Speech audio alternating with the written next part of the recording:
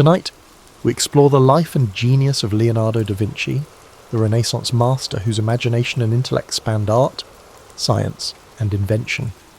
From the Mona Lisa to his visionary notebooks, Da Vinci's legacy continues to inspire awe and curiosity across centuries.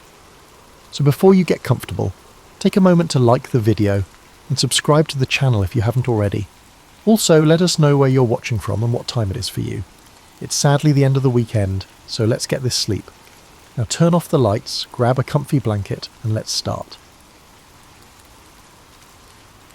Leonardo da Vinci was born on April 15th, 1452, or 1452 by the Florentine calendar, 1452 to 1453 by modern reckoning, in the Tuscan hamlet of Anciano, near the town of Vinci.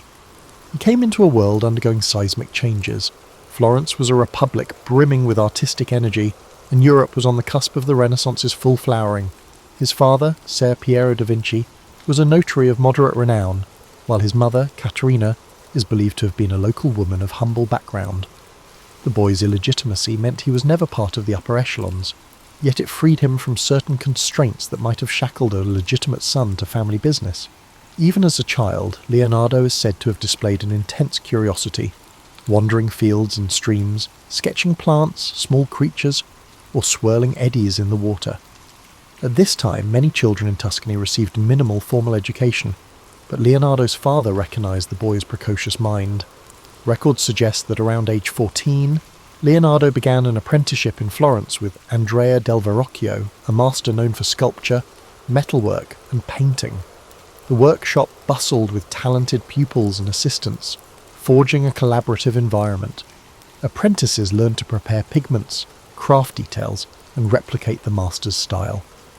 Leonardo's innate knack for observation set him apart. His notebooks from that era, though mostly lost, would have contained anatomical sketches, mechanical doodles, and fleeting notes on geometry. While other students memorized standard forms, Leonardo probed the underlying structures, dissecting how limbs attached or how light refracted on glossy surfaces.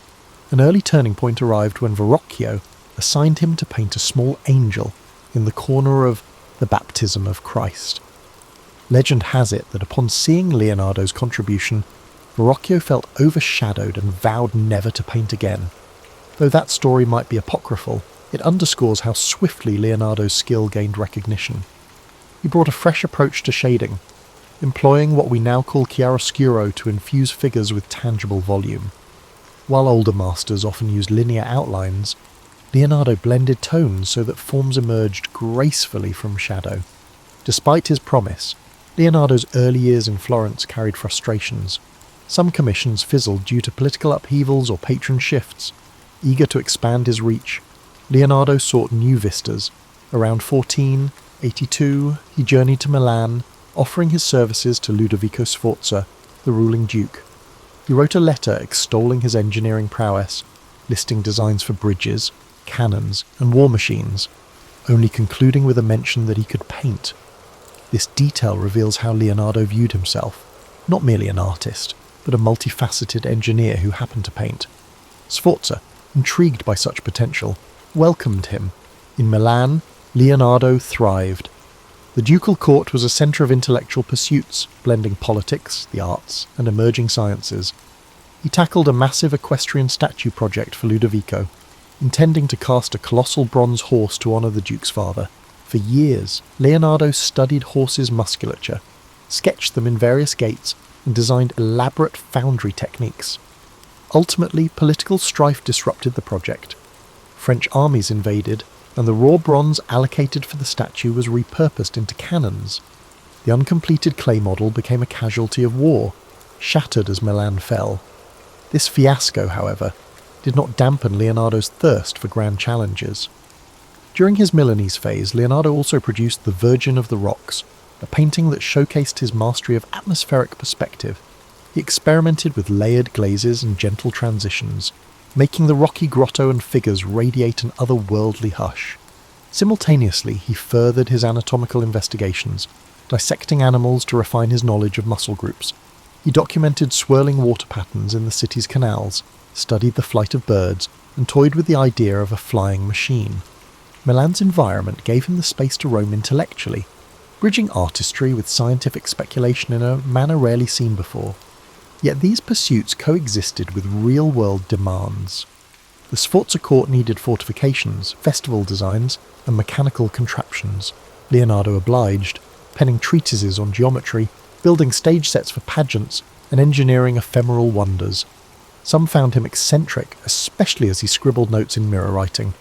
Others recognised him as an inexhaustible thinker who might at any moment produce the next stroke of genius. By the late 15th century, Leonardo had established himself as a leading figure of the Renaissance, though his restless mind kept him pushing forward, always hungry for the next frontier of knowledge. Leonardo's life in Milan was bustling, yet destiny had other turns in store. In 1499, French forces under King Louis XII conquered Milan. The once powerful Sforza dynasty collapsed, leaving Leonardo and his patrons scrambling. With the city's patron gone, Leonardo lost his secure base. He departed Milan, travelling to Venice, then briefly to Mantua, carrying an uneven portfolio of half-finished commissions and a head brimming with experiments. The aftermath was a tumultuous period, marked by shifting alliances across Italy's city-states. In Mantua, the Marchioness Isabella d'Este welcomed him, seeking a portrait. She was a formidable patron, but Leonardo's restlessness prevailed.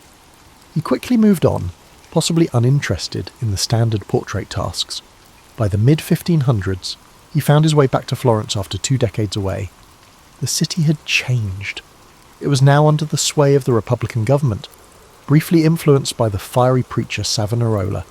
Tensions simmered, and art commissions had a new flavour, patriotic or moralistic. Yet Florence remembered Leonardo's early promise. He was invited to paint a major altarpiece, though negotiations stalled. Instead, he seized on a more prestigious assignment, a mural in the Palazzo della Signoria, the seat of Florence's government. This mural project, known as the Battle of Anghiari, was meant to commemorate a 1440 Florentine victory. Across town, Michelangelo was commissioned to do a different battle scene in the same hall. The city braced for a competition between two towering geniuses. Leonardo approached the mural with an experimental technique. He planned to use a wax-based paint to speed drying. He built a giant scaffold and devised advanced heating systems to help the paint set, but the innovation backfired. Parts of the mural dripped or refused to adhere. Despite partial success in depicting dramatic cavalry charges, the painting never reached its final form. Over time, the incomplete mural decayed or was covered by later renovations. Still, the surviving sketches and copies hint that it was a dynamic, swirling composition of men and horses locked in ferocious combat. During this same stretch, Leonardo painted the Mona Lisa, commissioned by Francesco del Giocondo for his wife, Lisa. It was initially a private portrait, yet Leonardo spent years refining it, working and reworking subtle glazes. The face's elusive smile and luminous complexion resulted from layering translucent paint. Each layer diffused light. The painting's mysterious aura also came from Leonardo's habit of constantly altering details. While smaller than some grand frescoes, the piece represented a culmination of his sfumato technique. The background's hazy mountains and winding roads mirrored Leonardo's fascination with geology and fluid dynamics.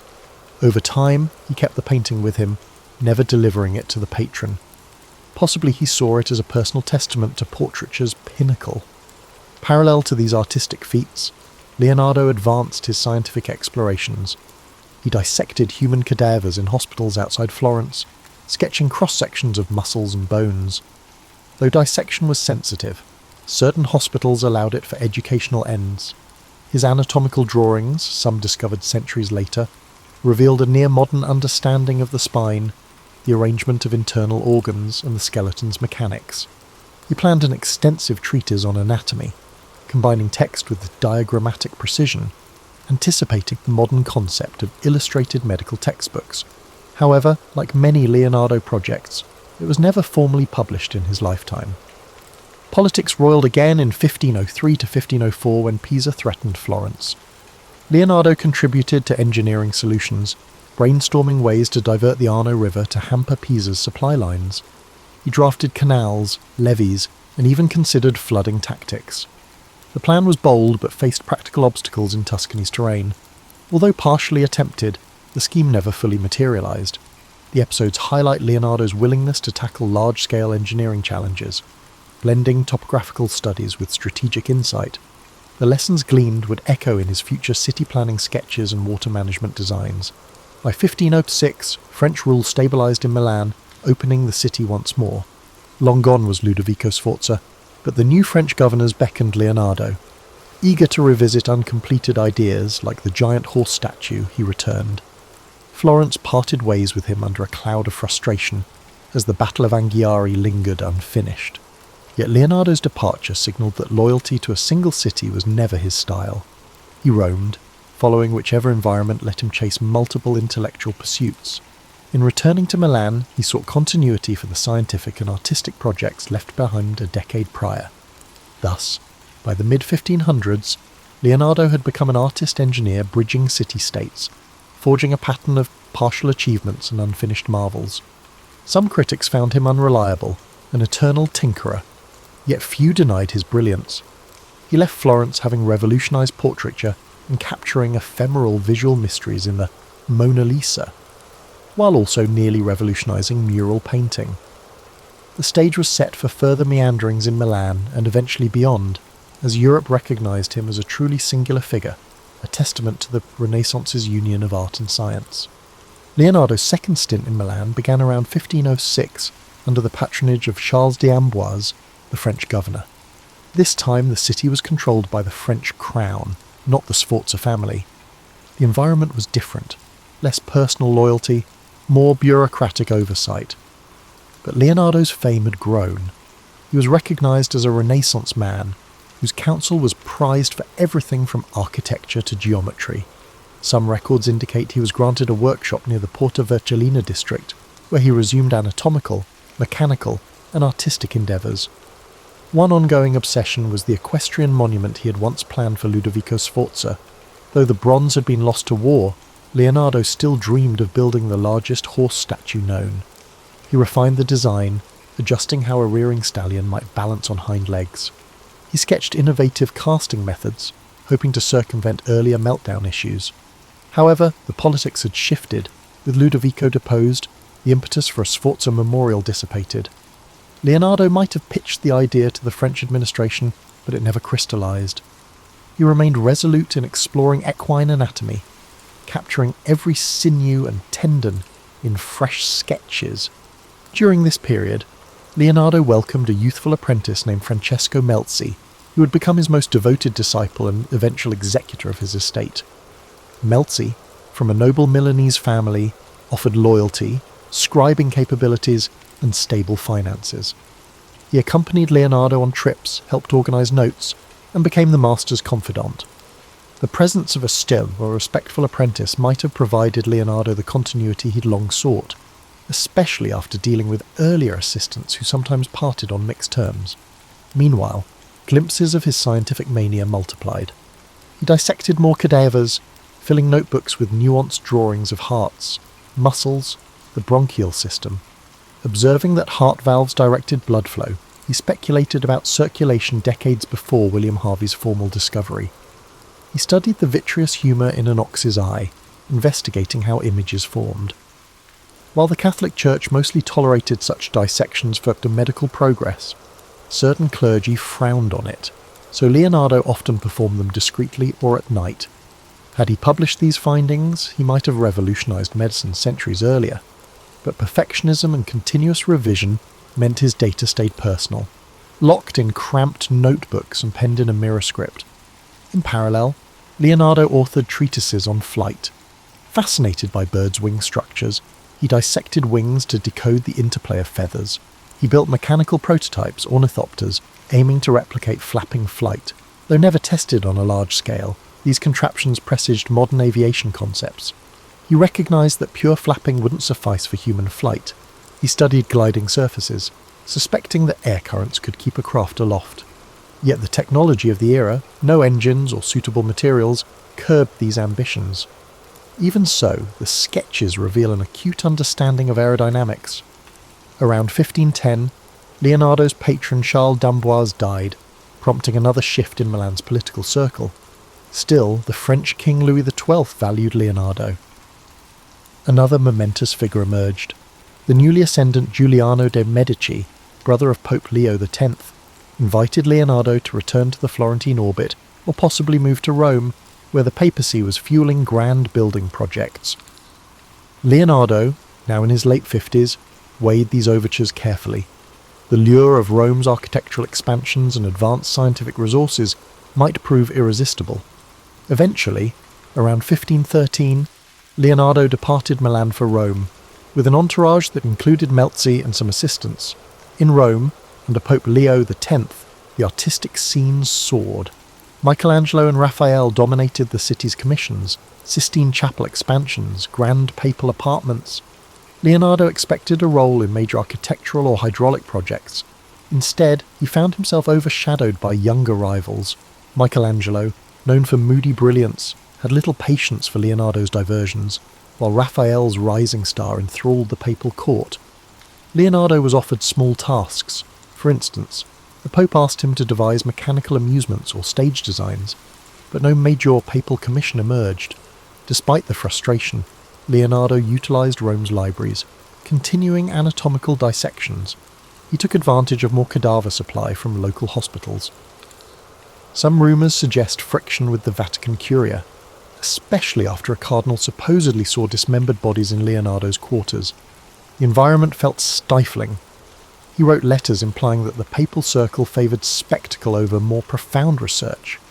With insufficient official support for his large-scale experiments, Leonardo grew restless again. Yet he found fleeting satisfaction exploring the Belvedere Gardens, measuring ruins of ancient Roman structures. He studied geometry with scholars, exchanging ideas about perspective and the Ptolemaic universe. Perhaps a quieter dream to unify art and mathematics kept him going. Still, the unstoppable politics of Italy soon overshadowed local tasks.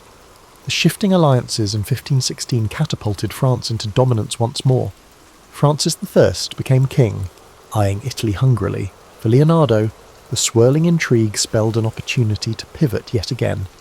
The next invitation from the French crown would beckon him across the Alps for what would become the final chapter of his life's remarkable journey. In 1516, King Francis I of France, a young monarch intrigued by art and technology, extended an invitation to Leonardo da Vinci. Tired of Roman politics and seeing limited scope for big projects there, Leonardo accepted. He travelled north, crossing the Alps at an advanced age, bearing precious paintings and volumes of notes, among them the Mona Lisa and likely St. John the Baptist. Francis offered him the manor house of Clos-Lucé, near the royal Château d'Amboise in the Loire Valley. This arrangement put Leonardo under royal patronage, granting him comfort and a platform for his creative urges. At Clos-Lucé, Leonardo enjoyed relative calm, gone were the fierce rivalries of Florence and the ephemeral commissions of Milan. Francis I often strolled over, discussing fortifications, canal systems, or mechanical contraptions. The king revered Leonardo as a living legend, a reservoir of Renaissance brilliance. The older man reciprocated with sketches of improved weaponry or designs for a grand palace. However, age and ill health limited the impetus for new large-scale ventures. Some accounts claim Leonardo tried to outline an ideal city for Francis, merging symmetrical layouts with efficient waterways, but no direct implementation followed. Amid this peaceful setting, Leonardo's health issues worsened. He wrote fewer lines in his notebooks, and his once dexterous hand might have trembled from possible strokes or nerve troubles, yet his mind remained inquisitive. He refined old anatomical drawings, re-examining them in the quiet orchard near his manor. Melzi, ever faithful, organised the piles of manuscripts, ensuring references to geometry, geology, optics, and anatomy didn't vanish into chaos. The older assistant Salai, who had begun as a teenage model with a mischievous streak, also lived there, though rumoured tensions occasionally flared between him and Melzi. A highlight of this period was visits by French courtiers who marvelled at the Mona Lisa. They admired her half-smile, rumoured to be a representation of intangible grace. Francis I himself is said to have purchased the painting directly from Leonardo, or inherited it after the artist's death, eventually placing it in Fontainebleau. Then it travelled to the Louvre centuries later. Another puzzle, St. John the Baptist, a moody, half-lit figure, pointing heavenward, also accompanied him to France. Its swirling hair and ambiguous expression invited speculation that it was a deeply personal reflection on spiritual transformation. Though slowed physically, Leonardo sometimes produced ephemeral amusements for the court. Francis might request a mechanical lion that roared, or a winged contraption to amuse guests. These ephemeral wonders were reminiscent of his younger days planning festivals for the Milanese dukes. In letters, watchers described him as gracious but occasionally melancholic, lamenting the ephemeral nature of grand projects he never completed. The once unstoppable polymath was contending with the reality that time was finite. He also penned reflections on theology, bridging Catholic doctrines with his own scientific viewpoint. While devout in belief, he had long championed rational inquiry, sometimes rattling clergy with statements about Earth's position or the universal laws of nature. In France, the monarchy had a slightly more flexible attitude toward intellectual exploration, so long as loyalty to church dogma wasn't overtly challenged. This gave Leonardo space to fuse spiritual musings with scientific wonder. A few cryptic lines in his notebooks hint that he believed the study of anatomy and nature only deepened reverence for a divine creator. Socially, the small circle at Clos Lucé was cosy. Francis I occasionally dined with Leonardo, absorbing tall tales from Italy's golden cities. Melzi recorded these dialogues, though few transcripts remain. Meanwhile, rumours circulated about Leonardo's final unseen manuscripts. Some believed he was penning a definitive treatise on flight or a universal theory of water currents. In truth, he likely polished segments of older notes rather than forging a single cohesive magnum opus. The scattered nature of his archive meant the future would discover his brilliance piecemeal. During the winter of 1518 to the 1519, Leonardo's condition deteriorated. Chronic arm pains, possibly from a stroke, forced him to rely heavily on Melzi for everyday tasks. Francis, hearing of the decline, visited more often, hoping for final insights from the master. Legend has it that the king was at Leonardo's side as he passed on May 2nd, 1519. While romanticised accounts depict Leonardo dying in Francis's arms, the historical veracity is uncertain.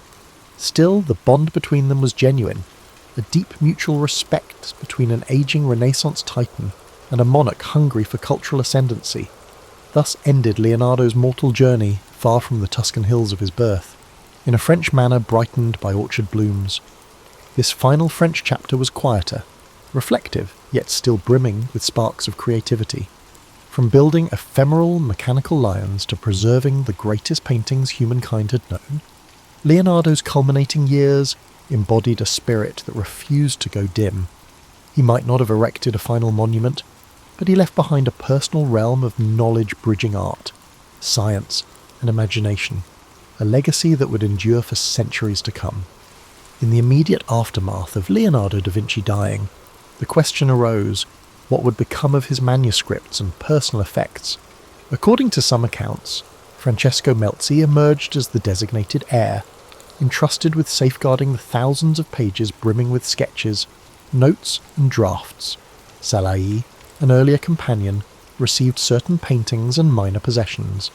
Yet the sheer volume of Leonardo's papers posed a challenge. Melzi dedicated years trying to organise them, hoping to publish coherent treatises, but the scale was daunting. Over time, bits of the collection were dispersed, sold, or gifted by Melzi's heirs across Europe. This fracturing explains why Leonardo's notebooks eventually surfaced in places from Spain's royal libraries to British aristocratic collections, each chunk unveiled in irregular intervals. Europe of the 16th century recognised Leonardo's artistic brilliance. The Last Supper in Milan, though deteriorating due to his experimental fresco approach, was already hailed as an emotional masterpiece. The Mona Lisa, now in French royal possession, attracted courtly admiration for her haunting expression. Yet the fuller scope of his genius, engineering drawings, anatomical plates, or treatises on geometry remained largely hidden. The slow trickle of discovered manuscripts fueled centuries of fascination.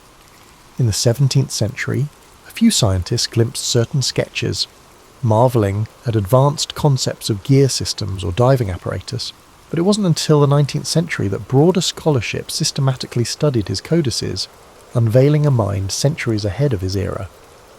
Leonardo's immediate legacy in art was clearer. His painting style influenced a generation of mannerists who admired his smoky transitions, sfumato, and atmospheric depth. Milanese artists, though overshadowed by the city's shifting political fortunes, carried forward elements of his approach. In Florence, students who'd glimpsed the aborted Battle of Anghiari mural adapted some compositional ideas, but the direct lineage was complicated. Leonardo left no formal academy. He taught a few pupils thoroughly, except for Melzi and a handful of others. The intangible aura of Leonardesque painting permeated the late Renaissance with its softness of edges and subtle interplay of light. Over the next centuries, as Baroque flamboyance rose, certain of Leonardo's works fell out of style. Others recognized them as timeless. The Last Supper, for example, underwent multiple restorations, each attempt often introducing fresh problems, leading to controversies about how much of Leonardo's original brushstroke survived. Meanwhile, in the 19th century, Romantic and Victorian scholars resurrected the cult of the Renaissance genius. Leonardo emerged as a symbol of the solitary visionary, an introspective figure bridging reason and art.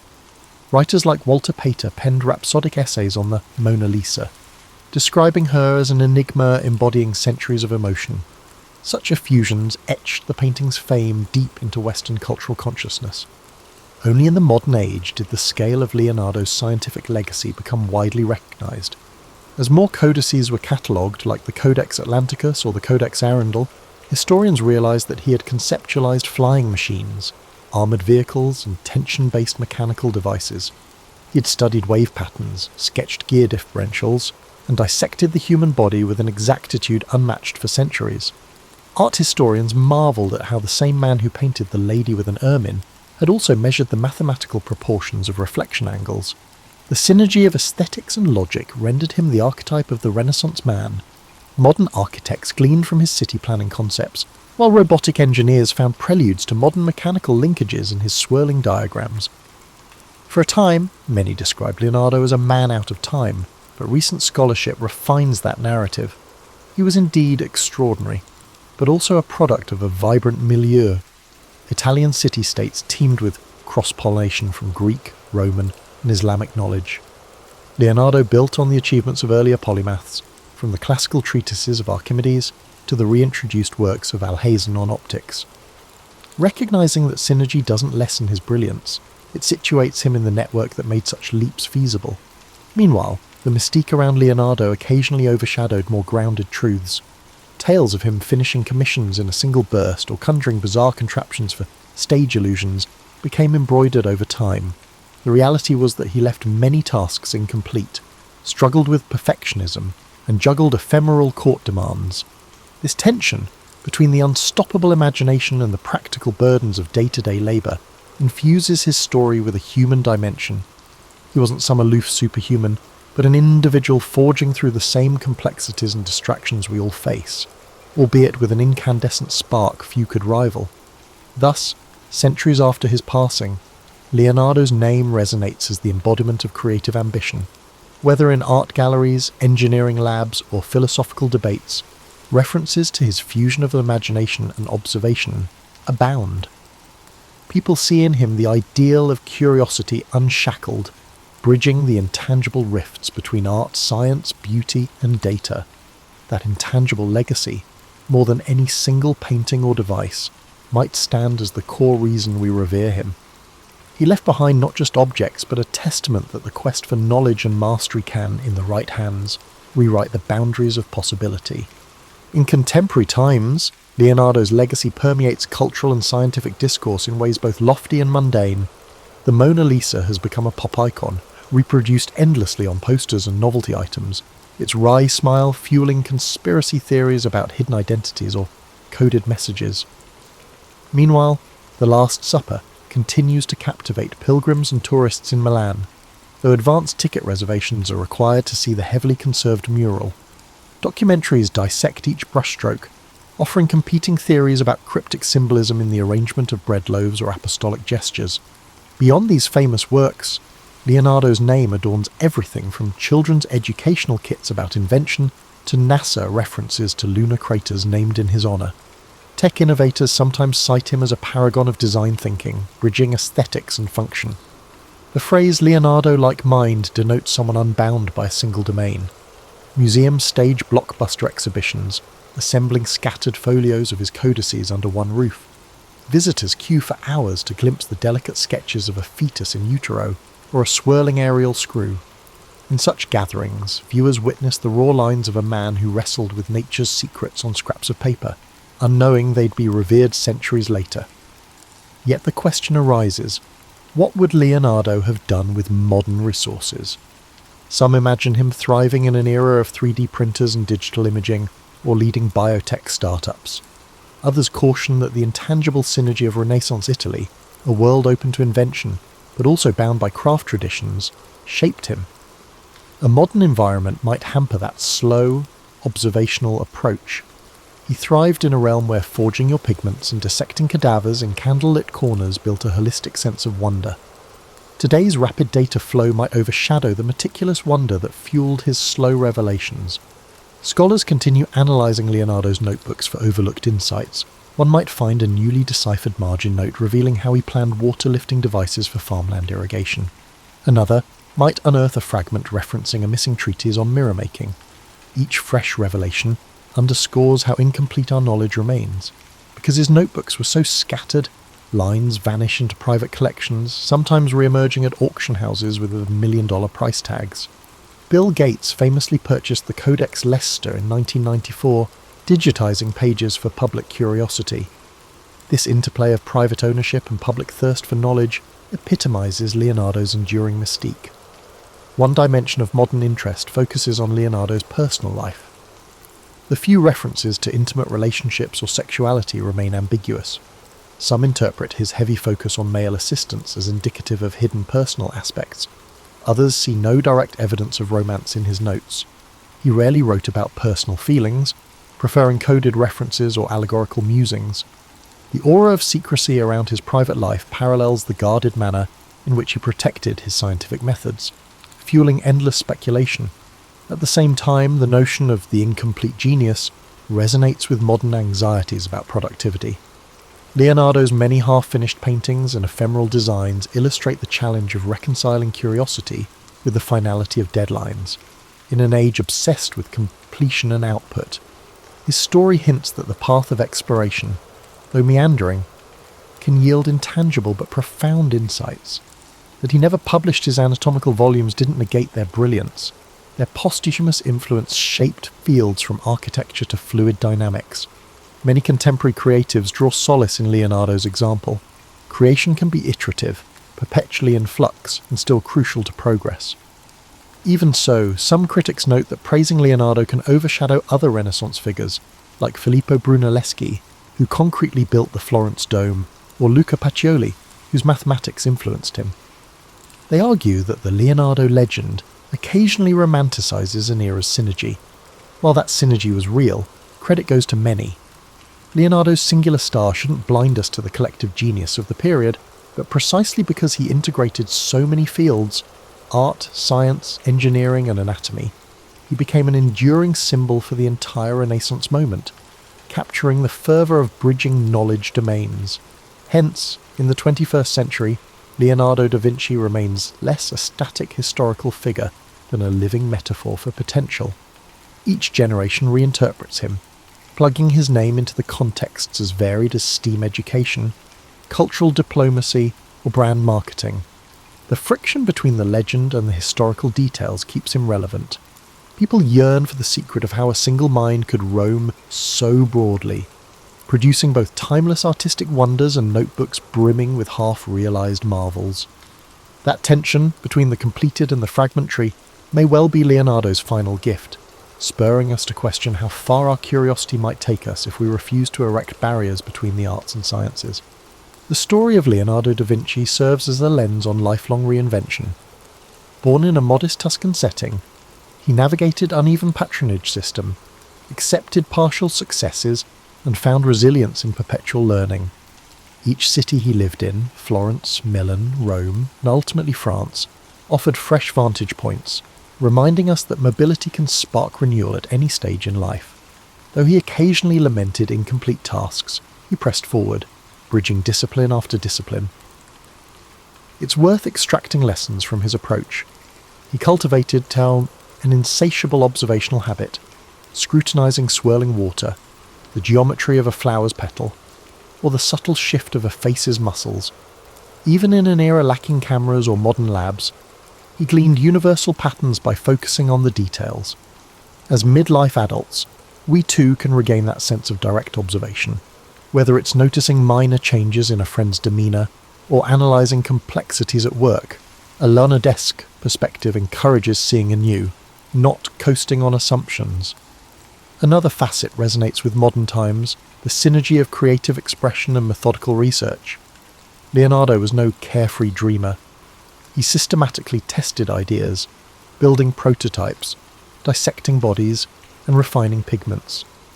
He let imagination drive him, but insisted on verifying theories with experiments. For those in middle adulthood, managing teams, families, or personal projects, balancing vision with practicality is an art. Leonardo's notebooks bristle with microfailures, a water-lifting device that jammed, a mural technique that peeled, yet each misstep taught him something. This iterative mindset fosters resilience and yields deeper expertise. Moreover, Leonardo's story underscores the role of collaboration. He soared highest not in isolation, but in synergy with patrons, mentors, and assistants. The Sforza and French courts gave him resources to dream big. Skilled workshop members helped realise or test concepts.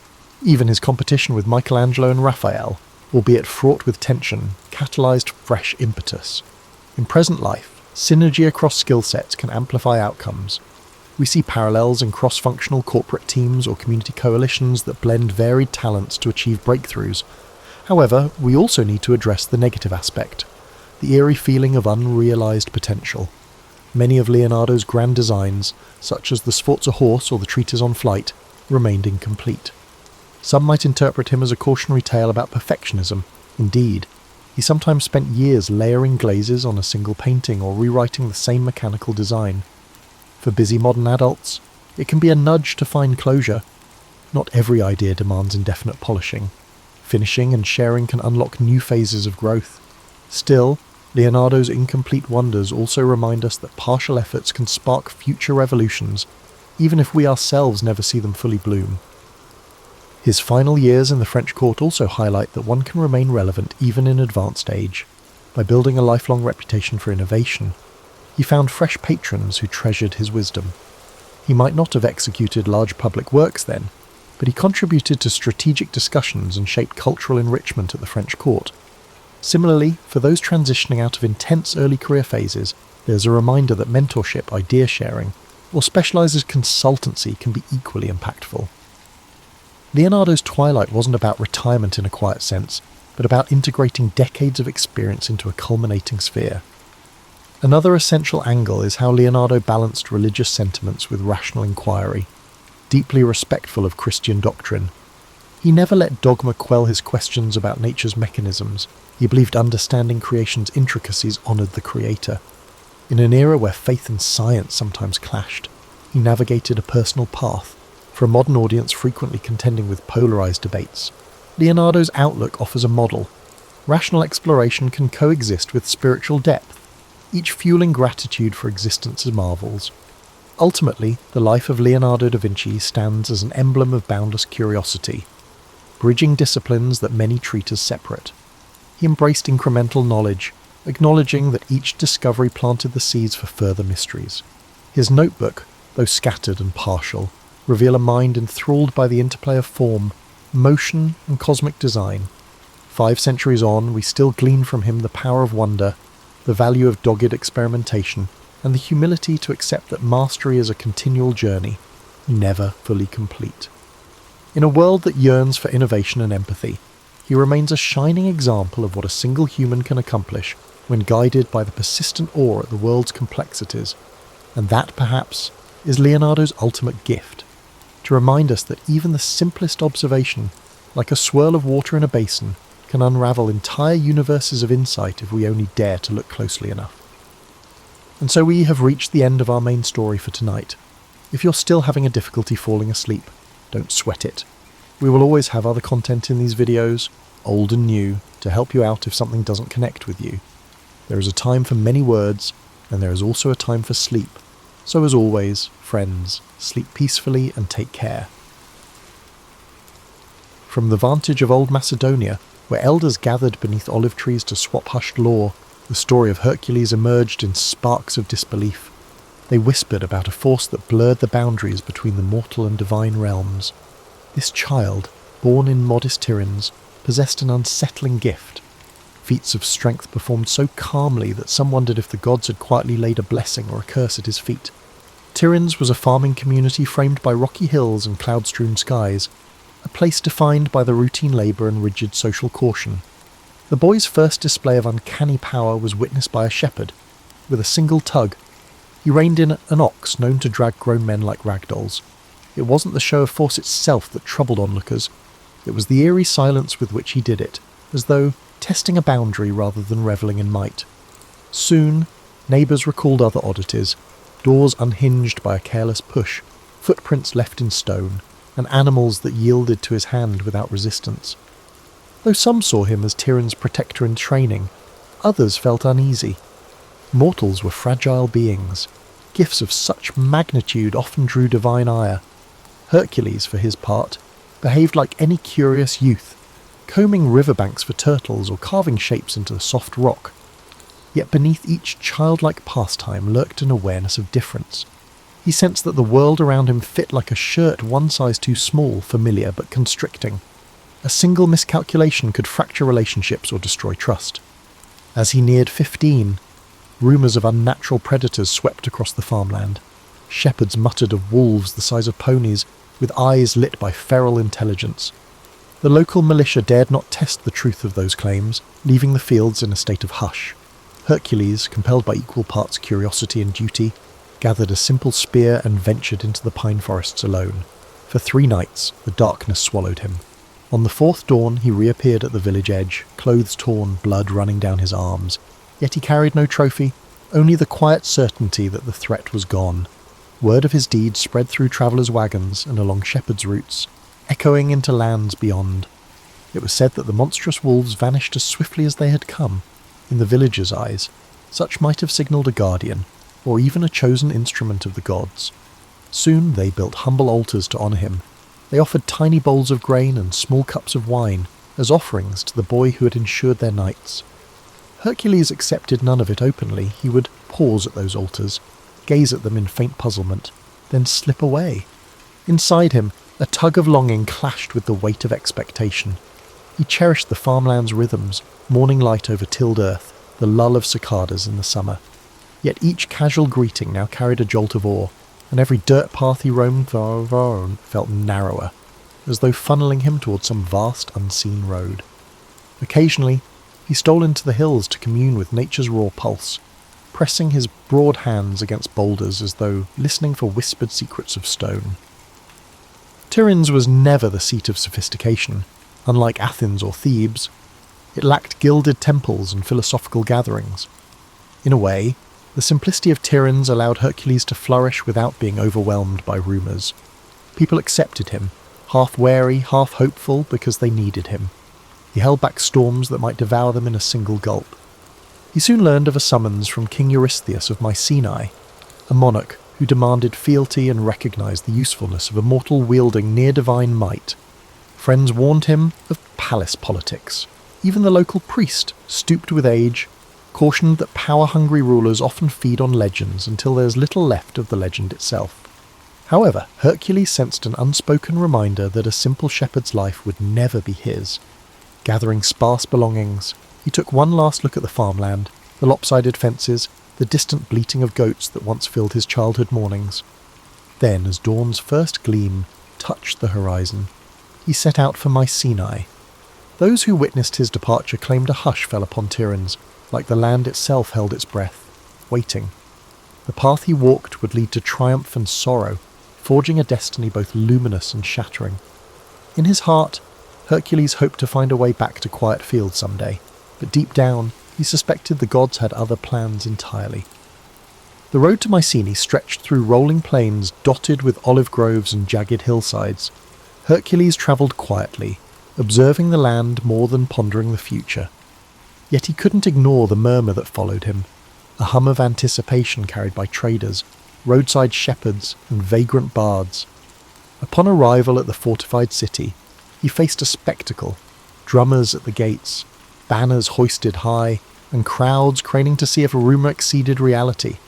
King Eurystheus' palace gleamed atop a rise of white stone. Once inside, Hercules found himself before a ruler whose thin lips twitched at each mention of his name. Despite grandiose surroundings, Eurystheus exuded an air of self-importance, undermined by a hint of anxiety. In the hushed court, courtiers eyed Hercules with an odd mix of curiosity and caution. They had heard the rumours of unstoppable strength. Now they assessed the man himself, broad-shouldered, wind-beaten, eyes calm as still water. Eurystheus wasted no time. "Word of your deeds has travelled far," he said, feigning warmth. "To prove your loyalty, you shall fulfil labours for the glory of Mycenae. And the gods, of course." Applause followed from courtiers, though it felt forced. Hercules bowed, not out of fear, but recognising that refusal would brand him an enemy of a kingdom that seemed both powerful and petty. Besides, he sensed destiny's nudge again, that intangible force hinting these labours might shape his future. His first assignment, the Nemean lion. Villagers near Nemea spoke of a cat the size of a warhorse, its fur impervious to spears or arrows. Eurystheus demanded its pelt as proof. Setting out with minimal supplies, Hercules ventured into a region shadowed by tall grasses and jagged rock. On the second day, he spotted massive paw prints pressed into the soil. Following them, he entered a dank cavern overhung by dripping vines. The lion emerged, its coat shimmering like steel. Arrows snapped against its hide, confirming the rumours.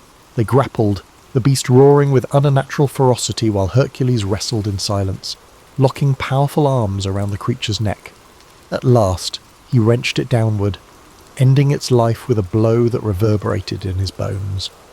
No victory cry escaped his lips, only relief. He skinned the lion with its claws and then draped the pelt over his shoulder. When he returned, Eurystheus balked at the sight of that massive trophy. Commanding the city gates shut, he insisted Hercules remain outside due to displaying future conquests from a distance.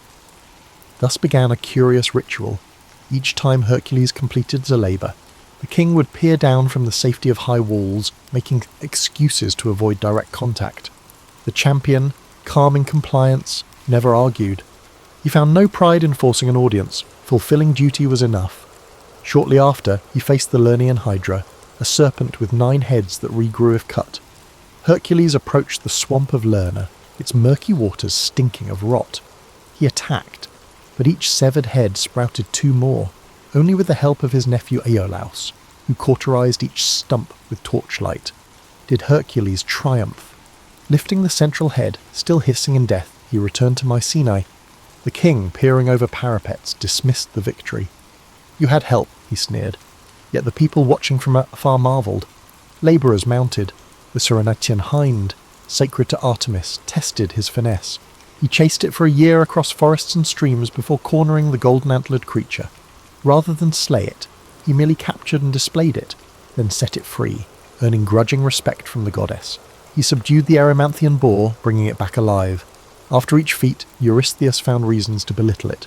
Still, word spread, forging Hercules' name into a legend that outgrew even the king's attempts to contain it. Hercules tasked with cleaning the Augean stables, an impossible mass of filth left for decades. Diverted 2 rivers in a single day, washing away the grime and exposing the stable's owner, Augeas, for his dishonesty.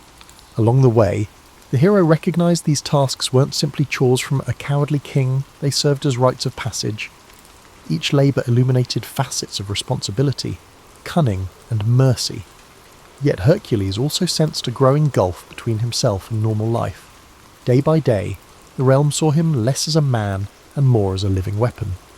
Behind the feats and rumours loomed an unspoken shadow. Stories hinted he was atoning for a private tragedy caused by a divine curse.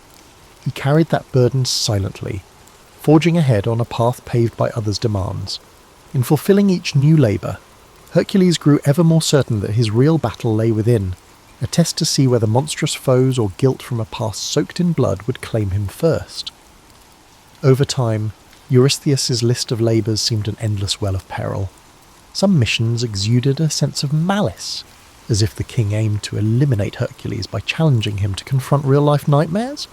Yet it wasn't the magnitude of tasks that hollowed Hercules' spirit. It was the sense that each success fueled the king's resentment. Mycenae now revered a champion who strode in only to drop proof of another victory before vanishing again. At dawn one day, a messenger gasping for breath approached Hercules outside the city walls.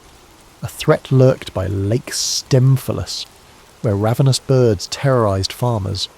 Their iron-like feathers cut flesh, and the beating of their wings filled the sky with a menacing clang.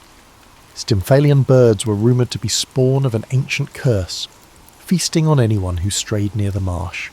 Eurystheus' decree was terse: exterminate them. Travelling to the lake, Hercules found the marshland choked with tall reeds and stagnant water. At dusk, he glimpsed shadowy shapes perched in twisted trees. Arrows alone wouldn't suffice. For every creature he felled, others scattered into the gloom. Recalling an old tale, he fashioned bronze clappers, forging a racket so loud it startled the flock skyward. As they took flight, he shot them down systematically. Their carcasses drifted into reeds, painting the swamp red under the waning sun. The few that escaped took the legend of this unstoppable archer with them. More labour followed. Fetching the Cretan bull, a massive beast rumoured to breathe fire, brought him face to face with an animal maddened by captivity. Rather than slay it, he subdued it and brought it to Mycenae, only to watch Eurystheus cower behind the gate. Later, capturing the mares of Diomedes required wrestling savage horses bred for violence. Some say Hercules fed Diomedes to his mares in a moment of grim poetic justice, ending their thirst for human flesh. Yet it was an act that left Hercules uneasy. Dispatching a tyrant solved one evil, but the memory haunted him. What lines separated righteous punishment from barbarity? In these wanderings, he discovered people who welcomed him as a living legend, yet recognised his underlying melancholy. Children peered around corners, hoping to see the giant who wrestled monsters. Old men offered wine, praising him as champion of the downtrodden. Occasionally, Hercules paused to help build a wall or fix a broken roof, acts of normalcy that anchored him to everyday life. But the moment always came when a new labour call or a rumour of a monstrous threat demanded his presence. At night, he grappled with nightmares. The unwritten story behind his forced servitude gnawed at him, a rumour that he'd once been driven crazed by Hera's wrath, causing him to commit unspeakable deeds against those he loved. Although few dared mention it aloud, the weight of that guilt never left his eyes. Even the unstoppable Hercules could not outrun sorrow that sprang from within. Eventually, Eurystheus delivered yet another test, to steal the girdle of Hippolyta, queen of the warrior women known as Amazons. In a land beyond the Aegean, Hercules came upon a culture of disciplined fighters who lived independent of typical patriarchal laws. Initially, Hippolyta welcomed dialogue, impressed by rumours of a hero who balanced power with compassion. She considered granting him the girdle as a diplomatic gesture, but Hera, ever meddlesome, spread deceit among the Amazons, whispering that Hercules planned to abduct their queen. In the ensuing chaos, swords clashed, alliances shattered, and Hippolyta fell. Dying, she handed the girdle to Hercules, her expression etched with betrayal and sorrow. He departed with the prize, cursing the gods who twisted every peaceful solution into conflict. This pattern of tragedy bled across each mission. The more he accomplished, the less solace he found.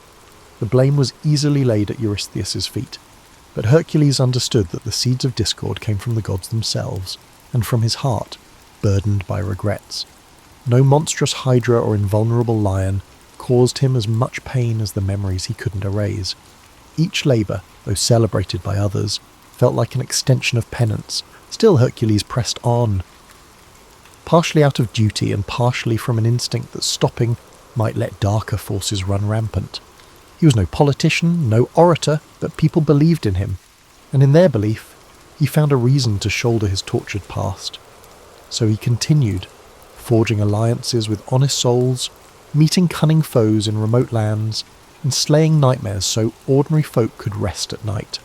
Through scorching deserts and perilous seas, Hercules roamed like a wandering guardian. His reputation derived more from his deeds than his words. Even so, a question circled endlessly in his mind. Would saving the world ever wash away the blood on his conscience, Or was he doomed to carry his haunted legacy until the end? As the labours approached their conclusion, Hercules observed a change in the political landscape. Mycenae's commoners adored him, weaving new songs about his might, but the court seethed with jealousy. King Eurystheus, cornered by his decree, pressed onward with increasingly brazen demands. He ordered Hercules to journey to the far edges of the known world. Some suspected the king hoped the hero would never return, sparing him the embarrassment of living in another man's shadow. A test soon arrived in the form of the cattle of Geryon, the creature Geryon, rumoured to have 3 bodies fused into one, reigned over a sun-scorched land beyond the pillars marking the westernmost boundary of mortal travel. The prize, a herd of crimson cattle prized by gods and kings alike. Hercules set off, crossing mountain passes, scorching deserts, and nameless seas. He famously split a landmass to create a strait, some said in a moment of frustration, others as a statement of power, raising what would later be called the Pillars of Hercules. He eventually arrived at Geryon's domain, where a monstrous hound guarded the cattle. Battling Geryon demanded strategy, for each torso wielded a different weapon. Hercules exploited the confusion, striking while the giant struggled to coordinate his 3 minds. With Geryon slain, he herded the cattle through hostile territories, clashing with thieves and hostile kings along the way. His triumphant return to Mycenae, driving those surreal red-hided animals, caused a stir of both admiration and dread. Yet Eurystheus welcomed him only from a safe distance. Soldiers corralled the cattle, sacrificing many on Eurystheus's orders. The more the king tried to belittle Hercules' efforts, the more ordinary citizens hailed the hero as a saviour of the realm. Privately, Hercules remained unmoved by their cheers. Each new conquest carried echoes of moral conflict, as if he were a blade used by manipulative hands. Another monumental feat involved the golden apples of the Hesperides, guarded by a serpent coiled in a hidden orchard.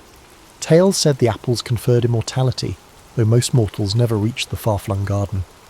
Hercules travelled for months, uncertain if such a place truly existed. Eventually he encountered Atlas, the titan condemned to hold the sky on his shoulders. Seizing an opportunity, Hercules offered to take that cosmic burden temporarily if Atlas would fetch the apples. Atlas retrieved them, but then tried to abandon Hercules, hoping to free himself from eternal torment. Through a cunning ploy, Hercules tricked Atlas into reclaiming the heavens, walking off with the fabled fruit. When he presented the golden apples to Eurystheus, the king had no idea what to do with them. Legend says Athena herself intervened, returning the apples to their rightful place. In that moment, Hercules glimpsed the gods' casual involvement. They toyed with mortal affairs, granting fleeting favours or curses, shaping destinies as one might shuffle coins. He realised that each labour was less about Eurystheus's commands and more about the god's inscrutable agenda, and his path of atonement. Only one task remained, descending into the underworld to capture Cerberus, the 3-headed hound of Hades. This final labour surpassed mortal limits, for no living soul dared approach that dismal realm without invitation. Hercules ventured down the dark corridors of the earth, guided by wailing spirits and the unrelenting pull of cosmic gloom. Before the throne of Hades, he offered to wrestle Cerberus bare-handed if permitted to bring the beast to the surface. The god of the dead consented, more amused than alarmed. Their struggle was fierce. Each of Cerberus's heads snapped and snarled, snake-like tails lashing in fury. Yet the hero subdued the beast, hauling it above ground to Mycenae's gates. When Eurystheus saw the snarling hound of death, he hid, trembling behind his walls. Hercules, mission done, gently returned Cerberus to Hades. With all labours completed, Hercules stood outside Mycenae's walls, eyes on the fortress that had dominated his life. He expected neither thanks nor release, for he understood his service wasn't to Eurystheus but to something deeper. Turning from the city, he felt both emptiness and freedom. He had conquered beasts and braved terrors unknown to mortal men. Now, the question loomed, could he conquer the shadows that clung to his heart? He walked away, the crowds uncertain whether to weep at his departure or celebrate their king's deliverance from jealousy. Quietly, Hercules carried with him the echoes of every monstrous roar, every anguished cry, forging a destiny severed from royal commands but still bound by the god's inscrutable design. Released from Eurystheus' demands, Hercules drifted. Some claimed he roamed until he found a remote valley, building a modest home beside a sparkling brook. There, he tried to cultivate olives and vine crops, as though seeking normalcy. Villagers in the vicinity grew accustomed to spotting a giant figure mending fences or hauling timber. For the first time, he blended into daily life, if only briefly. Yet tranquility proved elusive. Strangers arrived, testing the legend. Some wanted to measure strength against the famed demigod, brandishing swords or arrogant boasts. Others offered alliances steeped in hidden agendas. Hercules repelled them, but each confrontation frayed the delicate peace. Rumours circulated about a new champion who might best him, and with each rumour came another challenger. Tiring of this drama, Hercules took to the road, relinquishing the valley to preserve its calm.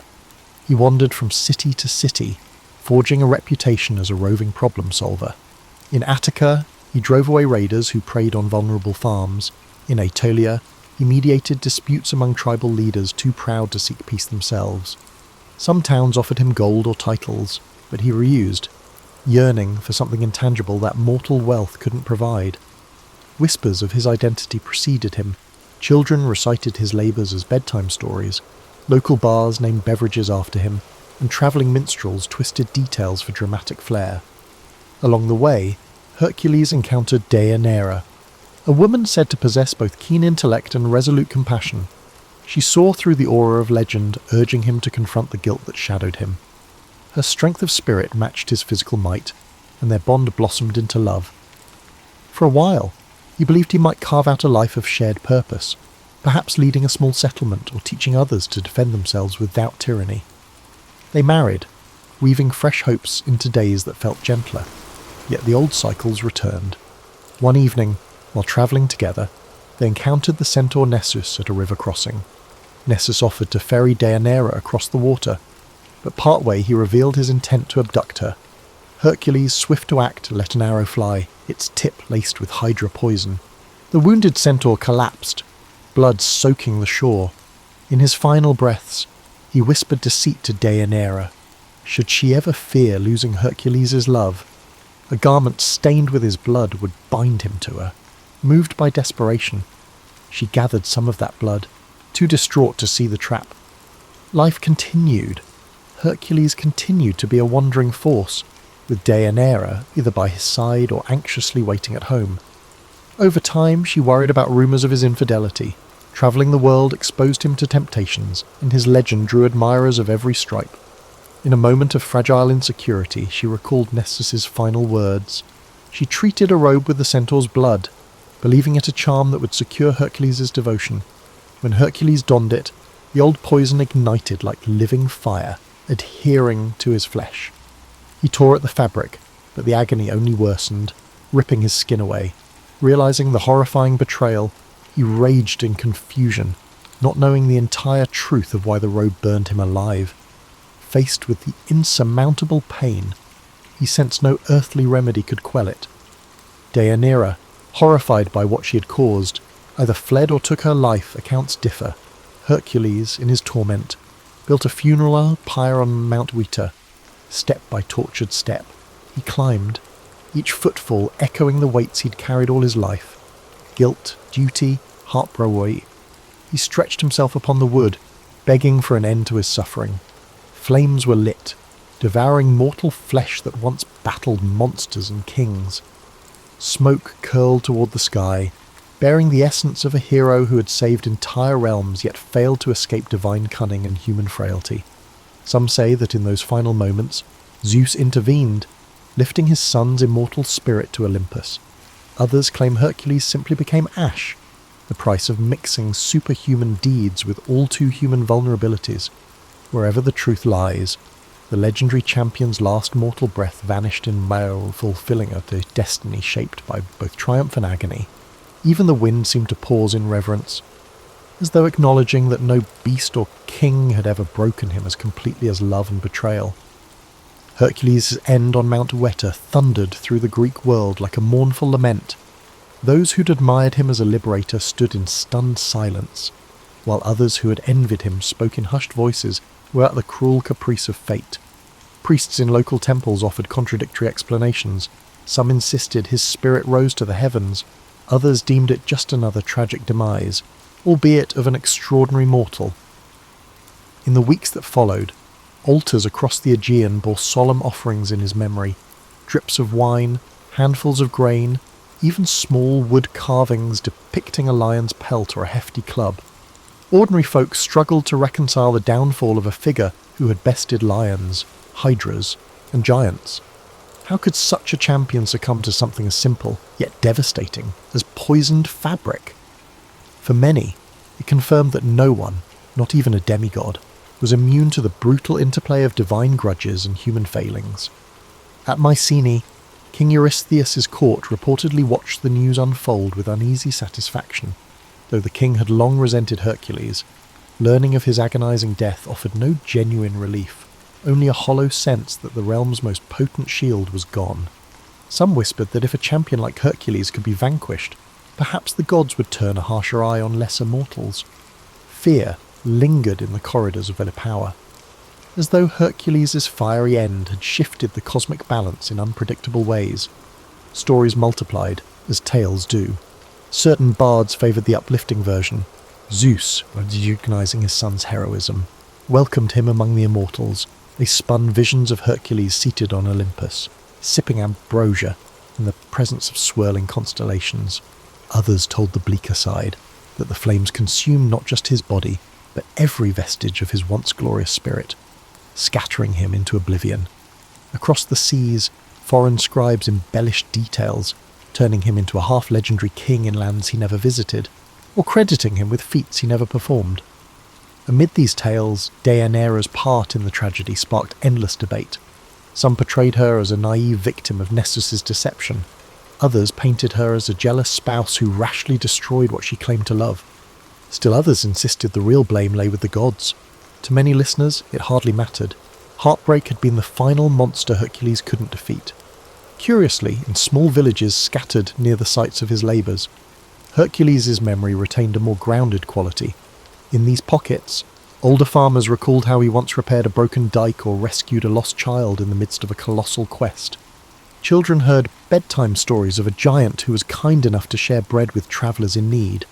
Here, the heroic feats remained awe-inspiring, but so did the everyday decency he displayed. Over time, that dichotomy, colossal strength paired with unfeigned humility, became the tapestry of his legend. Rulers from other city-states, seeing the potency of Hercules' name, erected shrines dedicated to him as a protective spirit. They wanted travellers to believe their territory enjoyed the hero's blessing. In some cities, small festivals arose, featuring contests of strength reminiscent of his fabled deeds. However, a whisper of caution permeated every public commemoration. Hercules had conquered monstrous beasts and overcome impossible tasks, yet a subtle sting from the mortal realm had undone him. Might alone could not outmaneuver fate or quell the complexities of love. For those who once knew him personally, warriors like Iolaus or local chiefs grateful for his help, his absence left an ache beyond description. They recalled the quiet convictions that guided him, the guilt that shadowed his eyes after each impossible feat. His final torment seemed a cosmic injustice, yet also a stark reminder that the line between divine and human was never clean. Hercules had walked that line throughout his life, wrestling monstrous forms on behalf of the powerless, while an invisible war of deities raged overhead. Over decades, recollections softened. Younger generations heard only the grand arcs, the Nemean lion, the Hydra, the unstoppable hero. Details of heartbreak and moral doubt vanished in the retellings, replaced by carved statues brandishing clubs or wearing lion skins. Yet in rare corners of Greece, the full story was preserved by those who had reason to remember. A titan among men who was neither wholly god nor entirely mortal, undone at last by the same vulnerabilities he had once tried to transcend. Thus, Hercules' flame burned on in the minds of those who found resonance in his struggles, even long after the funeral pyre's embers cooled to ash.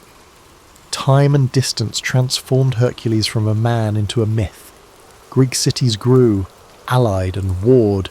New heroes rose and fell. In the retelling of old stories, his name emerged as a beacon of impossible feats.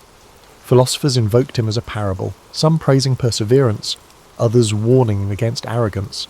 In remote villages, older generations passed down more intimate accounts. How a colossal figure once mended a roof before chasing off marauders, or how he accepted a bowl of wine on a cold night without flaunting his stature. As the classical era gave way to Roman ascendancy, Hercules evolved into a Roman emblem. Soldiers prayed to Hercules Invictus, equating him with conquest and unrelenting will. Statues proliferated, from grand marble works in the Forum to tiny household shrines.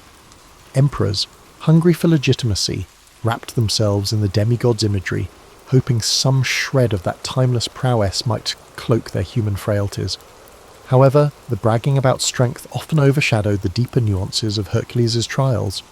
Centuries later, medieval scholars wrestled with pagan legacy, attempting to blend ancient myths into Christian frameworks. Hercules became a cautionary figure, powerful yet undone by sin and trickery. In the Renaissance, artists seized upon his heroic silhouette. Palaces displayed frescoes of him wrestling lions or heaving mountainsides, highlighting the human form in dynamic glory. Playwrights toyed with his persona, sometimes as tragic hero, sometimes as comedic foil, each era reinterpreting him anew. Despite these cultural metamorphoses, echoes of his true complexity endured. In certain monastic libraries, meticulous scribes noted lesser-known episodes. The moral agony behind his labours, the heartbreak that ended his mortal story, and the persistent question of whether he ever truly found peace. For some, he embodied the tragedy of a life shaped by the divine lineage yet rooted in mortal limitations. For others, he served as a beacon of aspiration, proof that mortal will could confront even the gods' designs and sometimes triumph. Beyond texts and statuary, Hercules lived on in the intangible realm of folk memory. Fishermen off distant coasts recited short prayers to him before braving storms, as if the old guardian might still shield them from the sea's wrath. Caravans crossing desert routes invoked his name for safe passage. Parents, uncertain how to quiet a restless child at night, spun lullabies of a gentle giant who once fought off wolves so families could sleep in safety. These understated tributes carried forward the essence of a hero who, despite divine drama, always answered mortal need. For a contemporary observer, perhaps in the middle decades of life, Hercules' tale resonates on several levels. There's the unbridled strength of youth, those unstoppable surges of ambition or optimism. Then there's the gradual intrusion of responsibility, regret, and heartbreak. Middle age can bring reflection, how even the strongest among us wrestle with past mistakes, unfulfilled desires, and the weight of moral compromise. Hercules, with his unstoppable arms and vulnerable heart, mirrors that universal dilemma. Overall, it's the dualities that define him. Saviour and destroyer, victor and victim, demigod and man. He soared above mortal confines yet remained shackled by the god's whims and his own remorse. Scholars today still debate the meaning of his final act.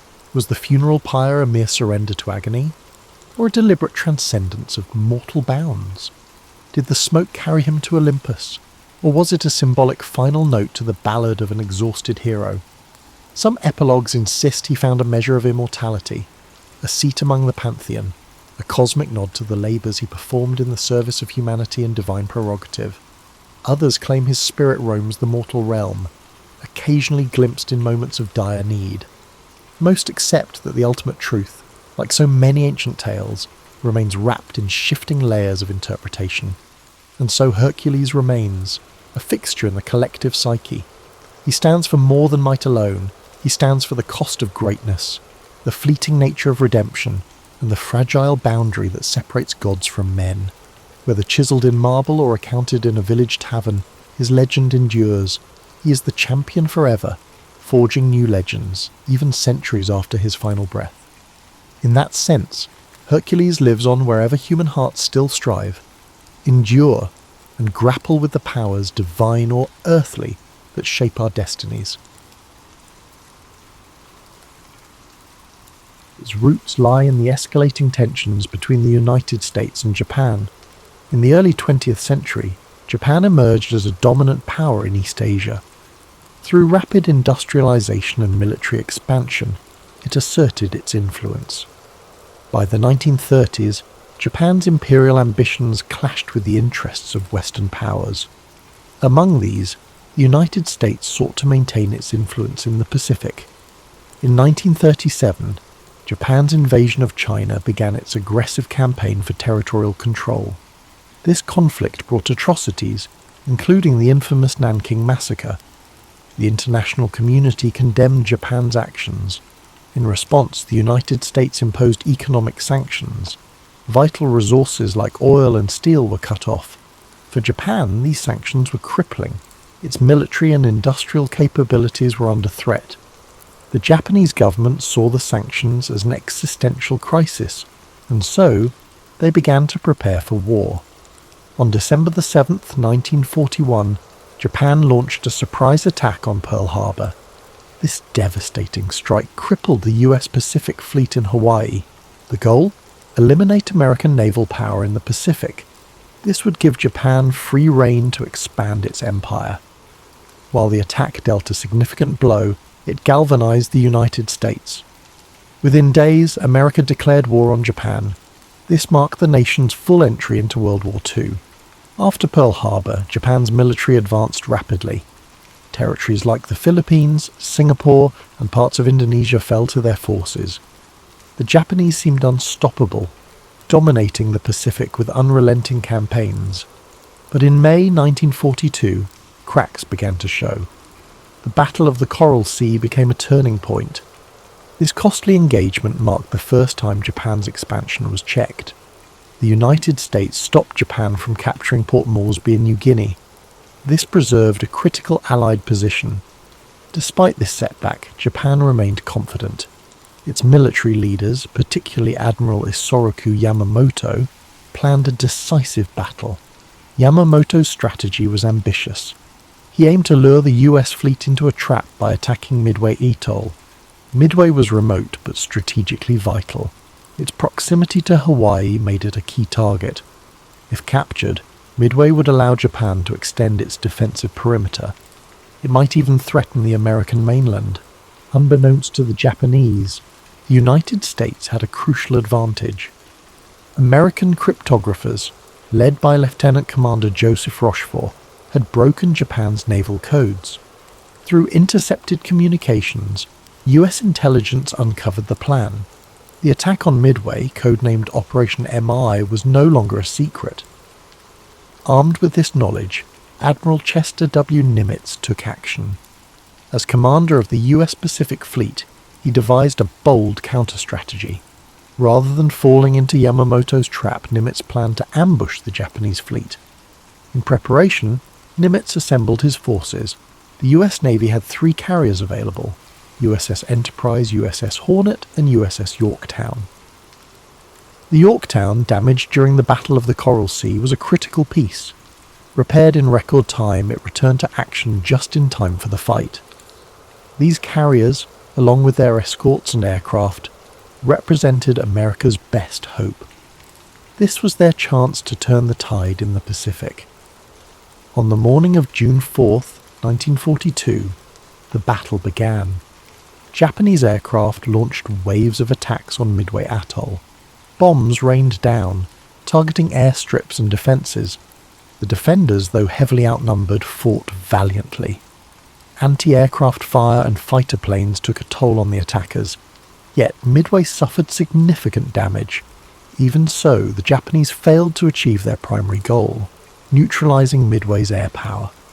As the Japanese prepared for a second wave, the Americans struck back. Carrier-based aircraft launched a bold counterattack.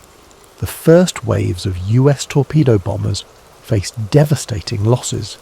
Their slow, outdated planes were no match for the agile Japanese Zero fighters. Many brave crews were lost, but their sacrifice distracted the Japanese defences. This left the enemy fleet vulnerable. At a critical moment, American dive bombers arrived. They found the Japanese carriers, Akagi, Kaga, and Soryu, completely exposed. The ships were refueling and rearming planes. Their decks were crowded with explosives. The American bombers struck with devastating precision. Direct hits ignited explosions and fires. Akagi, Kaga, and Soryu were consumed by flames. This was a catastrophic blow to Japan's naval power. The fourth Japanese carrier, Hiryu, launched a counterstrike. It managed to severely damage the USS Yorktown, but the Americans regrouped quickly. They launched a final attack, sinking Hiryu by the end of the day. All four Japanese carriers were destroyed. This marked a turning point, not just in the battle, but in the war itself. The fighting continued for several days. The Japanese attempted to regroup and retreat. By June 7th, it was over. The United States had achieved a decisive victory. Japan's primary carriers were sunk. Their ability to project power in the Pacific was crippled. The loss was catastrophic for Japan. Over 3,000 sailors and airmen were killed. Their fleet suffered irreparable damage. The Battle of Midway marked a turning point. Japan, once seemingly invincible, was now on the defensive. The United States began a bold campaign of island hopping. Strategic locations were captured one by one. Step by step, they pushed closer to Japan. Midway reshaped the nature of naval warfare. The battle proved the central role of aircraft carriers. It signaled the end of the battleship era. Beyond its strategic significance, Midway is remembered for its human cost. The courage of American pilots was extraordinary. They faced overwhelming odds with determination. The resilience of sailors aboard the Yorktown and other ships was inspiring. Their sacrifices showed the strength of the human spirit, even in the face of adversity. Today, Midway Atoll is a wildlife refuge. Its calm waters and quiet shores stand in contrast to the chaos it once endured. This peaceful place is a testament to those sacrifices. It reminds us of the price paid for peace. The story of Midway teaches us many things: the power of strategy, the importance of intelligence, and the unity needed to overcome the greatest challenges. As you rest tonight, reflect on this story. Picture the vast Pacific Ocean. Imagine its waves, now peaceful and still. Think of the bravery of those who fought for a brighter future. Let their sacrifices bring you calm and hope. The impact of Midway did not end with the sinking of Japan's carriers. Its effects echoed across the Pacific and beyond. For Japan, the loss was a strategic disaster. 4 carriers were destroyed: Akagi, Kaga, Soryu, and Hiryu. These ships were the core of the Imperial Japanese Navy's striking force. Their destruction ended Japan's ability to conduct large-scale offensives. The loss of experienced pilots and aircrew was another blow. Unlike the United States, Japan struggled to replace its forces. Its industrial capacity and training programs were limited. The expertise of the aviators lost at Midway was irreplaceable. This left the Japanese fleet at a growing disadvantage in later battles. For the United States, Midway was a game-changer. Victory allowed the US to shift from defense to offense. The Pacific, once dominated by Japan, began to change. American morale soared. The victory proved Japan's expansion could be halted and reversed. For the first time, the Allies had a clear path forward. The island-hopping strategy followed soon after. Allied forces targeted key Japanese-held islands. They bypassed heavily fortified positions, choosing strategic locations instead. Each island captured brought the Allies closer to Japan's home islands. Japanese supply lines were cut off, isolating their forces. One of the first campaigns to build on Midway's success was the Battle for Guadalcanal, which began in August 1942. This grueling 6-month campaign saw the United States gain its first major foothold in the Pacific. It marked the beginning of Japan's long retreat. The lessons learned at Midway, particularly the importance of air superiority and carrier-based operations, were applied repeatedly in the battles that followed. The psychological impact of Midway was equally profound. For Japan, the defeat shattered the aura of invincibility that had surrounded its navy. The loss of the carriers that had spearheaded the attack on Pearl Harbor was a blow. It was a blow not only to Japan's military capabilities, but also to its national pride. The morale of Japanese troops and citizens began to waver. the realization set in, victory might not be achievable. For the United States and its allies, Midway was a source of inspiration and determination.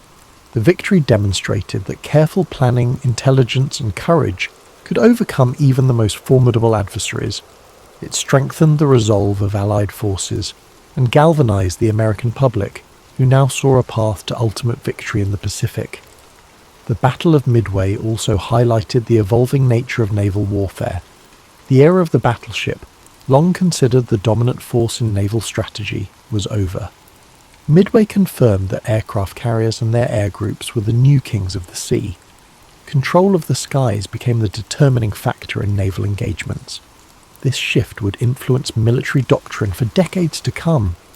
The role of intelligence in the battle cannot be overstated. The work of American codebreakers, who deciphered Japan's naval plans, provided a critical advantage. This allowed the United States to prepare and execute its ambush. This achievement underscored the importance of information and communication in modern warfare. It set the stage for the development of sophisticated intelligence operations in future conflicts. As the war progressed, the impact of Midway became increasingly evident. The Japanese Navy, once a dominant force, found itself unable to mount large-scale operations. Meanwhile, the United States, with its unmatched industrial capacity, continued to build and deploy new carriers, planes, and ships. By 1944, the balance of power in the Pacific had shifted decisively in favor of the Allies. Today, the story of Midway is remembered not just as a battle. It is a testament to the resilience, ingenuity, and bravery of those who fought there. It serves as a reminder of the sacrifices made by the greatest generation, and the lessons of courage, strategy, and unity that shaped the outcome of the war. The site of the battle, Midway Atoll, is now a place of peace and reflection. Designated as a national wildlife refuge, it is home to a rich diversity of marine and bird life.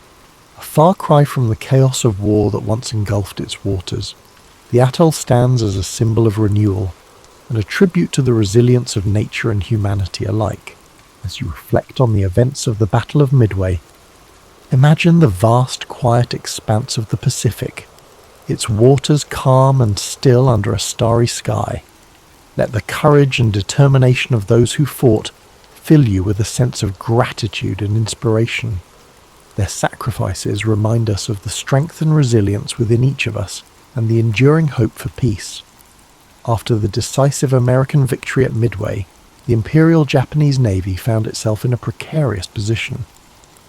With the loss of 4 carriers, over 300 aircraft, and their experienced crews, Japan's ability to project power across the Pacific was irreparably weakened.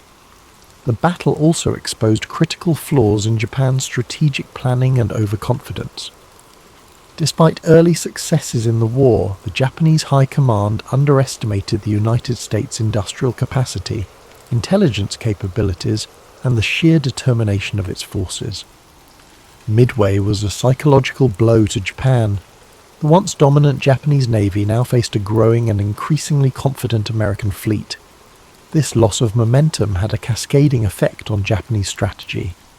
Without the naval supremacy they had relied upon, Japan was forced into a defensive posture, scrambling to protect its remaining territories and resources. Meanwhile, the United States capitalized on its victory to push forward with its island-hopping campaign. This strategy involved bypassing heavily fortified Japanese strongholds in favor of capturing strategically significant islands. Each island seized became a stepping stone toward Japan itself, providing bases for air operations, supply lines, and staging areas for future assaults. One of the first major campaigns following Midway was the Battle for Guadalcanal, which began in August 1942. Guadalcanal was a grueling and protracted campaign, lasting 6 months and testing the endurance of both American and Japanese forces.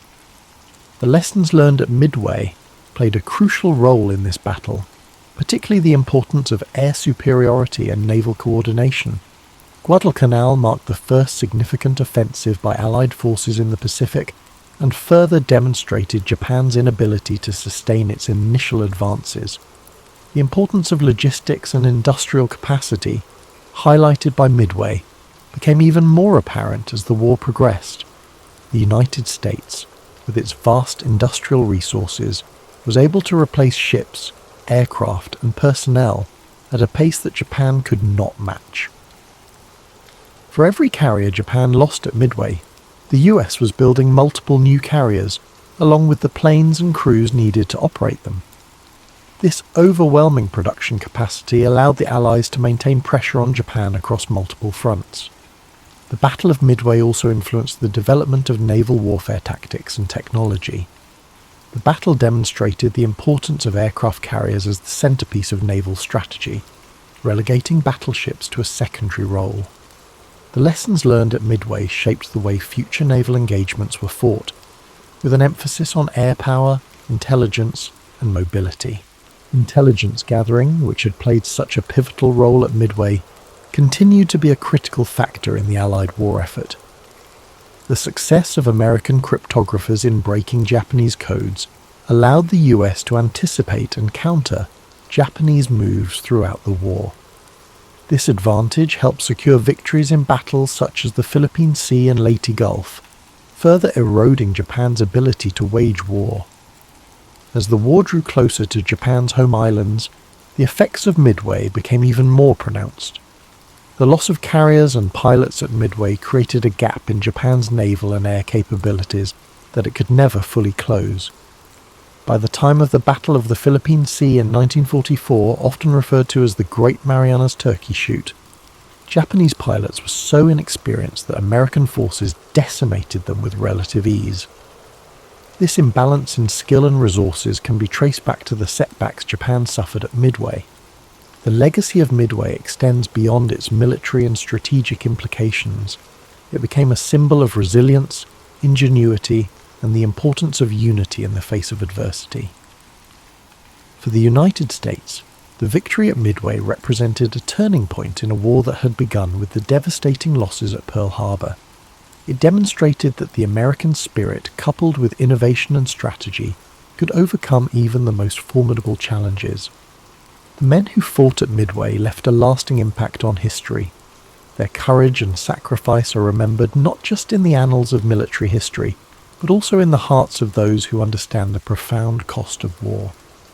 Many of the pilots, sailors, and officers who served in the battle went on to play key roles in subsequent campaigns, carrying with them the lessons and experiences of Midway.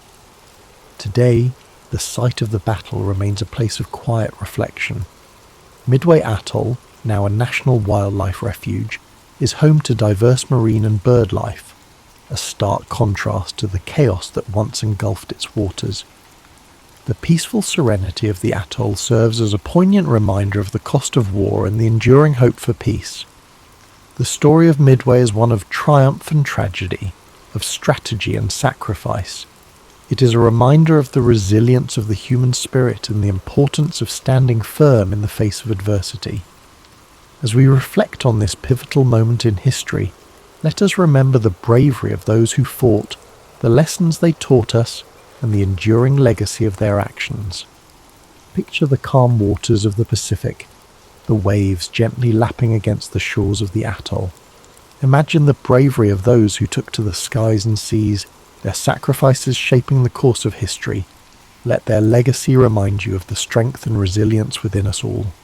Thank you for joining us tonight on History and Sleep. May the story of the Battle of Midway bring you reflection, perspective, and a deep sense of gratitude. Sleep well, and may your dreams be filled with the quiet strength of those who came before us, and the enduring hope for a better world. Sweet dreams, and drift off to sleep with rain. Frederic Chopin's story begins in the modest village of Żelazowa Wola, Poland, where he was born around March 1st, 1810, though some documents note February 22nd. The region was steeped in cultural richness and political upheaval, with Warsaw nearby and the territory under the shadow of the Russian Empire. Chopin's father, Nicholas, was a Frenchman, teaching language and manners to Polish nobility, while his mother, Justina, was a Polish gentlewoman whose calm sense of tradition anchored their household. In that setting, Polish folklore mingled with European musical forms. Even in infancy, Chopin absorbed these influences, as if the rhythmic footsteps of villagers and distant folk melodies wove into his subconscious, though unremarkable at first glance. The family's small home resonated with reverence for art. The piano, a battered upright, became young Frederic's first beloved companion, opening onto imaginative worlds he'd conjure in quiet mornings. Around 6, Chopin's prodigious talent drew attention from family friends and local aristocrats.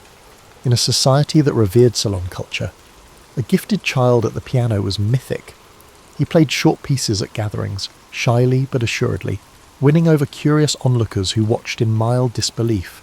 Even then, his playing transcended mere youthful charm. He displayed a depth that hinted at hidden wells of sensitivity. His teacher, Wojciech Żywny, noted the boy's special relationship with melody, which seemed to flow through him without the stiffness typical of child prodigies. Beyond his domestic sphere, Poland itself was navigating a fragile identity. The Napoleonic Wars had left scars across Europe. Although too young to grasp politics, Chopin sensed the patriotism and longing carried by adults around him. Through his mother's lullabies and whispered family stories, the notion of a lost homeland became a melodic thread weaving through his emerging consciousness. Chopin's sister, Ludwika, often joined him at the piano. Family duets turned into moments of shared creativity, honing Frederic's ability to communicate through sound. Here, his earliest compositions took shape, short, sometimes clumsy preludes to the refined expressions he would later craft. Yet these embryonic works already displayed what would become his hallmark: graceful lines and a certain bittersweet tension between major and minor. He performed publicly for the first time around age 7, playing a concert in Warsaw. Though such appearances could be dismissed as novelty, Chopin avoided the fate of child prodigies who fade once the novelty wanes. He possessed a seriousness and poetic restraint rare in children. Observers began to regard him as a symbol of Poland's hopes, a delicate, steadfast light for a land overshadowed by external forces. Despite the growing acclaim, the Chopin household valued stability.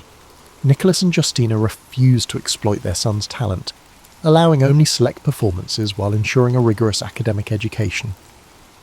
Literature, history, and language formed the backdrop to Chopin's musical studies, broadening his imagination and refining his sensibilities. Piano practice remained constant, punctuating daily life. Occasionally, he would present a short polonaise or mazurka at family gatherings, each piece tinged with local rhythms reframed through his evolving style. Youthful curiosity led him beyond his surroundings. Brief visits to Warsaw introduced a more cosmopolitan musical scene. Though still young, he encountered professional musicians, aristocrats, and intellectuals in salons. These glimpses of city life left a strong impression. He realized that an artistic future might extend beyond village confines. Yet he retained a deep tie to Poland's cultural soul. This duality, rooted in Poland's provincial heart while edging toward Europe's wider possibilities, would shape his entire career. For the moment, though, he was just a boy at the piano, enthralled by the promise of music that echoed far beyond any single room. Whispers about this gentle prodigy stirred questions. Could he be Poland's next great musical figure, a voice of national identity wrapped in delicate harmonies? Only time, and Chopin's unfolding genius, would reveal the answer. In these formative years, no one could anticipate the complex trajectory that lay ahead. But in the whispers of the local gatherings where merchants and travelling performers converged, an unspoken consensus emerged. Young Frederic was different, far from the typical parlour show-off. He conveyed a delicate empathy through his keyboard that spoke to people's private joys and sorrows. Each note he played seemed to carry a gentle sense of yearning, as though bridging the gap between ephemeral childhood and the adult complexities lurking beyond the horizon. His parents, though pleased by the modest celebrity he garnered, were deeply protective. Those who watched felt stirred in his recitals, as if Poland spoke through his hands. Chopin's teenage years were marked by a widening world, one in which he began to see the possibilities and pressures that came with his growing reputation. By the time he was in his early teens, Warsaw itself had become a kind of secondary classroom. He frequented the city more often, absorbing the salon culture in ways that surpassed mere piano demonstrations. He observed how aristocrats, intellectuals, and artists interacted, not just in the formal sense of performance, but in their private, candid conversations about politics, literature, and the future of the nation perpetually under watch. In these salon gatherings, Chopin was at first a curiosity, an unassuming, somewhat delicate figure who produced music that seemed too profound for his youthful appearance. But as he refined his style, he earned respect as a musician, rather than just a novelty. His performances, often intimate affairs, displayed a sensitivity that was starting to take shape in his original compositions. While still shaped by the classical frameworks he'd studied, his work also blended Polish musical elements with a new harmonic language. This evolution thrilled those who heard him, and the novelty of his youth gave way to genuine admiration of his craft. By 1826, Chopin enrolled at the Warsaw Conservatory under Józef Elsner. Elsner, a composer of some renown, recognized the uniqueness of his students' musical instincts. Rather than imposing rigid expectations, Elsner fostered a gentle discipline, guiding Chopin toward an understanding of form and counterpoint that would serve as the backbone for his stylistic experimentation. In so doing, Elsner fulfilled two crucial roles. He acted both as a guardrail, preventing Chopin from drifting into mere fanciful improvisations, and as a doorway, encouraging the young musician to trust his own artistic impulses. Yet Chopin's life in Warsaw was not all about study. He mingled with peers, engaged in spirited debates, and, according to some letters, even enjoyed the light-hearted distractions typical of youth: dances, outdoor excursions, late-night banter. This balance between earnest scholarship and playful socializing kept him grounded. Friends who remembered him from that time recalled a gentle, witty personality who could draw out laughter just as easily as tears with his piano playing. Still, a restlessness stirred within him. Poland's political situation seemed forever precarious, and he felt a tug to experience life beyond Warsaw's boundaries. A trip to Berlin in 1828 offered a hint of what awaited him outside his homeland. Though brief, it introduced him to broader circles of culture and music, sparking a sense of wanderlust. Upon returning, he began formulating plans to travel more extensively, both for artistic growth and for practical reasons. Warsaw, supportive though it was, could only offer so much in terms of career prospects. In 1829, he journeyed to Vienna, the Austrian capital, with its illustrious musical lineage. Mozart, Beethoven, Schubert was a magnet for ambitious young composers. Chopin found himself in a bustling hub where concerts and operas were daily fare. Overwhelmed yet inspired, he tested his mettle by giving performances, each carefully arranged to capitalize on the city's appetite for novelty. Although he was met with critical approval, he also confronted the reality that audiences here were accustomed to spectacle and virtuosity on a grand scale. Chopin's style, intimate and subtly shaded, was unusual by comparison. Nonetheless, local critics praised his nuanced touch and originality. Encouraged, he contemplated making Vienna his base for a longer stretch, but events in Poland soon demanded his attention. Rumours of upheaval floated through Europe, hinting that the Polish struggle for autonomy might erupt into open conflict. Torn between an ambition to explore foreign stages and loyalty to his homeland, Chopin briefly returned to Warsaw in late 1830. Around that time, the November Uprising, an armed rebellion against Russian rule, shattered the foundations of Polish society. While Chopin debated his next steps, friends and family urged him to secure his future abroad, believing that fulfilling his musical potential would serve Poland's cultural pride just as effectively as taking up arms. Thus began the departure that would define his life. In the autumn of 1830, Chopin left Poland for Vienna once again, carrying with him a small box of earth from his native soil, an emblem of his deep attachment to his homeland. As he travelled, he felt a swirl of emotions: excitement, trepidation, sorrow.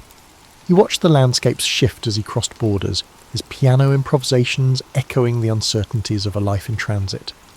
Yet at this point, few realised how profoundly this step would echo in Chopin's life.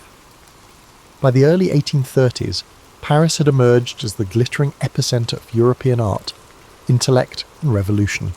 For Frederic Chopin, who recently arrived from Poland in turmoil, the city felt both overwhelming and inviting.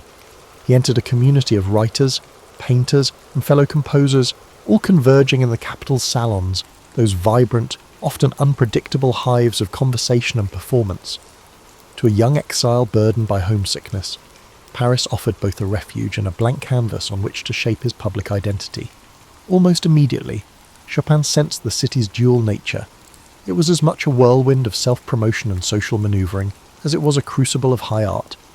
Hostesses of these gatherings vied for intriguing guests, and initially, Chopin's Polish origins and refined keyboard approach made him a sought-after novelty. Yet he soon learned that success in Paris demanded more than raw talent. It required a flair for presentation and the ability to navigate cliques. Determined to avoid being overshadowed by showier performers, he maintained his intimate style while allowing curious audiences to glimpse his romantic mystique. Fortunately, his music spoke on his behalf. Listeners were entranced by the delicate interplay of melody and harmony that defined his early works. Paris, still reeling from the July Revolution and swept up in a romantic fervour, was primed to celebrate emotion in art. Chopin's pieces, simultaneously subtle and impassioned, fit this cultural moment. Amid the murmur of conversation in cramped drawing rooms, he introduced a distinctly Polish flavour through his mazurkas and polonaises. These forms, coloured by folk rhythms and patriotic longing, offered a window into a homeland many Parisians knew little about. However, achieving financial stability was not an effortless task. Chopin turned to teaching piano, an enterprise he approached with meticulous care. Unlike typical drills, his lessons emphasized musical poetry, guiding students to hear the emotional undercurrent in every phrase. News of his abilities as an instructor spread, and soon wealthy families sought him out. Teaching, though time-consuming, ensured a steady income that freed him from the strain of large-scale concertizing, a format he never fully embraced. Indeed, Chopin's preferred venue was not the grand concert hall, but the intimate salon, where he could sense the subtle reactions of a small audience. His approach, sometimes described as whisper-like, asked listeners to lean in rather than lean back. Critics who anticipated bravura criticized him for his lack of force. Yet among the growing group of admirers, there was consensus that force was never his aim. In an era enthralled by personal expression, Chopin's delicate phrasing offered a different kind of power, one that was internal, reflective, and quietly revolutionary. During these formative years in Paris, he forged relationships that would shape his legacy. One such bond developed with Franz Liszt, a flamboyant Hungarian pianist whose colossal sound and stage theatrics contrasted sharply with the Chopin's reserve. Nevertheless, the two men found common ground, admiring each other's artistry and occasionally playing together. Their contrasting styles reflected the diversity of romantic music, Liszt's dramatic scale balanced by the Chopin's interior landscapes. Chopin also crossed paths with figures like Hector Berlioz, whose sweeping symphonies embodied the era's thirst for grandeur. While their creative visions diverged, these encounters deepened Chopin's understanding of music's many possibilities. In a city teeming with restless minds, he soaked up discussions of aesthetics, politics, and philosophy. Late-night gatherings could spark friendships or feuds, but for Chopin they offered continual insight into the forces shaping contemporary thought. Yet under the polished routine of teaching and performing, Chopin carried the weight of displacement. Letters reveal his lingering sorrow over Poland's struggles, an ache that wove itself into his most poignant compositions. Even as he gained acclaim in Paris, he wrestled with guilt at having left his homeland. This tension between a new life of opportunity and an old world in turmoil fueled his artistic spirit. Ultimately, it was this confluence of exile and acceptance, longing and fulfillment, that birthed his most enduring works. In the midst of this growing success, however, Chopin had no inkling that a dramatic personal relationship would soon reshape his life in ways even his music could barely foretell. It was within these circles of artists and intellectuals that Chopin encountered the writer George Sand, a presence as paradoxical and complex as the city itself. Born Aurore Dupin, she had already garnered both fame and notoriety for her unconventional lifestyle. Adopting a man's attire and openly criticising social norms, their first meeting, arranged by mutual friends, was anything but ideal. Sand's boldness startled Chopin, likewise. His delicate demeanour struck her as a feat. Yet beneath this awkward first impression, a shared sensibility lingered, hinting that fate had set them on a path of entanglement. Though their initial interactions were marked by tension, curiosity eventually eroded wariness. At salons, Sand listened to Chopin's performances with quiet intensity, fascinated by the subtle passion woven into his nocturnes and preludes. For her part, Chopin discovered in Sand's writing a candour that both unsettled and intrigued him. She wrote with emotional force, challenging societal expectations in a way he, a more introverted figure, could only express through music. In time, this mutual fascination evolved into a relationship that defied easy classification. Some saw it as scandalous, others romanticised it, envisioning two rebellious souls uniting under the banner of art. Sand's familial obligations, she was a mother with complex ties to past lovers, clashed with Chopin's need for a stable, tranquil environment. Yet for several years, they carved out a shared existence, spending summers at Sand's estate in Nohant, where Chopin found the kind of peace impossible to attain in Paris. The manor's sprawling gardens and rustic atmosphere gave him the space to compose free from urban pressures. Meanwhile, Sand continued to write feverishly, fueling her own literary output in parallel. This period yielded some of Chopin's most refined compositions. He built upon his previous works, deepening their emotional range while drawing further on Polish influences, especially in his mazurkas. The synergy with Sand took a curious form. She stoked his creative fires by allowing him solitude, yet providing companionship when he needed it. The letters from that era reveal a mixture of affection and exasperation, as they attempted to reconcile two strong-willed temperaments with distinct worldviews. Chopin's health, already delicate, showed further signs of strain. He suffered from persistent coughing fits and fevers, likely tied to a chronic pulmonary ailment. The exact nature of his condition remains debated, though tuberculosis is the commonly suggested culprit. At Nohant, Sand took on the role of caregiver, even as she juggled her responsibilities to her children. The tranquil setting was both therapeutic and creatively stimulating. However, the underlying tensions in their partnership never fully disappeared. Despite these strains, they managed to maintain a semblance of harmony, returning to Paris for the social season and hosting a circle of admirers, including artists who found their alliance captivating. Rumours and speculations made the rounds, some exaggerated, others tinged with envy.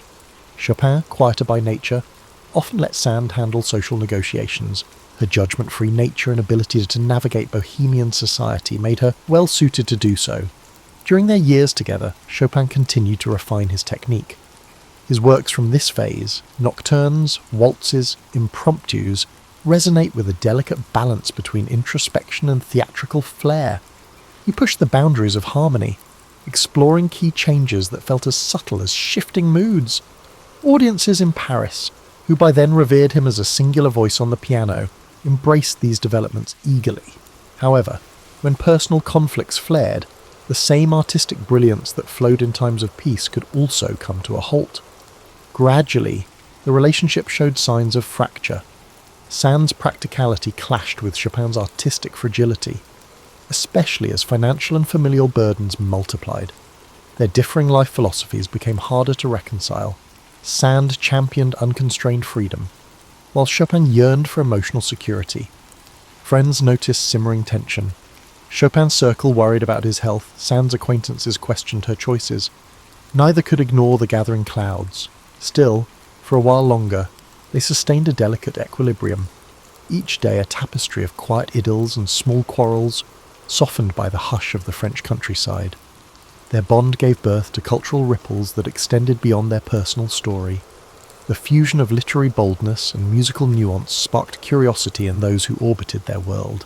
The question was not if their union would end, but how the inevitable parting would unfold, and what toll it would take on the Chopin spirit, which had grown accustomed to Sand's presence as both muse and caretaker. As the 1840s advanced, tensions between Chopin and George Sand deepened. Conflicting needs frayed their once productive coexistence, culminating in disagreements that seemed trivial to outsiders but deeply impacted their bond. Financial strains became more pronounced. Although Chopin was still giving private lessons and occasionally performing, his medical expenses increased, and his capacity to maintain the rigorous schedule of a sought-after musician waned. Sand's responsibilities piled higher. She was not just an acclaimed novelist, but also a mother whose children demanded her attention. Their seasonal retreats to Nohant were initially meant to be restorative. Yet the countryside that once soothed them now became a backdrop for brooding silences and unspoken resentments. Chopin, increasingly plagued by ill health, found it difficult to cope with the emotional upheavals. Sand, for her part, struggled to reconcile her desire for independence with the role of caregiver and mediator.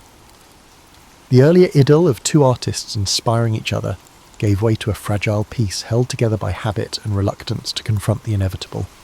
By 1846, arguments over the upbringing of Sand's children, particularly her daughter Solange, magnified the couple's disparities. Sand believed Chopin was overstepping his boundaries. He, in turn, felt marginalised in a household he had come to consider partly his own. As from this period paint a picture of two individuals trying to salvage a relationship that had lost its guiding clarity. The closeness that once nurtured Chopin's compositions and fueled Sand's writing now felt stifling, each partner perceiving the other as a barrier to personal freedom. When the final break came, it was less an explosive rupture than a slow unravelling. They were practically living apart by 1847. Their friends, once enchanted by the bohemian aura of their union, looked on with sympathy or weary resignation, depending on whose side they took. Though not bitterly acrimonious, the separation left Chopin emotionally drained at a time when he most needed stability. And then, broader European unrest intervened. The year 1848 ushered in revolutions across the continent. France, Austria, and various Italian states erupted in anti-monarchical fervour. Paris was engulfed by turmoil, with barricades springing up and many aristocratic families fleeing. Chopin's student base shrank dramatically, intensifying his financial worries. Weakened and anxious, he began to consider leaving the city, when a British admirer, Jane Stirling, invited him to London, promising new opportunities for performance and patronage. Chopin decided to accept, despite reservations about travel with his frail health. London welcomed him with a mix of curiosity and scepticism. In a musical scene dominated by large-scale concerts, Chopin's subtle approach found appreciative audiences, but did not ignite a mainstream frenzy. He gave a handful of performances, enough to dazzle connoisseurs and uphold his reputation. Though the city's bustling pace and cold, damp climate took a toll. Searching for respite, he travelled north to Scotland, where patrons offered lodging in their country homes. The bleak landscapes, while novel, did little to alleviate his mounting exhaustion. Letters from this period reveal his despair over deteriorating health and the emotional wounds of separation from Sand. He was haunted by memories of earlier, more optimistic days in Paris. The sense of exile he once felt upon leaving Poland now returned with even greater poignancy. Ironically, he was closer geographically to his homeland than ever before, yet felt more spiritually adrift. His performances, though still meticulous, lack the spark of earlier years. Composing came in fits and starts, yielding a few remarkable late works, but each effort drained his waning strength. By late 1848, Chopin concluded that London could not be a permanent refuge. He returned to Paris early the following year, an ailing figure who could no longer rely on teaching or concerts to sustain himself. Friends rallied to his aid, offering financial support and companionship. Still, each passing week saw him grow weaker, confined mostly to his apartment. Occasional visitors recalled the quiet dignity with which he faced his final decline, maintaining a gentle politeness and concern for others' comfort. He clung to whatever creative impulses remained, sometimes improvising a few notes at the piano, though coughing fits often cut these sessions short. Aware of the seriousness of his condition, Chopin is said to have asked for Mozart's Requiem to be performed at his funeral. The end came on October 17th, 1849, when he died at age 39. Mourners gathered at the Church of the Madeleine to pay tribute. His sister Ludwika, who had journeyed from Poland to be with him, arranged for his heart to be returned to Warsaw, a final testament to the love he bore for his homeland. The rest of his remains were interred at Père Lachaise Cemetery in Paris. In the hush that followed, those who knew him contemplated the delicate threads he wove between Poland, France, and the universal language of music, a tapestry that now, with his passing, felt both achingly complete and painfully unfinished. In the days and weeks after Chopin's death, Parisian society buzzed with reminiscences, myths, and debates over his true nature. Was he the epitome of the romantic, willing to sacrifice his health for the sake of art? Or was he a more measured figure, quietly shaping the course of piano music without fanfare? His friends, former lovers, and students offered conflicting portraits, a mosaic of impressions that underscored the complexity of a life lived in the margins between public scrutiny and private longing. Already, fellow composers and critics were assessing his legacy. Franz Liszt, who had championed Chopin's works, penned a biography that blended admiration with a certain poetic license. Hector Berlioz credited him with renewing the expressive power of the piano. Robert Schumann, based in Germany, had long praised Chopin's gift for capturing entire worlds of feeling in miniature forms. While the scope of Chopin's output was modest compared to symphonists or opera composers, its influence proved outsized, a testament to the intimacy he brought to every bar of music. Pianists marvelled at the technical innovations embedded in his etudes, preludes and nocturnes. Chopin transformed the piano into an instrument of whispered confidence rather than a bombastic display. His approach to fingering, pedal usage, and phrasing forced performers to abandon purely mechanical methods. Instead, they were compelled to inhabit the emotional core of each piece, a requirement that had made playing Chopin both a challenge and a revelation. Yet not everyone grasped his significance immediately. Some critics, particularly those captivated by grand orchestral works, perceived his oeuvre as devoid of grandeur. They questioned whether these delicate sketches deserved the same reverence accorded to symphonies. Over time, however, that perspective evolved. Younger generations of composers recognized that Chopin's genius lay precisely in his ability to convey epic feeling through slender forms.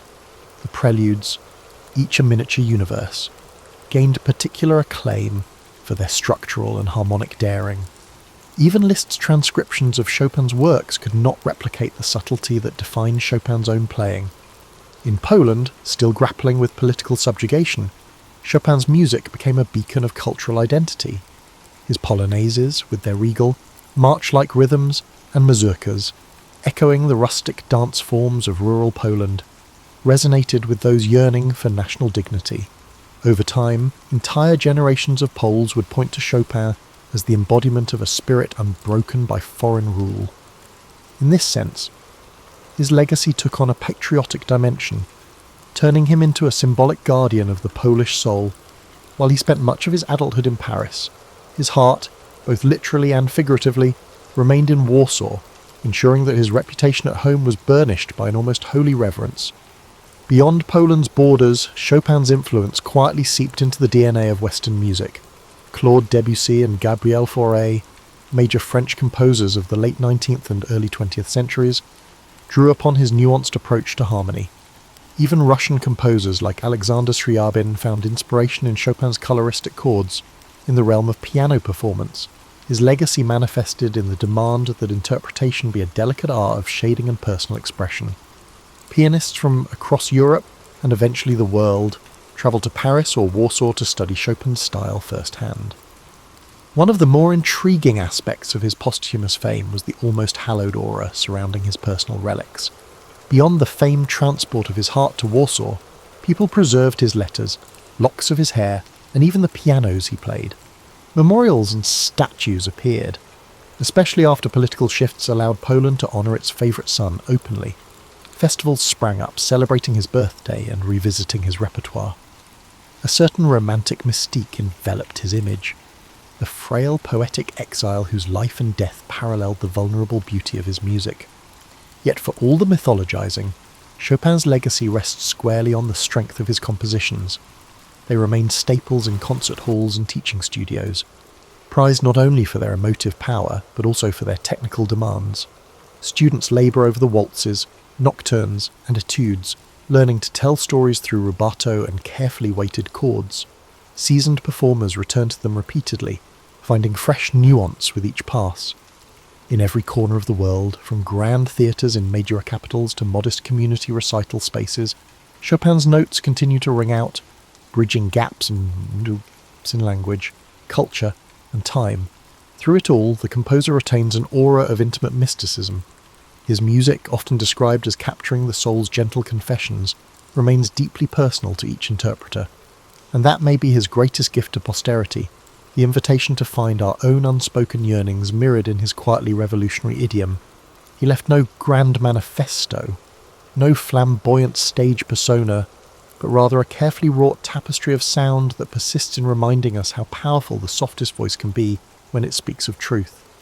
In the modern age, Chopin's significance endures, transcending the boundaries of Poland and France to captivate listeners worldwide. Yet the way we understand him today has expanded well beyond the initial romantic framework. Scholars delve into his manuscripts, tracing the evolution of harmonic progressions and fingering patterns. Historians consider the political and social milieus that shaped him, noting how exile sharpened his sense of cultural identity.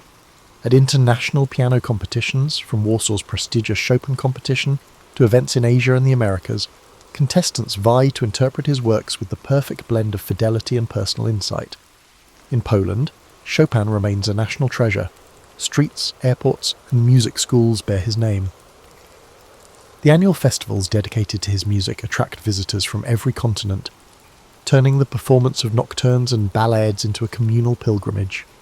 His heart, encased in a pillar at the Church of the Holy Cross in Warsaw, is a poignant reminder of his last wishes.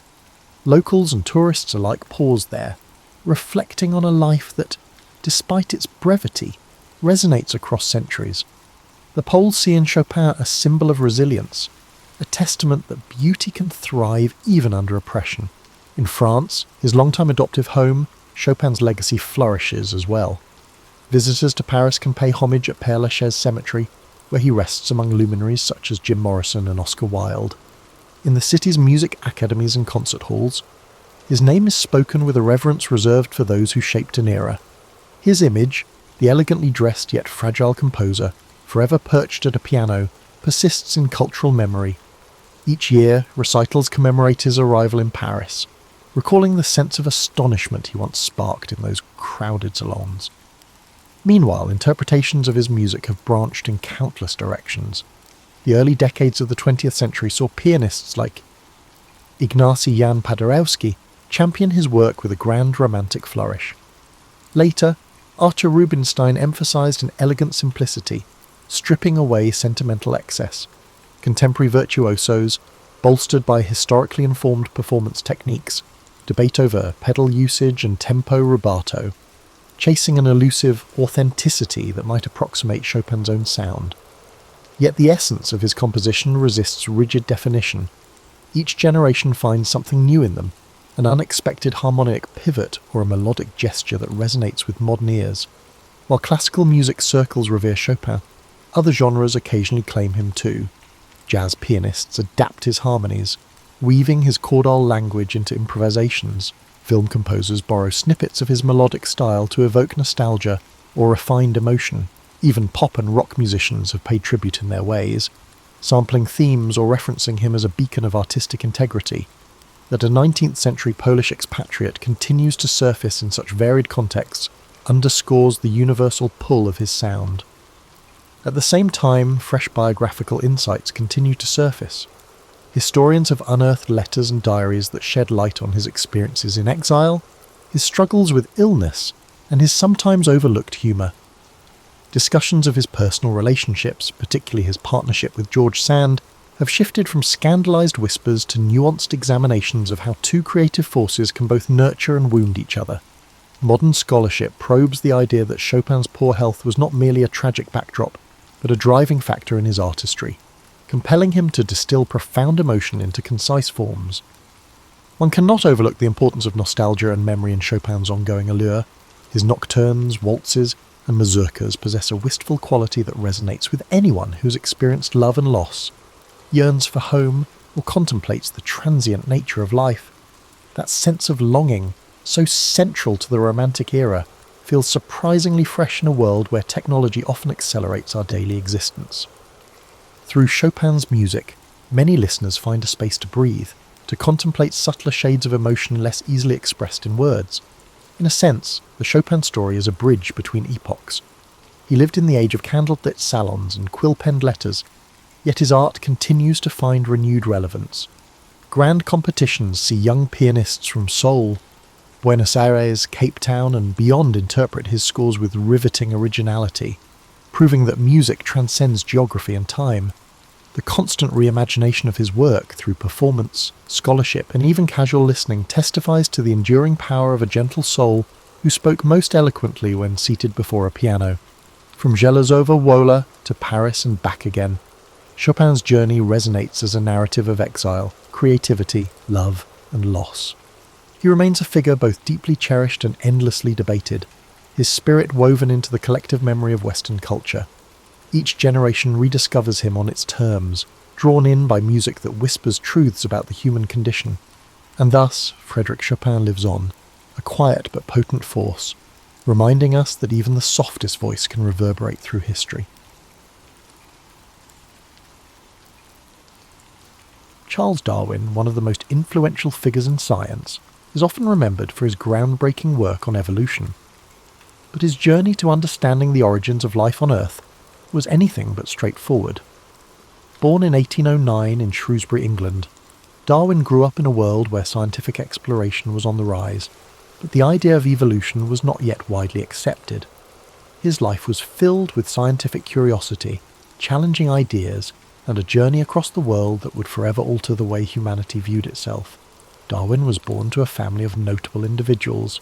His father, Robert Darwin, was a wealthy physician, and his mother, Susanna, came from the Wedgwood family, known for their pottery business. Tragically, Darwin's mother passed away when he was just 8 years old, leaving a profound impact on him. His father, who had high hopes for him to follow in his footsteps as a physician, sent him to medical school at the University of Edinburgh when he was 16. But Darwin's interests lay elsewhere. He found the practice of medicine distasteful, particularly surgery, which he thought was barbaric. But it wasn't just medicine that failed to capture his imagination. It was the traditional academic curriculum. Instead, Darwin was drawn to the natural sciences, particularly geology and biology, subjects that were not typically emphasized in the medical field. He would spend his free time collecting specimens and studying the natural world around him. However, despite his deepening passion for natural history, Darwin did not excel in his medical studies. His father, frustrated with his son's lack of progress, sent him to Christ's College in Cambridge, hoping that he might find a new direction in life. It was there that Darwin's fascination with natural history truly took off. Under the guidance of influential professors, including botanist John Stevens Henslow, Darwin began to focus his attention on the study of nature, a decision that would eventually lead him to the discovery of the theory of evolution.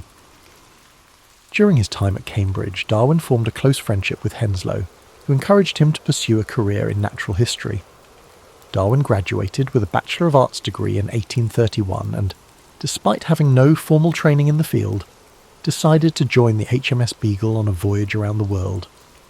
It was on this journey that Darwin would begin to develop his ideas about natural selection and the evolution of species. The voyage of the Beagle began in 1831 and lasted nearly 5 years, taking Darwin to places as far as South America, the Galapagos Islands, Australia, and Africa. The trip provided Darwin with an unparalleled opportunity to observe the natural world in its most diverse forms. He meticulously collected specimens of plants, animals, and fossils, and took detailed notes on his observations. It was during his time in the Galapagos Islands, however, that Darwin made a discovery that would change everything. He noticed that the finches on the islands were all similar, but had distinct variations in their beaks depending on the type of food available. This observation led him to question the idea that species were fixed and unchanging. Darwin began to develop a theory that species were not created in their present form, but evolved over time, adapting to the environment in which they lived. He proposed that the differences between species were a result of small changes accumulated over generations, with those organisms better suited to their environments surviving and passing on their advantageous traits. This idea, known as natural selection, became the cornerstone of Darwin's theory of evolution. Upon returning to England in 1836, Darwin began to work on his observations from the voyage. He spent the next several years analysing his findings, corresponding with other scientists and developing his ideas.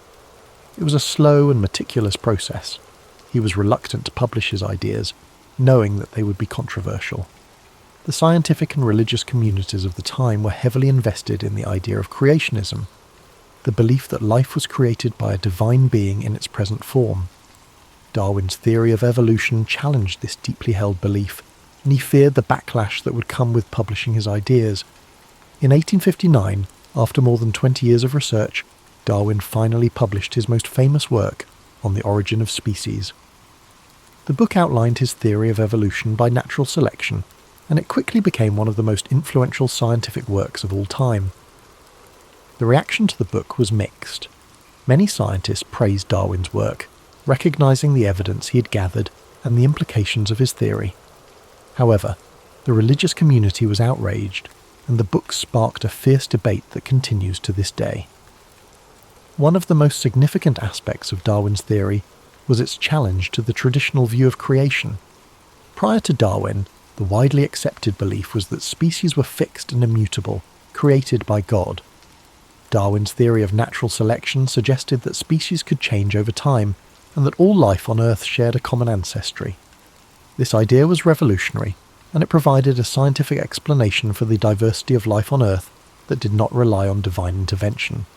Despite the controversy surrounding his work, Darwin continued to defend his theory and expand upon it throughout his life. In addition to his work on evolution, he made important contributions to fields such as geology, biology, and anthropology. He was also a vocal advocate for the importance of scientific inquiry and the need to question established beliefs. His work laid the foundation for modern biology and helped to shape the course of scientific thought in the years that followed. Darwin's personal life was not without its struggles. He suffered from various health problems throughout his life, including chronic illnesses that plagued him for much of his adulthood. Some historians believe that these ailments were a result of the stress and anxiety caused by the controversy surrounding his work. Darwin was also deeply affected by the death of his beloved daughter, Annie, in 1851. Her death, at the age of 10, profoundly impacted Darwin, and he became more reclusive in the years that followed. Despite these personal challenges, Darwin continued to work on his research and ideas. In his later years, he published several additional works, including The Descent of Man, in which he explored the implications of his theory of evolution for human beings. He also continued to correspond with scientists and researchers around the world, exchanging ideas and collaborating on scientific projects. Charles Darwin passed away on April 19, 1882, at the age of 73. His death marked the end of a remarkable life dedicated to understanding the natural world. He was buried in Westminster Abbey, a testament to the profound impact his work had on the scientific community and the world at large. His theory of evolution by natural selection continues to shape our understanding of biology, genetics, and the history of life on Earth. Though Darwin's ideas were controversial in his time, they have since become widely accepted and have fundamentally altered the way we view the natural world. His work has influenced generations of scientists, philosophers, and thinkers, and his legacy continues to live on today. Charles Darwin may not have had all the answers, but his relentless curiosity and dedication to scientific inquiry have left an indelible mark on human history. As we reflect on the profound impact of Darwin's life and work, it's important to consider not only his scientific contributions, but also the broader implications his ideas had on society. Darwin's theory of evolution challenged not just the scientific community, but also deeply held beliefs about human existence, our place in the world, and the origins of life itself. At the time Darwin published On the Origin of Species, the idea of evolution was not new. The concept had been suggested by other thinkers before him, such as Jean-Baptiste Lamarck and Alfred Russel Wallace. However, it was Darwin who provided the most compelling evidence and a cohesive theory of how evolution occurred, through natural selection. His work brought together ideas from various fields of biology, geology, and paleontology, making a case for evolution that was based on observable evidence, rather than conjecture or religious dogma. While the controversy surrounding Darwin's ideas was significant in his time, it's also important to understand how these ideas influenced the course of modern science. Today, the theory of evolution is a cornerstone of biology, and its principles apply to everything from genetics and genetics-based medicine to the study of animal behavior and the environment. Evolution has shaped how scientists understand the relationships between species, the mechanisms of genetic inheritance, and the patterns of life on Earth. But Darwin's influence extends far beyond biology.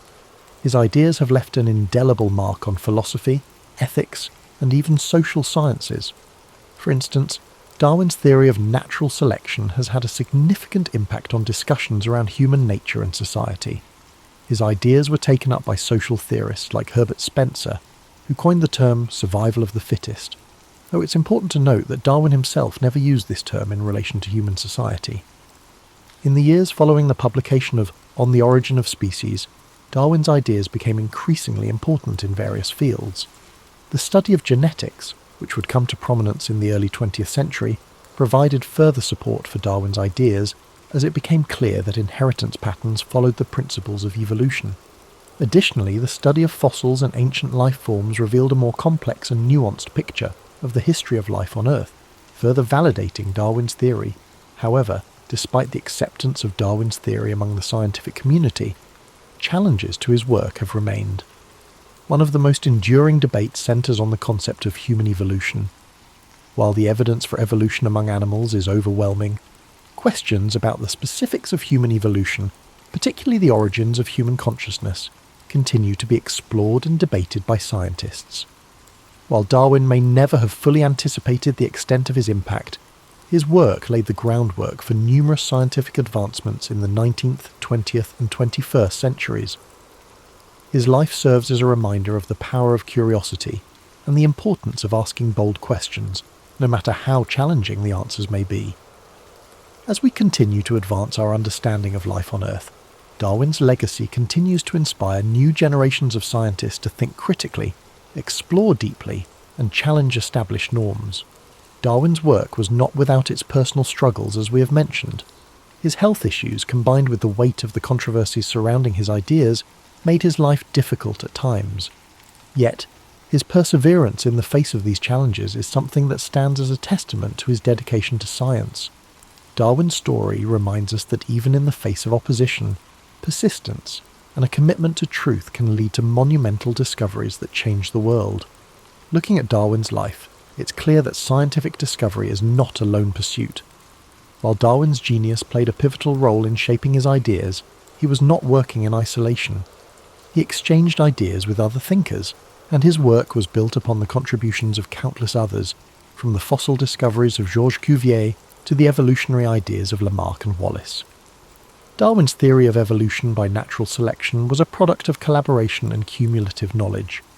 His ability to synthesize diverse information into a comprehensive theory is part of what makes his work so enduring. As we think about the life of Charles Darwin, it's helpful to consider how his legacy continues to shape the way we view the world. The theory of evolution is more than just a scientific idea. It's a lens through which we can understand the complexity and interconnectedness of life.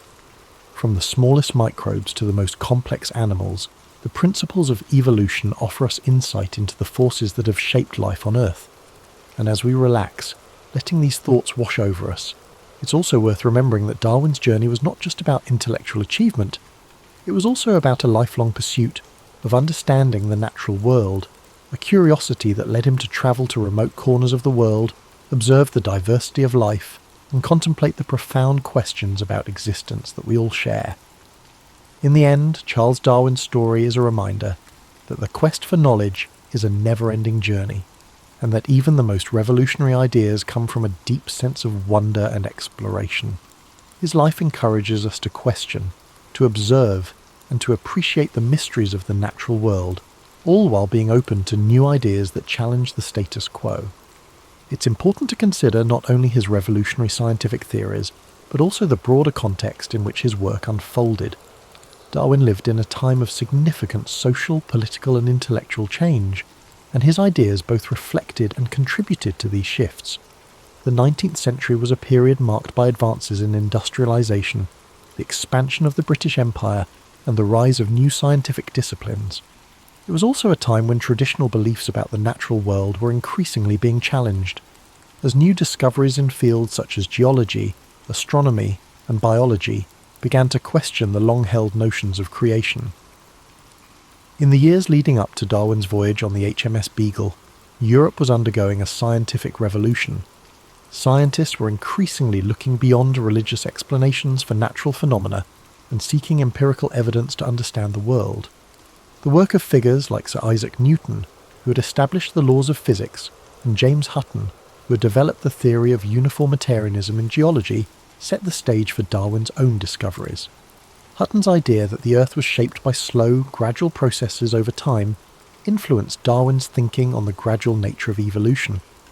Darwin's voyage aboard the Beagle in the 1830s was not just a scientific expedition, it was an intellectual journey that would shape his worldview. The places he visited, from the volcanic islands of the Galapagos to the diverse ecosystems of South America, provided him with a rich tapestry of evidence that would help him piece together the theory of evolution. However, Darwin's observations were not just about collecting data, they were about questioning the nature of life itself. As he witnessed the diversity of species and the variations within them, he began to realize that the differences were not merely superficial, but were the result of deep, underlying processes that could be understood through science. One of the most striking aspects of Darwin's work is the way he combined observation, experimentation, and theory. His meticulous attention to detail, and his ability to synthesize information from various fields, botany, geology, zoology, and more, allowed him to develop a comprehensive theory of evolution. This interdisciplinary approach set Darwin apart from many of his contemporaries and paved the way for future scientific exploration. Yet, despite his groundbreaking ideas, Darwin was deeply aware of the potential repercussions of his work. He knew that the implications of his theory would challenge not only the scientific community, but also the broader cultural and religious views of the time. Darwin was not the first to suggest that species might evolve over time. Lamarck had proposed an early theory of evolution, and Wallace had arrived at similar conclusions independently. However, Darwin's theory of natural selection was different, because it provided a mechanism for how evolution occurred. Unlike Lamarck, who suggested that organisms could pass on traits acquired during their lifetime, Darwin argued that natural selection, whereby the fittest individuals survive and pass on their advantageous traits, was the driving force behind evolution. Darwin's caution in publishing his ideas is often noted by historians. He spent more than 2 decades refining his theory before releasing On the Origin of Species, in part due to the anticipated backlash. When the book was finally published in 1859, it created a storm of controversy. While many scientists, particularly those in the emerging fields of genetics and paleontology, quickly embraced Darwin's ideas, the religious community vehemently opposed them. The idea that humans were not created in the image of God but were instead the result of a long process of natural selection was, and still is, a deeply contentious issue. This opposition did not deter Darwin, though. He continued to defend his ideas and engage in public debates, ultimately cementing his place as one of the most influential scientists in history. One of the reasons Darwin's theory has remained so influential is its ability to explain the complexity of life in a coherent and scientifically rigorous manner.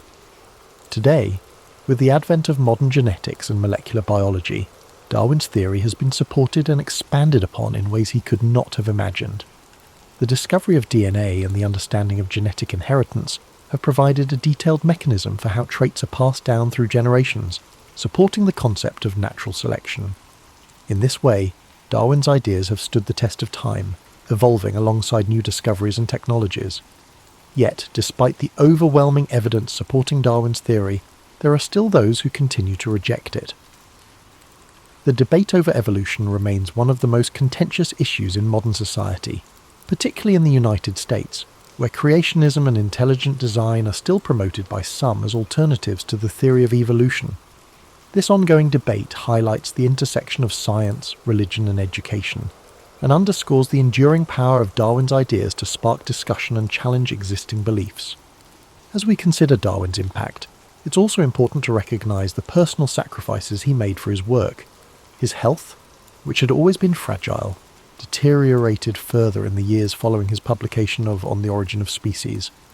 Some historians suggest that Darwin's chronic illnesses were exacerbated by the stress of the intense public scrutiny and the isolation he felt from his scientific peers.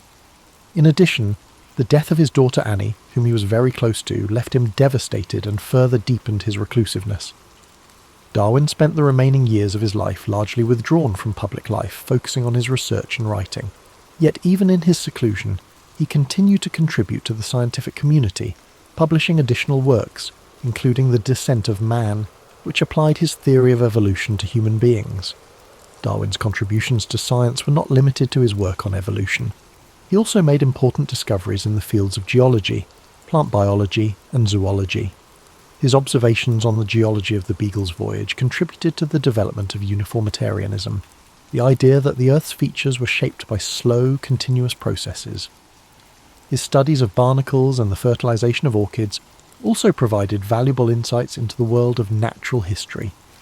Today, Charles Darwin is regarded as one of the most important figures in the history of science. His work has influenced fields ranging from biology and genetics to psychology, anthropology, and even philosophy. His legacy extends beyond his scientific contributions. However, Darwin's life is a testament to the power of curiosity, persistence, and critical thinking.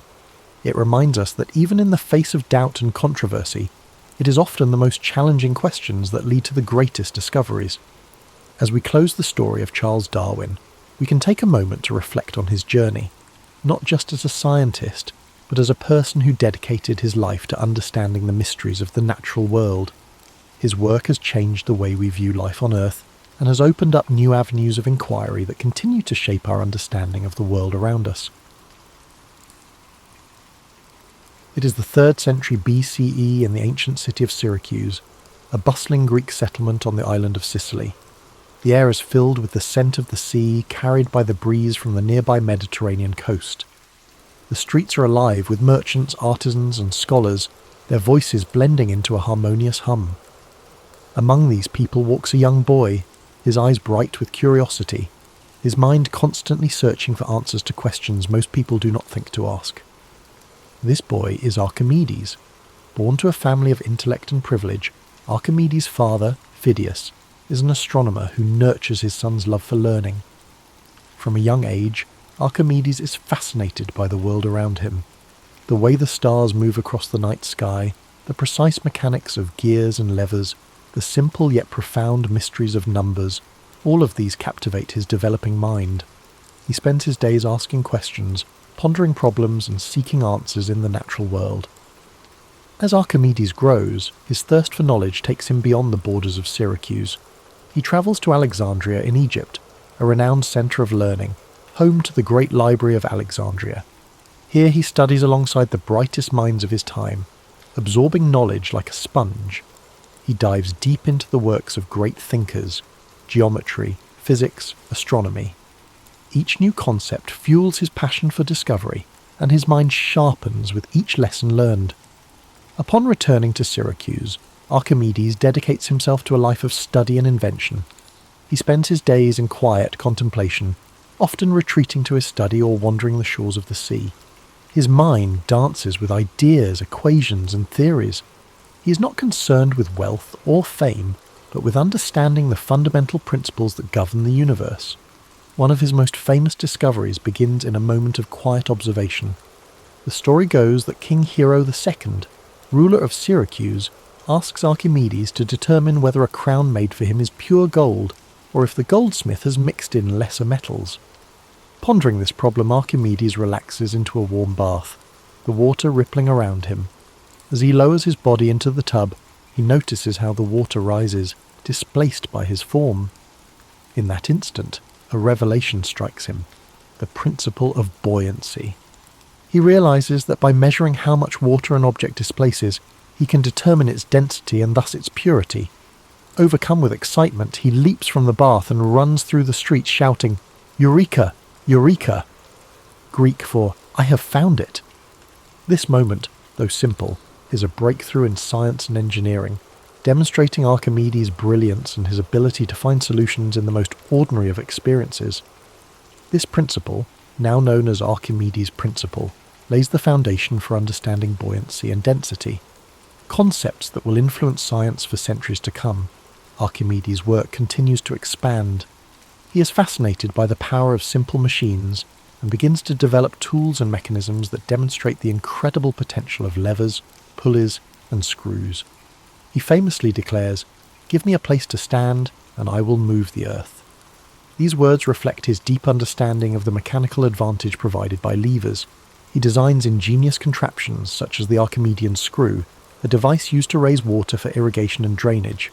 This invention, with its elegant spiral structure, helps farmers move water efficiently and will continue to be used for centuries in different parts of the world. Archimedes' mind does not rest. He explores the mysteries of geometry, calculating areas, volumes and surfaces with astonishing precision. He develops formulas for the areas of circles, the volumes of spheres, and the properties of parabolas. His work on the mathematics of shapes lays the groundwork for calculus, a field that will not fully develop until many centuries later. In addition to his theoretical work, Archimedes applies his knowledge to practical problems. Syracuse faces threats from rival powers, and Archimedes' inventions become tools of defence. He designs war machines, catapults, cranes, and even rumoured death rays that use mirrors to focus sunlight and set enemy ships ablaze. These devices, products of his genius, help protect his city from invaders. Yet for all his achievements, Archimedes remains humble, his mind always focused on the pursuit of truth. His days are spent drawing diagrams in the sand, solving equations and pondering the mysteries of the universe. His joy lies not in the recognition of others, but in the quiet satisfaction of discovery. As you breathe deeply and slowly, imagine Archimedes in his study, the soft glow of an oil lamp illuminating the scrolls and diagrams spread before him. The gentle sound of waves drifts through an open window, a soothing rhythm that accompanies his thoughts. The air is filled with the faint scent of parchment and seawater. In this moment of stillness, there is a profound sense of peace, a quiet celebration of the mind's limitless potential. Archimedes' life, though dedicated to discovery, ends in a moment of tragic misunderstanding. During the siege of Syracuse by the Roman army, the city falls despite its defences. As the soldiers enter, Archimedes is engrossed in his work, drawing a mathematical diagram in the sand. A Roman soldier approaches him, but Archimedes, absorbed in his thoughts, asks the soldier not to disturb his circles. In a tragic instant, the soldier strikes him down, unaware of the brilliance of the man before him. But though his life is cut short, Archimedes' legacy endures. His discoveries, his inventions, and his insights into the world of mathematics and physics continue to inspire generations. His work becomes the foundation for future scientists, engineers, and thinkers, a testament to the enduring power of curiosity and intellect. As you drift further into sleep, let the story of Archimedes remind you of the beauty of exploration, the joy of discovery, and the quiet power of the mind. His life teaches us that the pursuit of knowledge, no matter how simple or complex, is a journey worth taking. Each question we ask, each problem we solve, brings us closer to understanding the wonders of the world. As you sink deeper into the gentle embrace of sleep, let the wisdom and wonder of Archimedes' life continue to guide your thoughts. His journey was one of relentless curiosity, an unquenchable thirst for understanding the mysteries of the universe. Even now, centuries later, his discoveries ripple through time, touching the modern world in ways both seen and unseen. Picture the quiet streets of ancient Syracuse once more. The sun has set and the city is cloaked in twilight. The gentle sound of the sea rolls in the distance, its waves washing softly against the stone walls of the harbour. Lanterns flicker along the narrow alleyways, casting warm pools of light onto the cobbled streets. Somewhere in this peaceful setting, Archimedes walks slowly, his mind alive with thoughts and ideas. He is at ease, his steps unhurried, the weight of his questions a welcome companion rather than a burden. This tranquility reflects a life devoted to understanding, to peeling back the layers of the world to reveal the beauty beneath. Archimedes saw the universe as a grand puzzle, one that could be unravelled with patience, logic, and observation. He understood that the smallest discoveries could lead to the grandest truths, that even the most complex problems could be solved by breaking them down into their simplest forms. Imagine him standing by the shoreline, the breeze rustling his robes, the salty air filling his lungs. He gazes out at the expanse of the sea, the horizon a seamless blend of water and sky. In his mind, the sea is not just a vast body of water, but a dynamic system governed by principles he can explore and understand. To Archimedes, every wave, every ripple tells a story of motion, force, and balance. His world is alive with meaning, a canvas on which the laws of nature are painted with exquisite detail. He returns to his workshop, a quiet space filled with scrolls, diagrams, and tools of his trade. The air carries the scent of ink, parchment, and aged wood. The room is dimly lit by the soft glow of an oil lamp, its flame dancing gently. Archimedes leans over a table strewn with geometric figures and mechanical designs. His fingers trace the lines of a new invention, his mind focused yet serene. Each stroke of his quill, each measurement, is a step in his never-ending quest to understand the world more deeply. His life reminds us that knowledge is not just power, it is also peace. The act of learning, of discovering, brings with it a calm certainty, a quiet joy. Archimedes found solace in his work, in the simple yet profound pleasure of solving a problem, of uncovering a truth that lay hidden just beneath the surface. His discoveries were not just for his time, but for all time, a gift to future generations who would build upon his legacy. Allow your mind to rest in this world of gentle discovery, where questions are welcomed and answers are earned through patience and insight. Let the image of Archimedes' quiet contemplation bring you comfort. His life shows us that there is beauty in thought, in exploration, in the pursuit of knowledge. No problem is too large, no challenge too daunting when faced with a calm and determined mind. As you breathe slowly and deeply, feel a sense of calm curiosity settle over you. The worries of the day drift away, replaced by the stillness of this moment. The gentle rhythm of your breath becomes the heartbeat of your own quiet discoveries. Like Archimedes, you're free to explore the depths of your thoughts, to wonder, to question, and to dream. The soft lapping of waves on the shore echoes in the distance, a soothing sound that anchors you to a place of peace. The stars twinkle faintly above, each one a reminder of the infinite possibilities that lie before you. Archimedes understood that the universe, vast and mysterious, is a place of endless wonder. And as you drift further into sleep, you too are part of that wonder, a being of thought, curiosity, and potential. Imagine the warmth of a gentle sun rising over the horizon, casting its golden light across the quiet city of Syracuse. The world awakens slowly, the streets coming to life with the soft sounds of morning. Archimedes' study is filled with the gentle glow of dawn, his scrolls illuminated by the first rays of light. The work continues, the questions remain, and the journey of discovery goes on. In this moment, you're wrapped in a blanket of peace and possibility. The story of Archimedes whispers to you that the pursuit of knowledge is a path without end, a journey that brings fulfillment and joy. His life is a reminder that even the smallest insights can lead to the greatest understandings, that patience and curiosity are the keys to unlocking the universe's secrets. As you drift deeper into the serene embrace of sleep, let the story of Archimedes continue to weave through your thoughts like a gentle current. His life reminds us that the universe is filled with puzzles waiting to be solved, and each quiet moment of reflection brings us closer to understanding its secrets. The night is calm now, and the echoes of his discoveries linger softly in your mind. Imagine the gentle rhythm of the sea, the waves rising and falling in a soothing eternal dance. The moon casts a silvery light upon the water, its reflection shimmering and rippling with each movement. This same sea, with its endless motion, once inspired Archimedes to develop theories of fluid mechanics, his brilliant mind observing patterns and laws hidden in the simplest of things. To him, the sea was more than just water. It was a universe of knowledge, a place where physics, geometry, and nature met in perfect harmony. Allow yourself to float upon this tranquil sea, the waves cradling you with their soft, steady motion. The worries of the day dissolve, carried away by the tides. Each breath you take is like the rise and fall of the waves, a rhythm of life, of peace, of calm.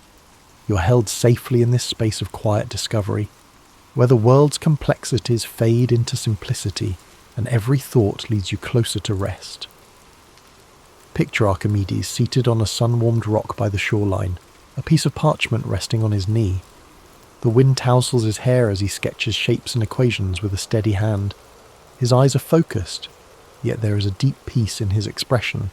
The world is his canvas, and with every observation, every calculation, he adds a stroke to the masterpiece of human knowledge. His mind is a sanctuary, a place where curiosity flows freely, unencumbered by doubt or fear. In your own mind, you too have this sanctuary, a place where thoughts drift like clouds, where questions are welcomed, and where answers are like stars twinkling softly in the night sky. There is no need to rush, no pressure to understand everything at once. The act of wondering, of exploring, is enough. This quiet space within you is a reflection of Archimedes' own calm, thoughtful mind, a place where peace and discovery coexist. As the night deepens, the sounds of Syracuse fade into stillness. the bustling markets, the clink of hammers in workshops, the calls of merchants, all grow quieter, like the world itself is gently falling asleep. The only sounds that remain are the whispering of the sea and the soft sigh of the breeze. Archimedes continues his work, his mind at ease, immersed in the beauty of the world's mysteries. In his final moments, Archimedes was said to have been absorbed in thought, drawing figures in the sand. Even as chaos swirled around him, his focus remained unbroken, his mind lost in contemplation. This dedication, this unwavering love of knowledge, is a gentle reminder that we, too, can find peace in the simple act of thinking, of observing, of being present with our thoughts. As you breathe in deeply, imagine the sand beneath your feet, warm and soft. The gentle waves wash over your toes, each ripple a soft caress that soothes and relaxes you. The horizon stretches endlessly before you, the boundary between sea and sky blurred by a golden haze. This endless horizon is like the realm of knowledge, a place where there is always more to explore, more to understand, more to discover. Feel the weight of your body sinking into comfort, your muscles relaxing, your mind unwinding. The story of Archimedes lingers like a comforting presence, a reminder that within you is the potential for great insight, for curiosity, for peace. You are part of the same universe that Archimedes sought to understand, a universe filled with beauty, logic, and wonder. Now let go completely, surrendering to the calm embrace of sleep. The sea of your thoughts grows still, the waves gentle and soothing. The stars above shine with a quiet brilliance, each one a beacon of endless possibility. You're safe here, wrapped in the warmth of the night, guided by the gentle wisdom of Archimedes' journey. Thank you for joining us tonight on History and Sleep. May this story of discovery, resilience, and curiosity guide you into a deep, restful slumber. Let Archimedes' legacy remind you that every question, every thought, every moment of wonder is a step toward understanding the world around you. Sleep deeply, knowing that you are part of a grand, beautiful universe, and that peace and curiosity are always within your reach. Charles John Huffam Dickens entered the world on February 7, 1812, in Portsmouth, England, an unassuming coastal city whose naval docks were alive with shipyard clamour. His father, John Dickens, was a clerk in the Navy Pay Office, and his mother, Elizabeth Barrow, juggled household duties with literary aspirations of her own. Though future readers might picture Dickens's early years brimming with quaint scenes, his youth was less storybook and more precarious. In many accounts, Dickens first emerges as a child forced to work in a boot-blacking warehouse after his father's imprisonment. While that humiliating episode is well known, less noted is how Dickens' sense of betrayal took root during that time. He felt cast off by parents who placed him in a grimy riverside factory, scraping labels from bottles for hours on end. That sense of abandonment left scars. Years later, he'd disguise the trauma in comedic passages or heartbreak in novels, but the sting of childhood adversity was never fully exorcised. Before that warehouse ordeal, Dickens spent a short span in a school in Chatham. Teachers found him bright and observant. He devoured cheap adventure tales and occasionally wrote small sketches. If not for financial mismanagement, perhaps he would have continued this schooling unabated. Instead, money troubles spiralled. The father's easygoing nature plus a love of small luxuries spelled doom. When John Dickens fell behind on bills, local bailiffs eventually hauled him to Marshalsea debtors' prison in Southwark. Young Charles felt pride battered by this scandal. Imprisonment for debt carried a social stigma. Elizabeth Dickens, struggling outside the prison walls, insisted that Charles keep labouring at the blacking factory to support the family. This parental stance deepened his sense of injustice. Dickens found small consolation in nighttime strolls by the Thames, where he observed the chaos of London's underworld, including tavern brawls, children selling goods, and ragged porters carrying crates. Such experiences fueled the observational acuity that would one day saturate his novels with authenticity. He saw how easily fate could tip honest families into squalor, a theme that would recur in his narratives about orphans, outcasts, and fallen gentry. As time passed, John Dickens managed to secure his release by settling partial debts. Charles was allowed to return to schooling, an abrupt shift that left him grateful but conflicted. He had tasted the indignities of labouring among older workers who teased him for his middle-class airs. Back at a desk, he aimed to catch up academically, though funds remained tight. A thirst for knowledge defined his after-hours, rummaging through second-hand bookstalls, studying the language of newspapers, or eavesdropping on city gossip. By the age of 15, he had completed his formal education and found himself back in the working world, this time as a junior clerk in a solicitor's office. Despite its mundane nature, Dickens's job exposed him to the intricacies of legal bureaucracy. Dickens observed lawyers taking advantage of outdated processes, petty lawsuits lasting months, and fees draining families. It seemed a heartless machine. Meanwhile, Dickens itched to write. He taught himself shorthand, a skill in demand for courtroom or parliamentary reporting. With that tool, he pivoted to freelance journalism. He roamed London's streets after his clerk hours, forging a double life as an amateur reporter, penning observations about social ills or comedic mishaps. Soon enough, he earned small commissions, capturing parliamentary debates for local papers. This exposure sharpened his sense of London's political theatric, a stage of pomp, cunning, and sweeping rhetoric that seldom solved the plight of the poor. In these formative years, Dickens rarely confided his deeper ambitions to family. He was polite, energetic, but also guarded. It's said that the warehouse humiliation bred secrecy. Publicly, he projected wit and warmth. Privately, he seethed at injustice. He began drafting sketches of everyday characters, bustling office messengers, crusty paralegals, street vendors with melodic cries. These glimpses shaped the core of his early style. He recognised that the city teemed with stories just waiting to be told, stories of ambition, heartbreak, and improbable comedy. For Dickens, the line between real life and fiction thinned daily. Thus, by age 20, Charles Dickens was a restless spirit, armed with bitter memories and a natural gift for observation. Though not yet the famed novelist, he was planting seeds for the empathy and social critique that would soon bloom. He'd glimpsed the cruelty of circumstance and the fragility of fortunes. That awareness, fused with irrepressible humour and sympathy for the downtrodden, would guide him as he waded deeper into the journalistic realm, then soared into the literary spotlight. Dickens's early foray into journalism gradually eclipsed his clerk duties. He discovered a knack for capturing small happenings with dramatic flair. Employed first as a shorthand reporter at Doctors' Commons, where maritime and probate cases were heard, Dickens gleaned odd legal details, comedic rivalries, and labyrinthine procedures that later informed his novels about the law's absurdities. Meanwhile, his coverage of parliamentary debates demanded swift, accurate shorthand. That discipline sharpened his memory and attention to nuance. He soon ventured into writing sketches, brief, witty observations on London life. For periodicals, using the pen name Boz, Dickens portrayed bus conductors cracking jokes, fussy spinsters in their cramped parlours, or rowdy coach passengers headed to the suburbs. These pieces, collected later as sketches by Boz, revealed a gift for conjuring comedic snapshots tinged with empathy. Readers laughed at his gentle satire of human foibles. Editors noticed the fresh voice. The public wanted more. At the same time, Dickens navigated a personal milestone. He became engaged to Catherine Hogarth, daughter of a newspaper colleague.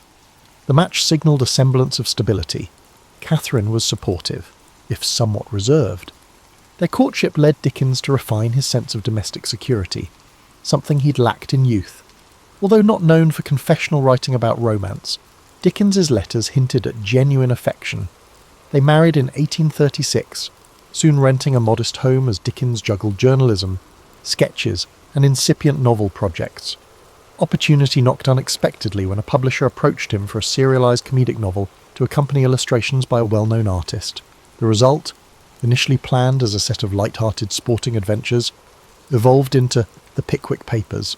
Dickens's comedic energy, combined with whimsical characters, turned it into a literary phenomenon.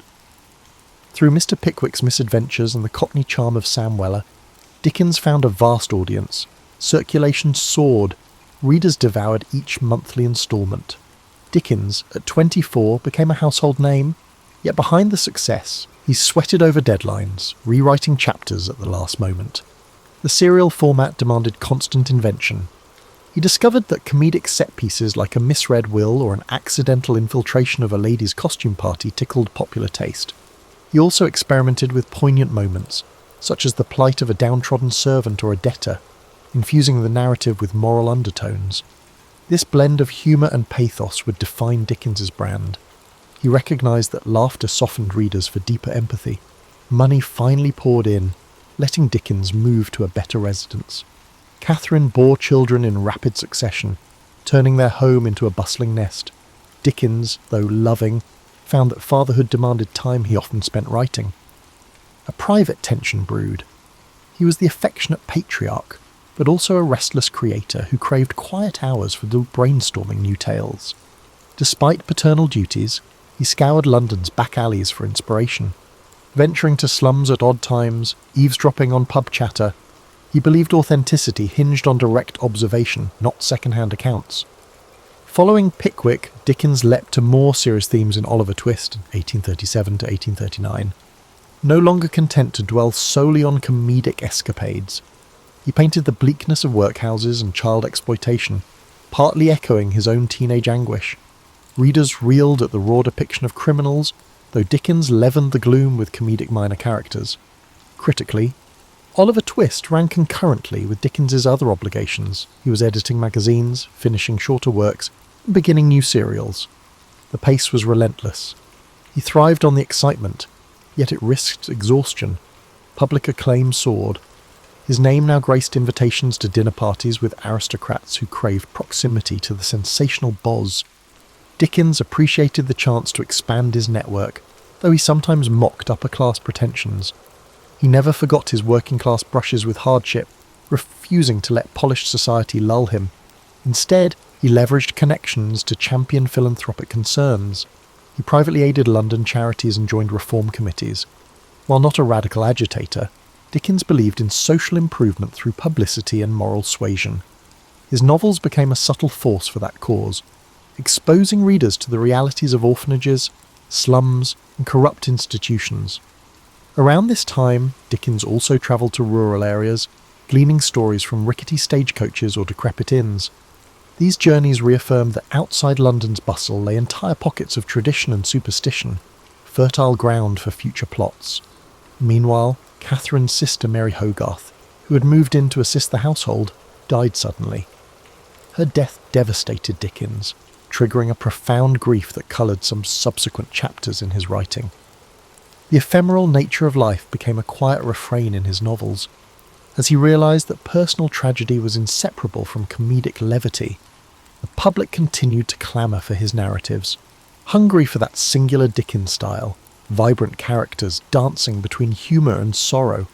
Thus, Dickens closed the 1830s riding high, yet increasingly aware of the moral gravity behind his fictional worlds. Beneath the success, the seeds of tension sprouted, creative demands, a growing family, and an evolving conscience about society's failings. He pressed on, certain that fiction could spark empathy and reform, forging a path into the next decade, where his ambition would expand with each new novel's unveiling. Dickens's star blazed brightly as he entered the 1840s. Publishers clamoured for fresh novels, while the public devoured each serial instalment. Determined to balance entertainment with social commentary, he embarked on projects like Nicholas Nickleby, spotlighting the abuses in Yorkshire boarding schools. He visited one such institution incognito, alarmed by the squalor inflicted on children. That raw evidence infused the novel's savage critique. Dickens aimed to jolt readers from complacency, believing that shining light on corruption might spur reform. Yet despite success, Dickens felt a creeping restlessness. Continual deadlines hemmed him in, and London's sprawl began to stifle. Seeking fresh inspiration, he travelled abroad in 1842, first to America, anticipating a land of democratic ideals. The trip, however, exposed contradictions. Dickens found some Americans warm and inventive, but balked at rampant slavery and a cultural appetite for piracy of his works, without royalty payments. He penned American Notes, a travelogue mixing admiration with pointed criticism. Some Americans felt betrayed by his frankness. Dickens, unbowed, believed honesty trumped politeness. Back in England, he completed Martin Chuzzlewit, weaving in American episodes reminiscent of his journey's sour encounters. Sales dipped initially. The novel's complex structure confounded some fans expecting a simpler comedic flair. But Dickens pressed on, trusting in his evolving style. Privately, he wrestled with financial anxieties.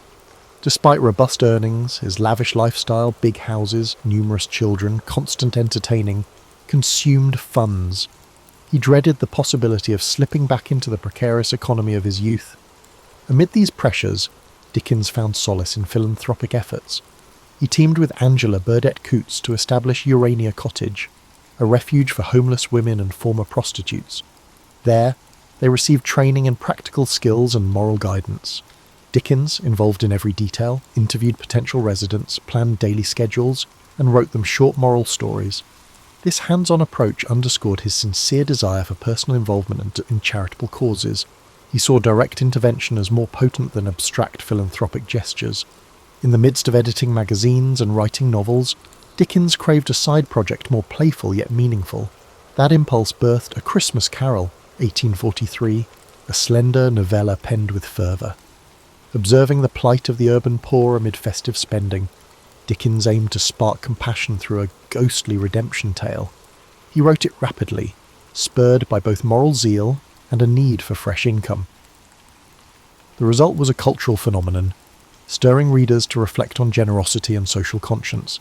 Dickens realised short, impactful works could amplify moral messages as powerfully as sprawling tomes. Despite public adoration, his personal life showed strains. Catherine bore more children, leaving her fatigued and less able to join Dickens on travels. He found himself forging deeper friendships with other women, some purely platonic, others rumoured to be more. Biographers still debate the emotional complexities swirling beneath his family's outward respectability. Dickens maintained an outwardly jovial persona, hosting boisterous parties where parlour games and comedic recitations thrived. But diaries hint at occasional rages triggered by minor frustrations, revealing an undercurrent of stress. On the professional front, Dickens launched a new weekly periodical, Master Humphrey's Clock, in 1840, intending to serialise stories, including The Old Curiosity Shop. This novel's tragic figure, Little Nell, captured the era's sentimentality. Readers wept over her fate, and the final chapters sold in a frenzy. Some critics called it manipulative, but Dickens dismissed such complaints. He believed emotional resonance was essential to galvanise moral empathy. The fervour surrounding the book's climax demonstrated how deeply he could move the masses. Yet Dickens couldn't rest on triumphs. He recognised the public's appetite was fickle. He had to top himself with each new release. That intensity weighed on him. At times, he toyed with the idea of drama. He loved the theatre, once even considering an acting career. He occasionally directed amateur theatrical productions, casting friends in comedic roles, or staging mesmerising readings from his works. These private stagings foreshadowed the public readings he'd eventually embark on later, enthralling audiences in full performance mode. As the 1840s advanced, Dickens's worldview deepened. He was no longer content with mere comedic social sketches. The continent's political upheavals, the 1848 revolutions, widespread poverty, unsettled him. He saw monarchy and aristocracy clinging to power while labourers toiled. Travelling through Europe, he'd note the crumbling palaces side by side with squalid tenements, fueling an ongoing quest to tackle deeper social and political themes. His novels began weaving heavier critiques of institutions, be they philanthropic boards, debtors' prisons, or unscrupulous factories, while still retaining the comedic flair that made him beloved. The stage was set for some of his most iconic works, culminating in a radical approach to criticising Victorian hypocrisy. Approaching the latter half of the 1840s, Dickens sought fresh experiences abroad, venturing to Italy and Switzerland. These travels coloured his imaginative palette. In Genoa, he marvelled at medieval alleyways, soaking in the city's layered history. He rented a villa overlooking the Mediterranean, drafting letters that rhapsodised about local customs, noisy festivals, ornate religious processions, the daily swirl of gossip. Yet even in idyllic settings, Dickens's pen could not rest. He sketched future storylines, weaving exotic vistas with homespun moral questions. Between travels, he developed Dombey and Son, 1846 to 1848, a novel dissecting mercantile pride and familial duty.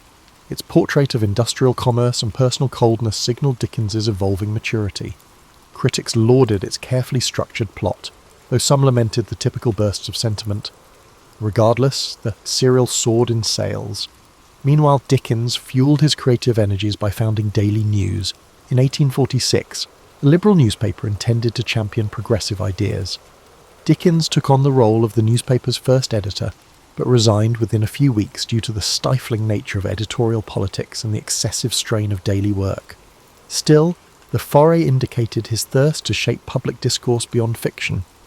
In 1849, he embarked on David Copperfield, the novel many consider his most autobiographical. Through David's journey from mistreated childhood to authorship, Dickens exorcised the ghost of the blacking factory years. He transmuted humiliations into comedic episodes. Mr. Murdstone's cruelty mirrored real paternal failings Dickens had observed, while Mr. Micawber's eternal optimism recalled Dickens's own father. This personal closeness gave the novel an intimate warmth. Serialization built momentum. Readers recognized the luminous sincerity. Dickens felt a special fondness for the project, referring to David as his favourite child. Despite success, family tensions escalated. Catherine bore 10 children in total, and Dickens, though affectionate, sometimes felt suffocated by domestic chaos. He retreated into creative sprints, locking himself away for hours or strolling city streets at night to brood over plot tangles. Sister-in-law Georgina Hogarth also lived with them, helping manage the household. Rumours swirled about Dickens's rapport with Georgina, though no definitive evidence of impropriety emerged. The mix of personalities living together intensified the tension. Dickens's diaries suggest mood swings, one day exultant after writing a brilliant chapter, next day furious over trivial household irritations. The passing of Dickens's longtime publisher, John Forster's close friend, also weighed on him. Grief sharpened his awareness of life's fragility. He doubled efforts on philanthropic projects, championing improved sanitation in London slums. In letters to local authorities, he argued that squalid conditions fostered crime and disease.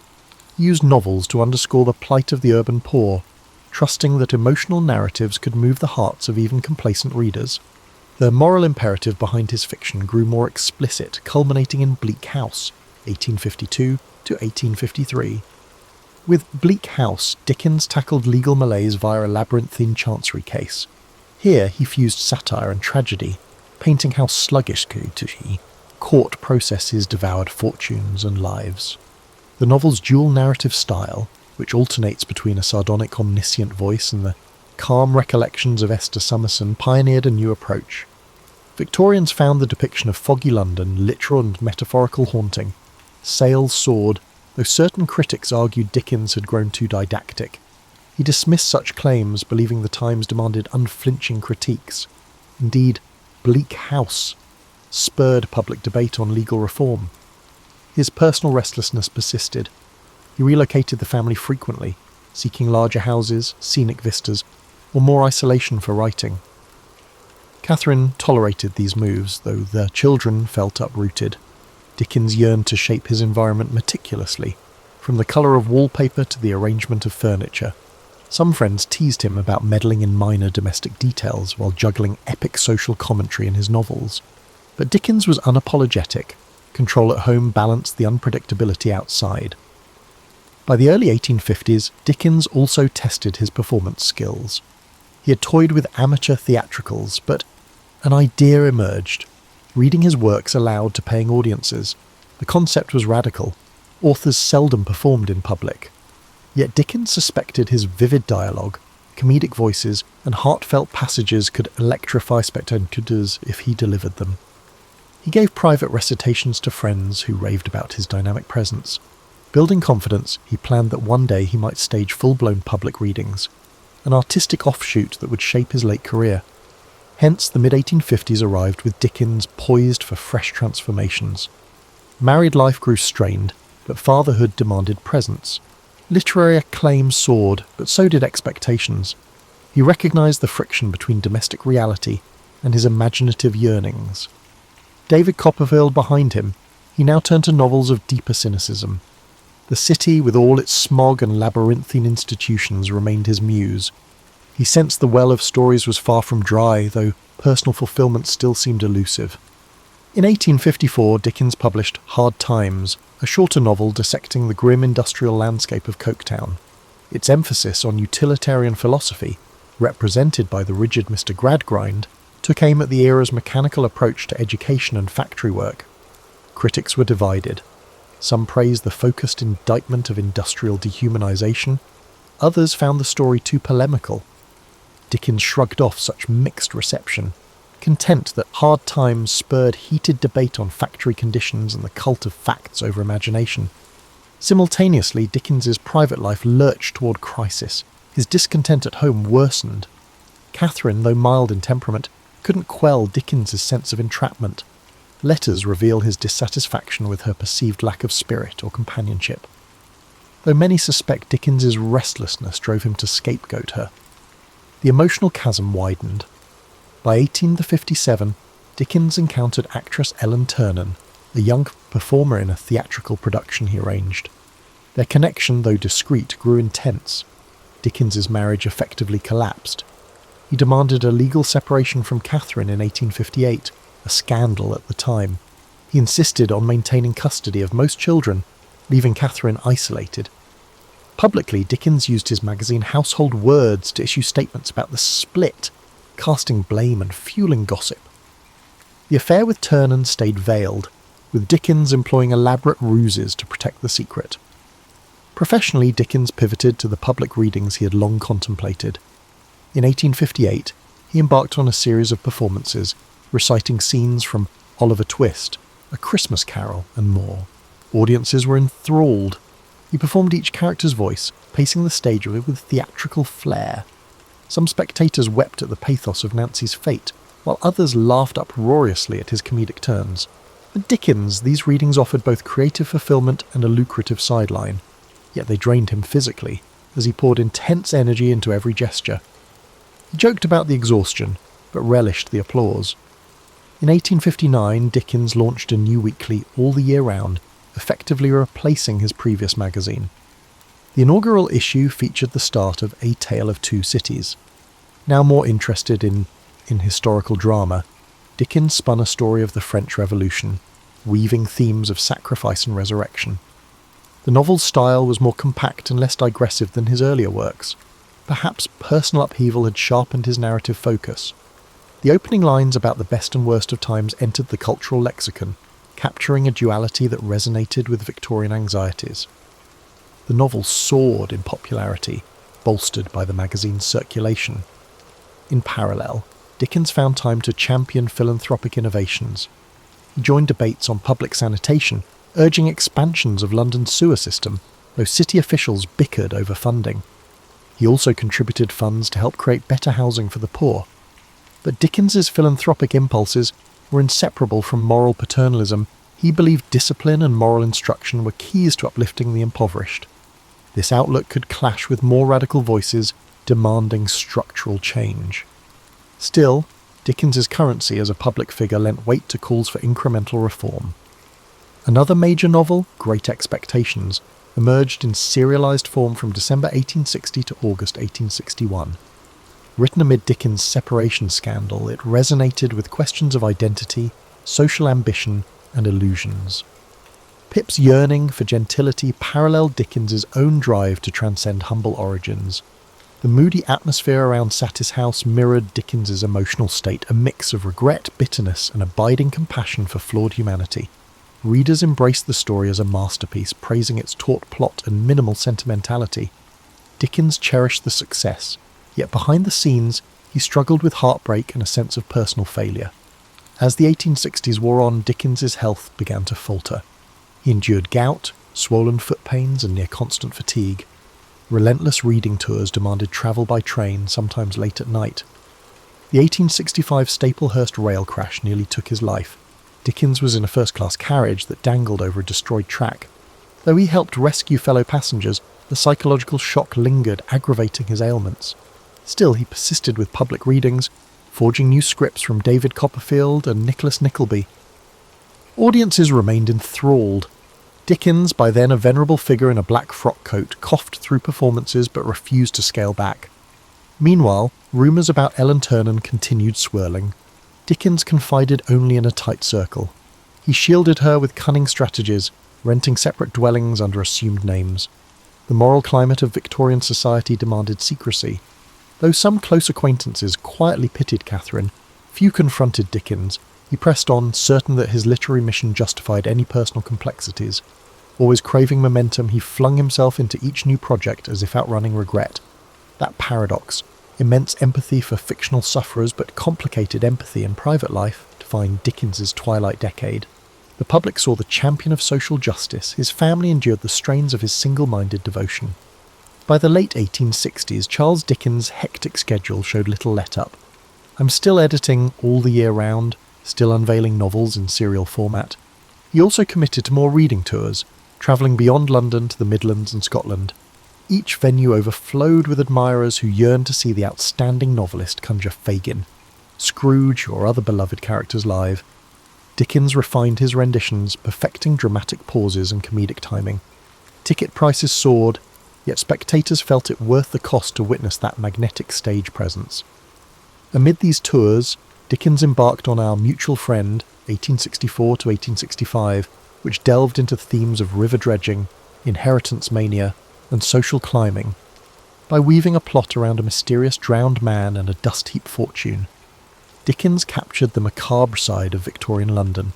Critics found it dense and somewhat sprawling, though many admired its biting satire of wealth obsession. The novel's portrayal of moral corruption ironically paralleled Dickens's own concerns about ageing in a society he felt was losing moral vigour. The prolonged emotional stress took a heavier toll on Dickens's health. He often wrote letters complaining of headache spells, insomnia, and shortness of breath. Nevertheless, he refused to reduce his pace. Some historians argue that Dickens found frenetic activity a balm against introspection. The fracturing of his marriage, hidden personal relationships, and unrelenting public expectations all weighed on him. Plunging into labour kept darker reflections at bay. Meanwhile, Catherine lived quietly, seldom appearing in Dickens's social circles, resigned to the separate life Dickens had ordained. In 1867, Dickens accepted an invitation to revisit America for a major reading tour. Time had softened some American resentment from his earlier criticisms, and the appetite to see him on stage was massive. He landed in Boston to an exuberant welcome, complete with banquets and tributes. Dickens gave dozens of performances, each draining yet exhilarating. He earned substantial sums, helping him stabilize finances. However, he again encountered slavery's lingering scars in the post-Civil War landscape, along with the stark racial inequalities. Though Dickens seldom wrote extensively about American racial issues, he privately recognized the deep rifts that threatened the nation's reconstruction. The trip's punishing travel schedule further eroded his health, leading to collapses after certain readings. Yet the adoration of fans spurred him to persist. Upon returning to England in 1868, Dickens began what he called his farewell readings, touring provincial towns he had not yet visited. Some nights his voice faltered. He coughed violently, pressing a handkerchief to his lips, determined to complete each programme. Friends pleaded with him to rest. Still, Dickens believed his contract obligations, and the moral compulsion to connect with audiences, outweighed caution. Meanwhile, he launched a new novel, The Mystery of Edwin Drood, an unsettling murder mystery. Dickens considered it a fresh experiment, blending psychological undercurrents with the structure of a whodunit. He wrote notes about how the final solution would shock readers, enthralling them with hidden clues. But he never completed it. On June 9, 1870, Dickens suffered a stroke at his country home, Gad's Hill Place. He died the next day, aged 58, leaving Edwin Drood unfinished, a puzzle sealed into literary lore. The nation plunged into mourning. Queen Victoria noted her regret at never having met him. Memorials poured in, from everyday readers to luminaries.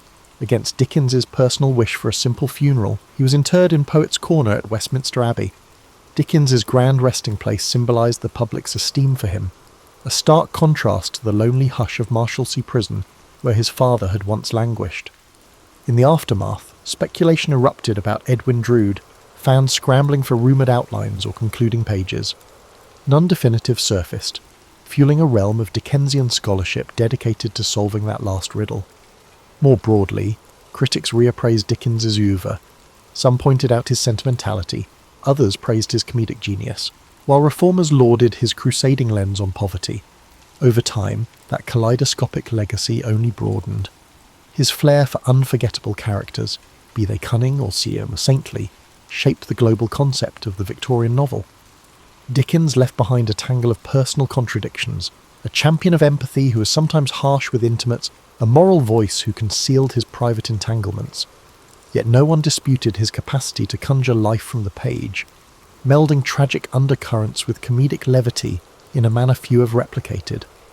The muddy streets of Victorian London will forever carry his echo, a man whose childhood humiliations birthed compassion for the neglected, whose comedic brilliance coated savage indictments of social inequality, and whose busy pen never ceased describing the complicated labyrinth of the human heart. In the decades following Charles Dickens's death, his stature as a literary titan only grew. Biographers scrambled to gather letters, diaries, and reminiscences, yet they stumbled upon inconsistencies. Dickens had destroyed swathes of correspondence, anxious to mask certain personal affairs. Even his children offered varied perspectives on his moods, praising his creativity but recalling unpredictability at home. Over time, critics assembled a portrait that balanced the beloved national icon with a flawed, restless man. Dickens's cultural influence radiated across continents. Translations of his novels proliferated, from Russian to Japanese. Tolstoy admired how Dickens's pathos uncovered moral truths within daily existence. Meanwhile, in America, Mark Twain cited Dickens's comedic mastery as an inspiration. Stage adaptations thrived. Theatre troupes dramatized Oliver Twist or A Christmas Carol, enthralling audiences who experienced these moral tales live. Eventually, with the emergence of film, Dickens's episodic style lent itself to cinematic versions, hooking new generations on characters like Scrooge and David Copperfield. Yet beneath the general adoration lay deeper debates. In the early 20th century, the modernist movement dismissed Dickens as sentimental and structurally messy. Overshadowed by psychological realism from authors like James Joyce, they disdained Dickens's improbable coincidences and stark moral polarities. However, around mid-century, a scholarly reappraisal highlighted the purposeful craft in Dickens's narrative arcs and social critiques. Far from naive, his comedic touches often disguise sharp societal barbs, letting him slip radical criticisms past censors and readers unaccustomed to confrontation. Dickens also shaped philanthropic and social activism. His scathing depiction of workhouses or the cruelty of child labour galvanised subsequent reformers. Wilkie Collins, Elizabeth Gaskell, and others in Dickens' circle integrated similar strategies, using fiction to dramatise social injustice. Modern charities focusing on literacy or child welfare sometimes invoke Dickens's name, pointing to the universal empathy that his works evoke. Even today, policy discussions about homelessness or child poverty occasionally mention Dickens as a moral reference, a reminder that ignoring society's vulnerable fosters deeper crises. In the personal realm, revelations about Ellen Ternan emerged in the late 19th and early 20th centuries, shaking Dickens' pristine image. Letters and memoirs indicated he financially supported Ternan, dividing his life between public duties and a hidden domestic arrangement. Some fans felt betrayed that the moralist had lived a double life. Others argued that Dickens' private complexities underscored the raw human contradictions fueling his fiction. The debate paralleled broader shifts in how Victorian icons were reassessed under modern scrutiny. Dickens's method of serial publication also influenced subsequent generations of writers. The concept of releasing stories in weekly or monthly segments, maintaining suspense, and forging a close bond with readers found echoes in everything from 20th century pulp magazines to today's online web serials. The interplay between real-time audience reaction and the writer's evolving plot shaped Dickens's approach. He adjusted character arcs mid-serialization if he sensed a shift in public sympathy. Contemporary authors who experiment with episodic storytelling owe a quiet debt to his pioneering structure. Tourists still flock to Dickensian landmarks in London, the Dickens Museum in Doughty Street, the blacking factory's location near the Thames, and the austere Marshalsea prison relic. At Christmas, especially, people revisit A Christmas Carol, with countless adaptations reinforcing generosity's victory over miserliness. The story's cultural resonance persists because Dickens tapped into elemental themes: regret, redemption, and communal warmth. The name Scrooge remains a byword for stinginess, a testament to Dickens's enduring hold on language itself. Dickens's life is reflected as an illustration of reinvention and unstoppable drive. From a traumatized boy polishing boots to an international celebrity juggling philanthropic causes and labyrinthine plots, he exemplified resilience fueled by moral impetus. Though times have changed, his emphasis on shining a spotlight on the marginalised rings contemporary. We see echoes in campaigns for social justice, echoing Dickens's call for empathy. Ultimately, Charles Dickens stands as both the comedic chronicler of Victorian quirks and the fierce critic of institutional failings. His labyrinthine plots, bursting with eccentric figures, overshadow none of the raw undercurrents of injustice. He remains a puzzle of contradictions, public moralist but private enigma, champion of familial warmth yet fracturer of his home, comedic entertainer yet scathing social commentator. That complexity, rather than undermining his legacy, enriches it. His works endure, reminding us that laughter and compassion can coexist with deep outrage at cruelty, and that a single pen, guided by empathy and irrepressible imagination, can shift how an entire society views itself. Paul Revere's name evokes images of a midnight ride, urgent calls for militias, and the onset of the American Revolution. Yet few realise the full scope of the man behind that iconic alarm. He was a silversmith, engraver, early industrialist, and a shrewd networker who navigated Boston's circles of artisans, merchants, and political agitators. Born on January 1st, 1735, Old Style, to Apollos Revere, a French Huguenot immigrant, and Deborah Hitchborn, a Boston native. Revere was destined to bridge cultures and communities at a time when colonial society seethed with discontent under British rule. Apollos Revere, who soon anglicised his name to Paul Revere, taught his son the art of silverwork. This trade anchored the younger Paul's fortunes. He grew up in Boston's North End, surrounded by wharves, taverns, and religious meeting houses, absorbing the rhythms of a busy port city. While modern retellings jumped straight to his patriotic escapades, his formative years shaped his destiny in more subtle ways. By age 15, the death of his father thrust him into the role of family provider. The teenage apprentice had to complete his training, manage the family's affairs, and forge connections with established silversmiths and merchants. During the 1750s, Revere served briefly in the provincial army in the French and Indian War, an experience that gave him a glimpse of Britain's broader colonial entanglements. Upon returning to Boston, he embraced the trade of silversmithing wholeheartedly, creating not just decorative pieces, but also practical items like buckles and utensils. He prided himself on detail, marketing his wares to a clientele that spanned from modest craftsmen to the colony's rising middle class. Invoices preserved from this period reveal that Revere offered credit, advanced new designs, and constantly hustled for commissions. That brand of entrepreneurial spirit would later fuel his ability to mobilize networks for revolutionary purposes. By the early 1760s, tensions simmered throughout Massachusetts. The Sugar Act, the Stamp Act, and subsequent taxes outraged merchants and tradespeople alike. Revere found himself among a group of Boston artisans who gathered at local taverns to vent frustrations. These enclaves brewed the earliest forms of organised protest. Revere soon discovered he possessed a knack for articulating grievances through his engravings. It was not only an art form but also a political tool, effectively circulating ideas and stoking public sentiment against perceived British overreach. His iconic engravings of the Boston Massacre, albeit dramatised, helped radicalise many colonists. Apart from engraving, Revere proved versatile in forging social bonds. He was active in the Masonic Lodge of St Andrew, where he crossed paths with influential figures like Joseph Warren. He joined local fire clubs, an essential community fixture at a time when wooden buildings posed constant fire hazards. The same network that helped keep Boston safe from flames also functioned as a communication hub when secrecy was paramount. Revere's involvement in such clubs honed his skills at organising committees and planning contingencies. Revere witnessed the growing tension between the British authorities and colonial protesters as the decade progressed.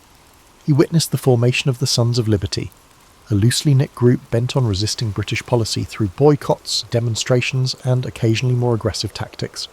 While Samuel Adams and John Hancock garnered the spotlight, Revere operated just beneath it, linking tradesmen, printers and mariners to the cause. He carried messages across town, utilised his network to fundraise for boycotts and orchestrated covert gatherings. In summary, the man played a significant role in the turbulent events that preceded the revolution. His silver shop bustled by day, forging items for well-to-do patrons, while by night he frequently huddled with patriots in back rooms. This dual existence, both an honest craftsman in broad daylight and a clandestine activist in the twilight, gave Revere an uncommon vantage point.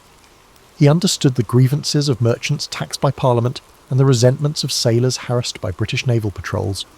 He also grasped the precarious existence of apprentices who found themselves jobless whenever tensions flared. In the early 1770s, Revere faced a crucial decision. He could either maintain his status as a respected craftsman and avoid radical elements, or he could fully dedicate himself to the resistance that was forming around him. That choice would define his role in the uncertain months ahead, as Britain tightened its grip and Boston braced for confrontation.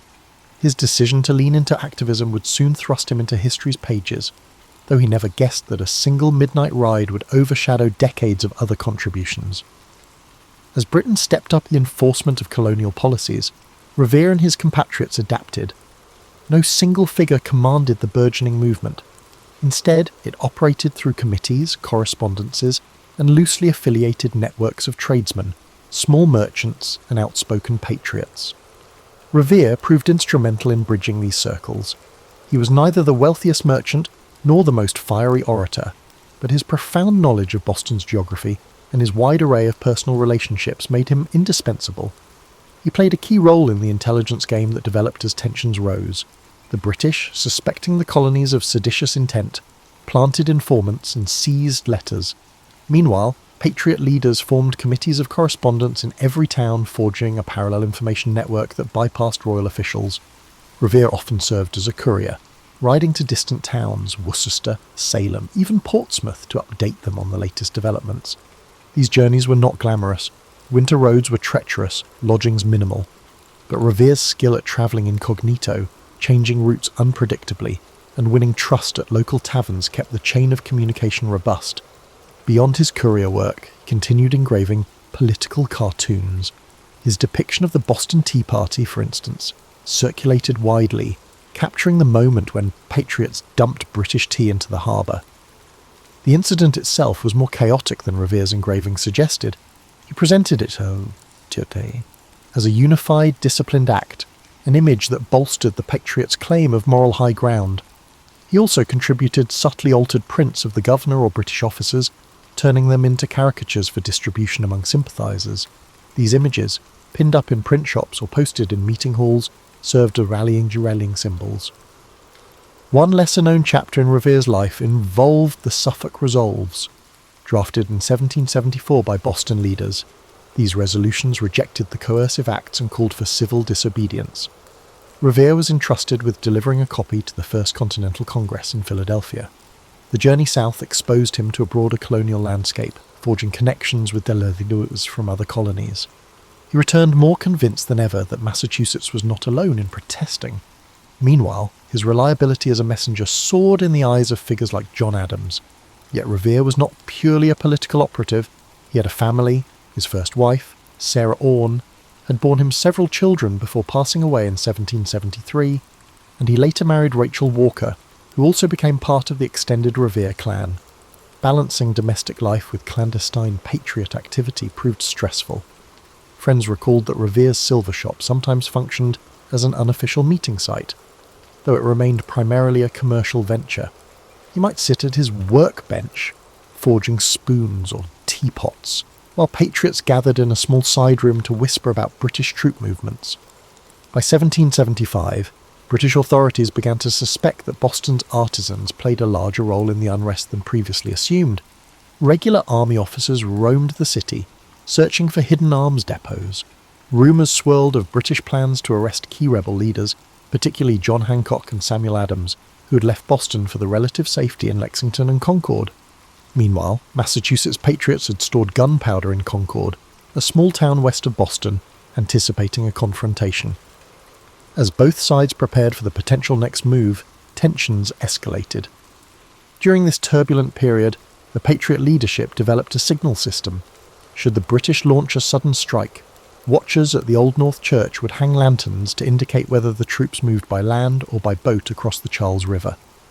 Revere was part of the group that set this plan in motion, but to reduce risk, it was a friend, Robert Newman, who would hang the lanterns.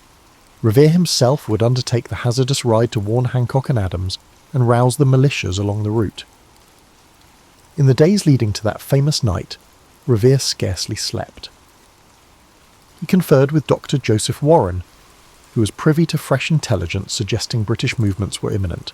The plan was bold, the stakes enormous. If the British discovered it, Revere faced imprisonment or worse. But he recognised that a swift warning might unify thousands of militiamen before the royal troops could seize arms or arrest leaders. No single courier could accomplish the entire job alone. Others, like William Dawes, shared the load. Still, Revere's role would become legendary, overshadowing the fact that a network, not one man, fueled that night's alert. Hence, as April 1775 dawned, Revere stood on a precipice. All the clandestine work, the rides to scattered towns and the coded signals at church steeples led to this juncture. The next hours would test his resourcefulness, bravery, and knack for quiet coordination, traits honed over years, now culminating in a midnight dash that would echo through American lore. On the evening of April 18th, 1775, Paul Revere prepared to leave Boston. British officers had become conspicuous near the docks, though many Bostonians, loyalists included, believed the troops would attempt to show a force the next day. Revere, however, suspected otherwise. He navigated through dark streets to the Charles River's edge, where a small boat awaited. Two friends rowed him quietly across, muffling oarlocks with cloth to avoid drawing the attention of the British warship anchored to nearby. Revere reached the Charlestown side and found a borrowed horse waiting. Simultaneously, Robert Newman stood at the Old North Church tower, prepared to hoist 2 lanterns in the event of British troops launching from the water. Those signals would inform watchers in Charlestown, who would then spread the alarm by alternative routes. Revere's task was to ride directly to Lexington, rousing the countryside as he went. Another rider, William Dawes, would take a separate path, ensuring that if one was stopped, the other might succeed. Mounting his horse, Revere began the journey. At first, the roads lay eerily quiet, lit only by moonlight or the occasional lantern in a window. He knocked on farmhouse doors, calling to sleeping patriots, "The regulars are on the move," or words to that effect. He never actually shouted, "The British are coming," since many colonists still considered themselves British. Instead, he typically used phrases like, "The regulars are out," to alert local militias. Families woke groggily but recognised Revere by name or from prior visits. Swiftly they dressed, collected muskets, began passing word to neighbours further inland. The ride was not free of peril. At one point, Revere spotted 2 British officers on horseback. Fearing capture, he evaded them by dashing off on a side path, relying on his memory of the terrain. The near encounter heightened his urgency. Every minute counted.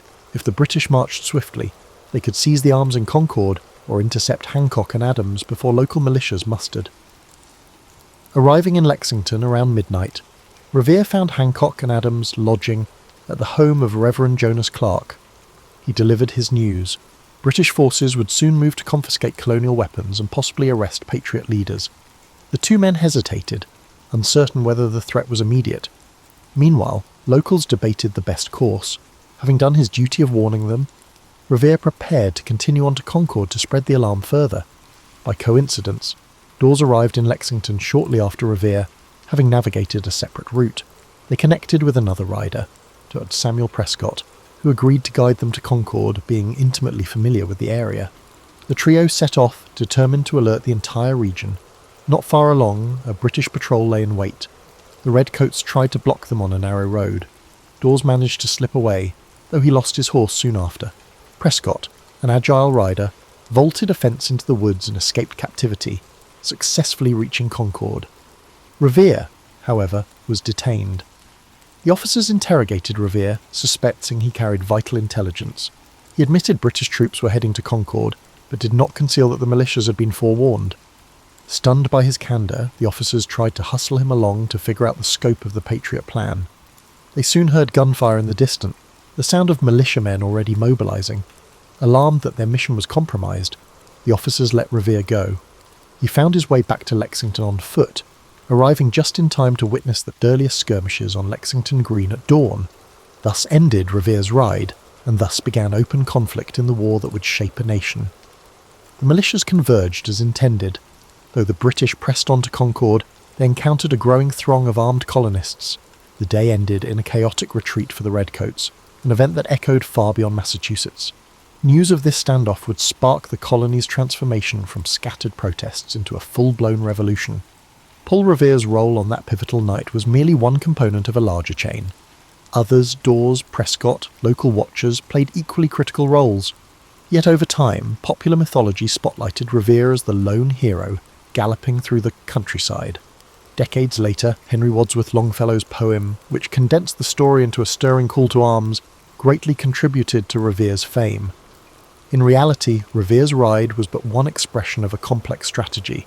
However, it was sufficient to permanently inscribe him in America's collective consciousness as the individual who raised the alarm, thereby altering the course of history. Once the battles at Lexington and Concord ignited warfare, Paul Revere's story did not pause. He continued serving the revolutionary cause in myriad ways, some unsung, others overshadowed by the flash of his midnight ride. In the following months, Boston became a hotbed of tension. The British held the city, while colonial forces encircled it. Revere worked on intelligence and logistical tasks, using his expertise in messaging and in crowd coordination to keep patriots informed. One key project saw him turning from silver to metal of another kind. Massachusetts needed cannon, shot, and other munitions. As a skilled artisan, Revere adapted his workshop for manufacturing. Though not a large-scale operation, his foundry contributed metal fittings and small arms components. He tinkered with the ways to produce gunpowder, though that challenge required specialised mills. Meanwhile, Revere participated in local committees that governed the region in the absence of British authority, ensuring daily life continued amid chaos. Amid these labours, tragedy struck. Dr. Joseph Warren, Revere's friend and fellow patriot, was killed in June 1775 at the Battle of Bunker Hill. Warren's death hit Revere hard. The two had collaborated closely in mobilising the earliest resistance, and Warren's medical skill had saved countless lives in prior skirmishes. The heartbreak sharpened Revere's resolve. The cost of independence was high, yet men like Warren believed in it passionately.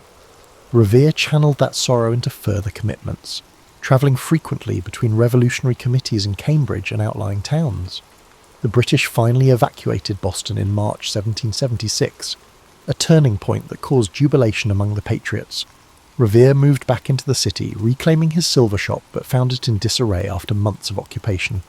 Repairs were needed before normal business could resume. However, normal business had become a distant memory by that point. The war had shifted to other colonies, and Revere's skill set remained valuable. He volunteered for militia service and was appointed a lieutenant colonel of artillery in the Massachusetts militia. This role combined administrative oversight, ensuring troops had supplies and equipment, with strategic input, drawing on his knowledge of local fortifications. In 1778, Revere participated in the ill-fated Penobscot expedition, an attempt by the Massachusetts militia to oust British forces in present-day Maine. The expedition ended in disaster, with the colonial fleet scuttled and troops forced to retreat through the wilderness.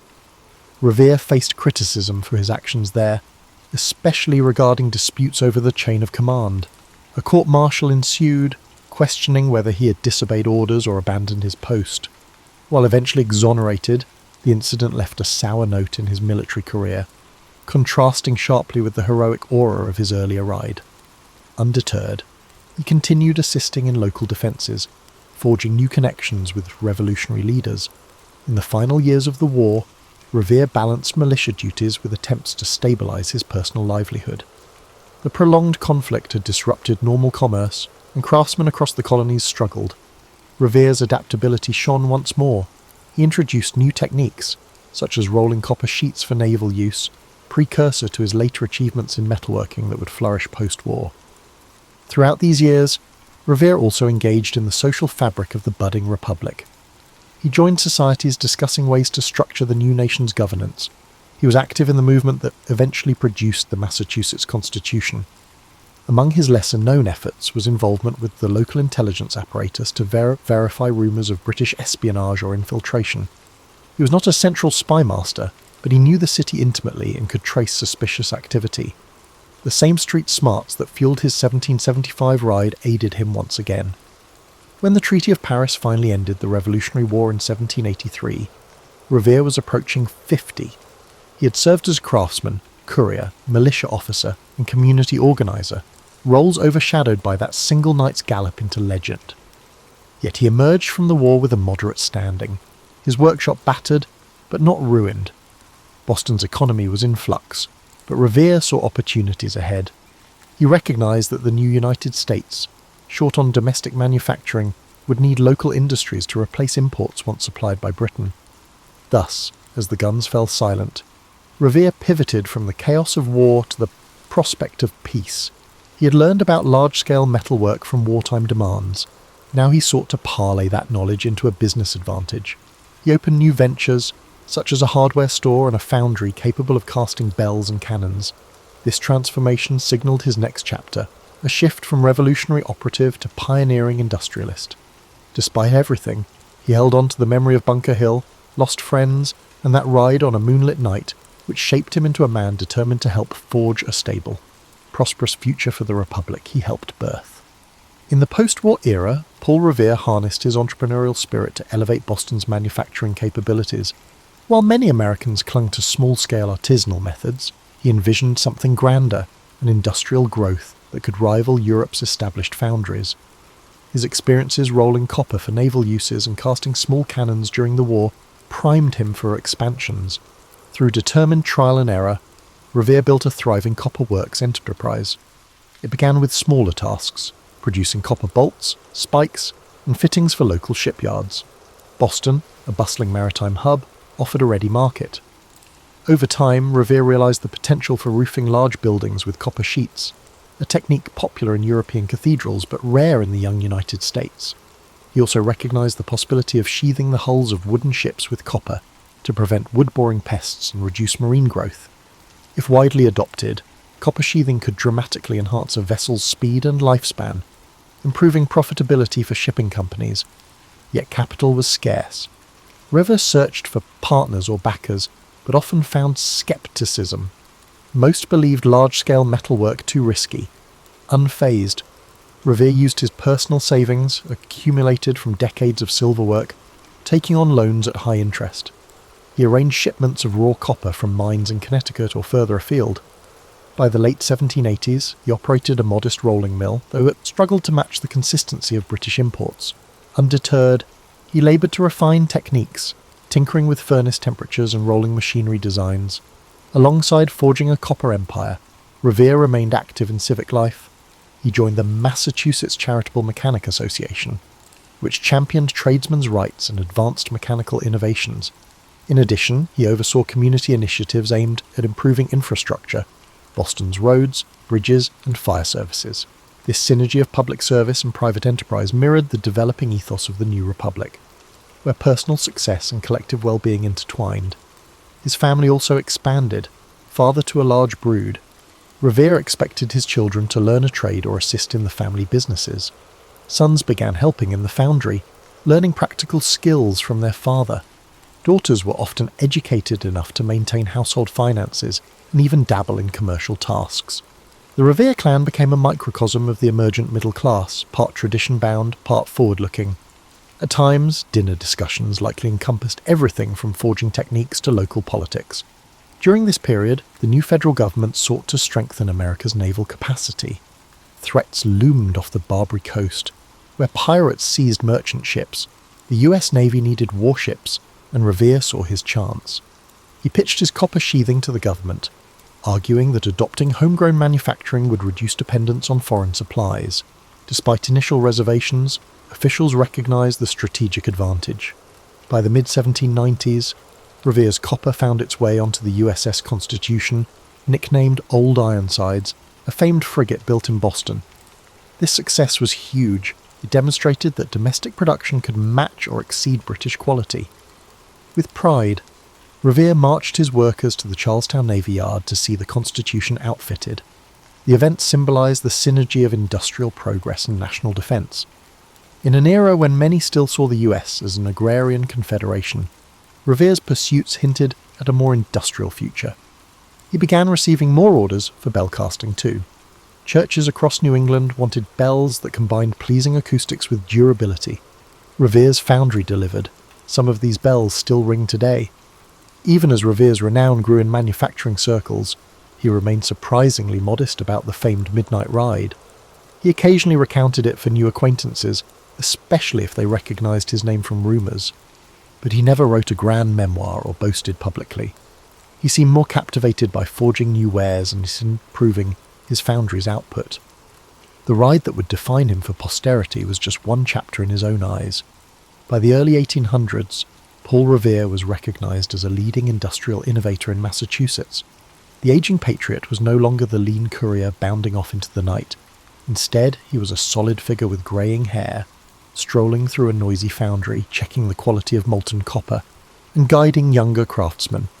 He remained engaged in local politics, advocating for a balanced approach to commerce. Occasionally, he accepted invitations to speak at associations of mechanics or veterans groups, though these gatherings rarely matched the grandeur of modern rallies. He kept the focus on practical improvements and communal responsibilities, values forged in a life that bridged revolution, and the forging of a new economic order.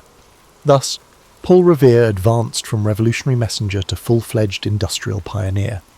Where once he had hammered silver teapots, he now shaped the nation's naval might. The drive for independence, which once motivated him to ride overnight, now fueled an economic vision for a stable, self-reliant America, an ambition that amply demonstrated the synergy between enterprise and patriotism.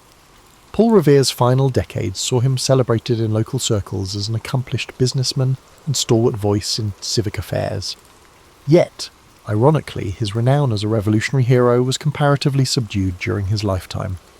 Public commemorations of the war typically highlighted generals like Washington or statesmen like Franklin. The intricacies of Revere's midnight ride were known among certain Bostonians, but no single poem or widely circulated account yet enshrined his role. As the 19th century dawned, Revere watched Boston transform. The city's population swelled. New commercial opportunities arose along the waterfront. He kept pace with these changes, updating his foundry's techniques and occasionally patenting innovations. He also mentored younger artisans, passing along the same ethos of diligence and community-mindedness that guided him. In quiet moments, he reflected on friends lost or scattered by war, on how an unassuming silversmith like him once walked a perilous line between colonial law and rebellion. His personal life remained anchored in family. By now, multiple children assisted in the foundry. Grandchildren scampered through the workshop yard, occasionally mesmerised by glowing furnaces. Revere, though stern about safety, allowed them glimpses of the molten copper, hoping to spark curiosity rather than fear. Letters from this period reveal a man juggling paternal pride, financial concerns, and deep gratitude for living to see an independent republic flourish. He occasionally travelled to observe new industrial sites. One visit to Philadelphia's ironworks fascinated him. He swapped notes with other entrepreneurs about scale, costs, and workforce management. Everywhere he went, people recognised him as that Boston craftsman who had helped found an American manufacturing base. At dinners or tavern gatherings, he sometimes heard recollections of the Revolution, with others praising famous generals, while Revere politely listened. If asked directly about April 18th, 1775, he'd share details, but mostly he avoided embellishment. He never sought to overshadow the memory of the many patriots who fought and fell after that fateful night. In 1811, Revere decided to retire officially from daily management, handing control of the foundry to his sons and other trusted associates. By that point, his name carried weight in commercial contracts. The Revere brand, as it were, gave assurance of quality. Freed from the grind of business, he spent more time reflecting on the young nation's political evolution. The War of 1812 erupted soon after, pitting the US again against Britain. From his vantage, Revere found it both disheartening and validating. Disheartening that conflict re-emerged, yet validating because it underscored the importance of domestic industry in times of strife. Despite his advanced age, Revere occasionally wrote letters of encouragement to militia officers, reminding them of the vital role local defence played during the earlier revolution. He also supported volunteer committees raising funds for fortifications. Not being active on the front lines, he remembered the lessons of 1775. Local preparedness could significantly influence the outcome. Some historians note that behind the scenes, Revere's foundry contributed cannon parts for the war effort, though on a smaller scale than before. Paul Revere died on May the 10th, 1818, at the age of 83. Obituaries in Boston newspapers praised him as a master silversmith, an industrious founder, and a patriot of the Revolution, but they offered only cursory mention of his midnight ride. Instead of mourning a legendary figure, the city mourned a respected community pillar. Indeed, Revere's funeral was a modest affair attended by family, friends, and fellow artisans. To them, he was old Mr. Revere, wise in counsel, unwavering in principles. Over the ensuing decades, memories of the Revolution consolidated into a national myth. Monumental events overshadowed the gritty day-to-day contributions of ordinary patriots. Then, in 1860, Henry Wadsworth Longfellow published Paul Revere's Ride, immortalising Revere as the lone hero who raised the alarm. The poem, while stirring, took liberties, omitting the network of compatriots and crediting Revere with feats shared among multiple riders. Its dramatic lines, though historically imprecise, resonated with Americans on the brink of civil war, reminding them of the unity once forged in crisis. Thus, ironically, Revere's posthumous fame soared to heights he never experienced while alive. Statues rose, textbooks proclaimed him the prime instigator of the Revolution's opening salvo. The complexities of his broader life, his industrial ventures, his engravings, his lesser-known military fiascos, often faded behind the single story of a midnight dash. Yet Revere's life exemplifies more than an iconic ride. It reflects the synergy of craft, commerce, activism, and civic responsibility in shaping a fledgling nation. That synergy, perhaps, is the greatest testament to the man who ended. As an unassuming, elderly industrialist, yet endures in collective memory astride a galloping horse. Long after Paul Revere's passing, historians pieced together a fuller portrait of his life, transcending the narrow lens of that famous ride. Documents emerged, shop ledgers, personal letters, court-martial records from the Penobscot expedition, showcasing a man constantly evolving with the times. Such evidence clarified that Revere's significance lay not in one heroic night, but in a sustained commitment to building community ties, forging new industries, and championing a cause he believed just. In modern Boston, tourists throng the Freedom Trail, winding past sites like the Old North Church, where docents recount the signal lanterns. Revere's house, painstakingly preserved, stands as an example of 17th century architecture adapted by an 18th century craftsman. Visitors marvel at the cramped rooms where children must have crowded together, and at the workshop space out back where Revere chased creative ideas that shaped silver into everything from teapots to intricate buckles. In the yard, one can almost imagine him conferring with secret committees, or stepping out at dusk for a quiet conversation with a fellow Sons of Liberty member. Revere's industrial legacy also lingers. The copper-clad USS Constitution still floats in the Charlestown Navy Yard, a testament to his metallurgical foresight. Bells cast in his foundry continue to ring in churches across New England. These artefacts speak to a principle Revere championed, that self-sufficiency and local craftsmanship buttress freedom. In a young republic uncertain of its future, he demonstrated that Made in America was not a pipe dream, but a workable reality, given enough ingenuity and perseverance. Academic discourse has also refined Revere's place in revolutionary history. While Longfellow's poem romanticised a lone rider, scholarship highlights a broader network known as the Intelligence and Alarm System. Dozens of riders, watchers and committee members made that April 1775 night a success. Revere's role was crucial but not singular. Even so, the poem's popularity stuck, capturing the hearts of generations who found inspiration in the notion that one person, fueled by conviction, might rouse a people to defend liberty. Some argue that the legend's simplicity overshadowed the truth of collective action, while others contend it provided a rallying symbol more powerful than any purely factual account.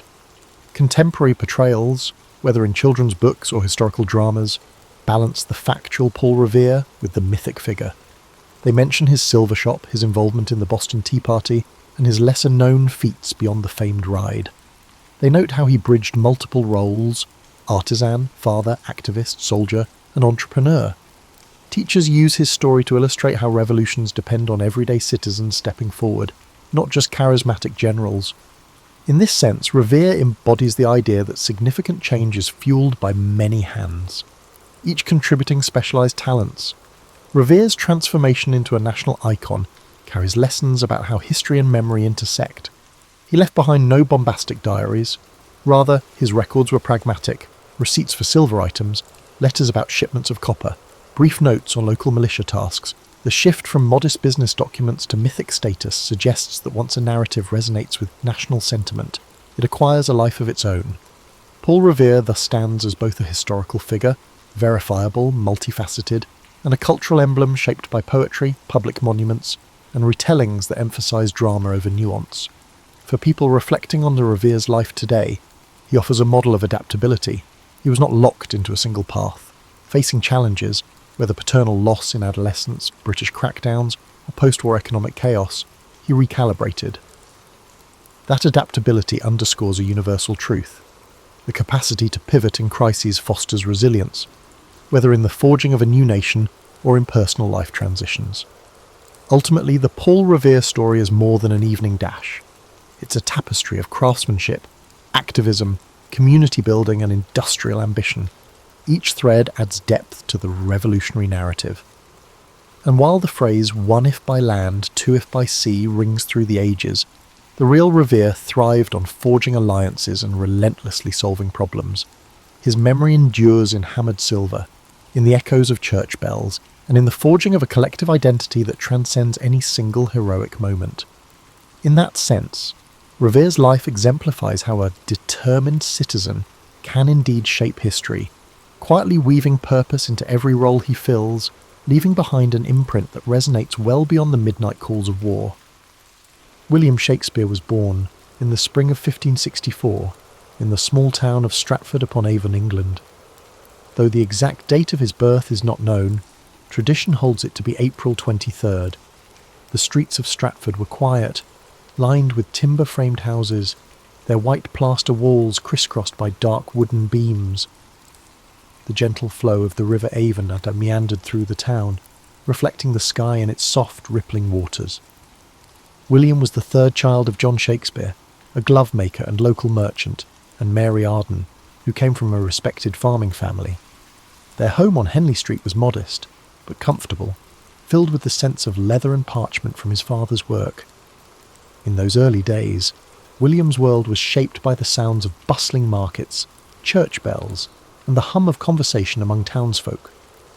The air in Stratford was filled with the rhythms of everyday life, the changing seasons, and the echoes of a world on the brink of cultural awakening.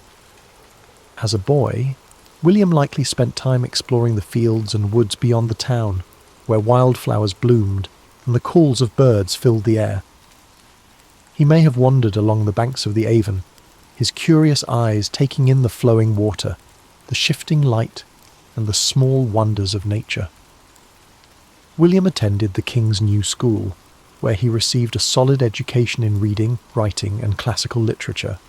He studied the works of Roman poets like Ovid and playwrights like Plautus and Seneca. These ancient stories of gods, heroes, and tragic fates ignited his imagination, giving him a foundation that would later blossom into his own masterpieces.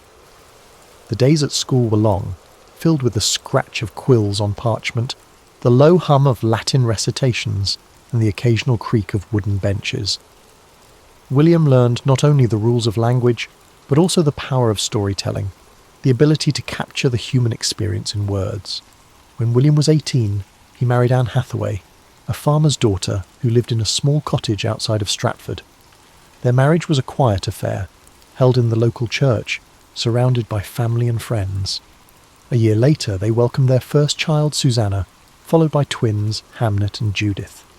The small house they shared was filled with the sounds of children's laughter and the simple comforts of family life. Yet, even as a young man with a family, William's mind seemed to yearn for something more. Somewhere within him, the seeds of creativity were beginning to sprout. By the late 1580s or early 1590s, Shakespeare left Stratford and made his way to London, a city alive with energy, opportunity, and artistic expression. London in the 1590s was a place of contrasts, cobblestone streets filled with carriages, merchants selling their wares, and the hustle and bustle of a growing metropolis. It was a city where theatres were becoming centres of cultural life, drawing people from all walks of society. Amidst this vibrant chaos, William Shakespeare found his place in the world of theatre. He began his career as an actor and playwright, with a company called the Lord Chamberlain's Men. His early plays were performed in small theatres, where audiences gathered in the dim light, eager to be transported by stories of love, betrayal, and adventure. The scent of burning tallow candles filled the air, mingling with the excited whispers of the crowd. Shakespeare's talent quickly became evident, and his works began to captivate London's theatre-goers. His early successes included plays like Henry VI and Titus Andronicus, stories of war, revenge, and political intrigue. Each line he wrote seemed to pulse with life, filled with the richness of human emotion and the beauty of language. By the late 1590s, Shakespeare had become a respected figure in the theatre world. He purchased shares in the newly built Globe Theatre, a wooden structure that would become the heart of his creative endeavours. The Globe stood on the southern bank of the River Thames, its thatched roof and open-air stage welcoming thousands of eager spectators. It was here that some of his greatest plays came to life: Romeo and Juliet, A Midsummer Night's Dream, and The Merchant of Venice. These stories of a young love, magical realms, and complex human relationships resonated with audiences, who laughed, wept, and marvelled at the tales unfolding before them. As his reputation grew, so did the depth of his work. In the early 1600s, Shakespeare wrote some of his most profound and powerful tragedies: Hamlet, Othello, King Lear, and Macbeth. These plays explored the darker corners of the human soul, delving into themes of ambition, jealousy, madness, and fate. Imagine the dimly lit stage, the flicker of candlelight, the hushed anticipation of the crowd as the curtain rose. The words of Shakespeare filled the air, weaving a tapestry of emotion, drama, and insight that would echo through the centuries. Even as he found success in London, Shakespeare never lost his connection to Stratford-upon-Avon. He returned frequently to his hometown, where he purchased New Place, one of the largest houses in the town. It was a place of peace and reflection, a retreat from the bustling world of the theatre. As he entered the later years of his life, his writing took on a gentler tone. Plays like The Tempest and The Winter's Tale spoke of forgiveness, redemption, and the passage of time. These final works reflected a man who had seen much of life's beauty and sorrow, and who sought peace and understanding. On April 23, 1616, at the age of 52, William Shakespeare passed away in his hometown of Stratford-upon-Avon. His life had been a journey of words, stories, and imagination, a journey that left an indelible mark on the world. He was buried in the chancel of Holy Trinity Church, and where his gravestone still rests today. As you breathe deeply now, let the story of William Shakespeare settle gently into your mind. His legacy lives on, in every play, every sonnet, and every line that continues to inspire generations. His words remind us of the beauty of language, the complexity of the human experience, and the power of storytelling. William Shakespeare's life was one of continuous growth, creativity, and exploration. Even though he left the world far too early at the age of 52, his legacy continued to flourish long after his death. His works were not confined to his own time. They transcended generations, cultures, and continents, shaping the world of literature, theatre, and language in ways no one could have predicted. In the years following his passing, Shakespeare's fellow actors and friends, John Hemingway and Henry Condell, took on the task of preserving his work. They compiled and published the first folio in 1623, a collection that ensured his plays would be remembered and performed for centuries to come. This remarkable volume contained 36 of his plays, including comedies, histories, and tragedies, preserving works that may otherwise have been lost. Without the dedication of these friends, some of Shakespeare's most beloved works, such as Macbeth and The Tempest, might never have reached us. Thanks to this labour of love, his stories endured, spreading far beyond the theatres of London to inspire future generations of readers, actors, and writers. Shakespeare's influence on the English language is unparalleled. He coined or popularised thousands of words and phrases, many of which are still in use today. Expressions like break the ice, wild goose chase, and heart of gold can all be traced back to his plays. His ability to capture human emotion and experience in words gave the language a richness and expressiveness that endures. His works reflected the human condition in all its complexity, the joys, the sorrows, the triumphs, and the tragedies. Shakespeare's characters were not just figures on a stage, but living, breathing reflections of humanity. They spoke of love, ambition, betrayal, and redemption with a clarity that resonated across time. Imagine Romeo and Juliet, young lovers torn apart by the feud of their families, speaking words that echo the passions and heartbreaks of every generation. Picture Hamlet, the introspective prince, grappling with questions of life, death, and morality. Think of King Lear, an old man facing the consequences of his pride and folly, or Macbeth, driven to ruin by ambition and fate. These stories were not just meant to entertain. They were designed to make audiences think, feel, and understand themselves and the world around them. In Shakespeare's time, the theatre was a place where the barriers of class and status melted away, where the common folk and the nobility could come together to share in the experience of a story.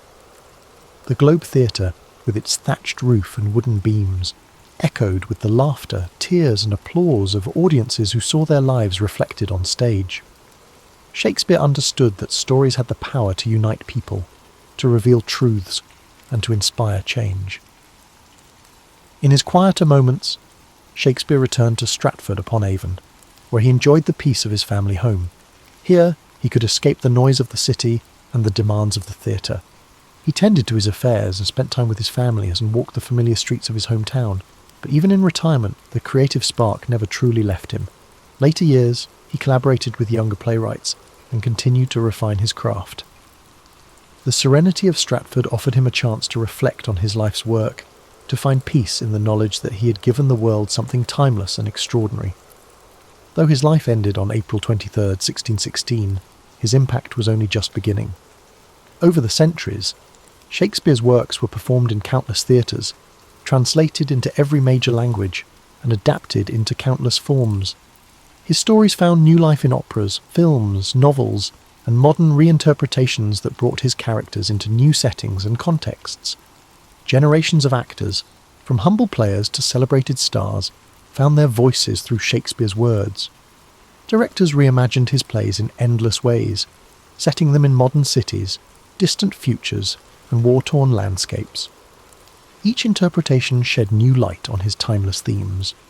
In schools and universities, students continue to explore his plays, discovering the brilliance and depth of his writing.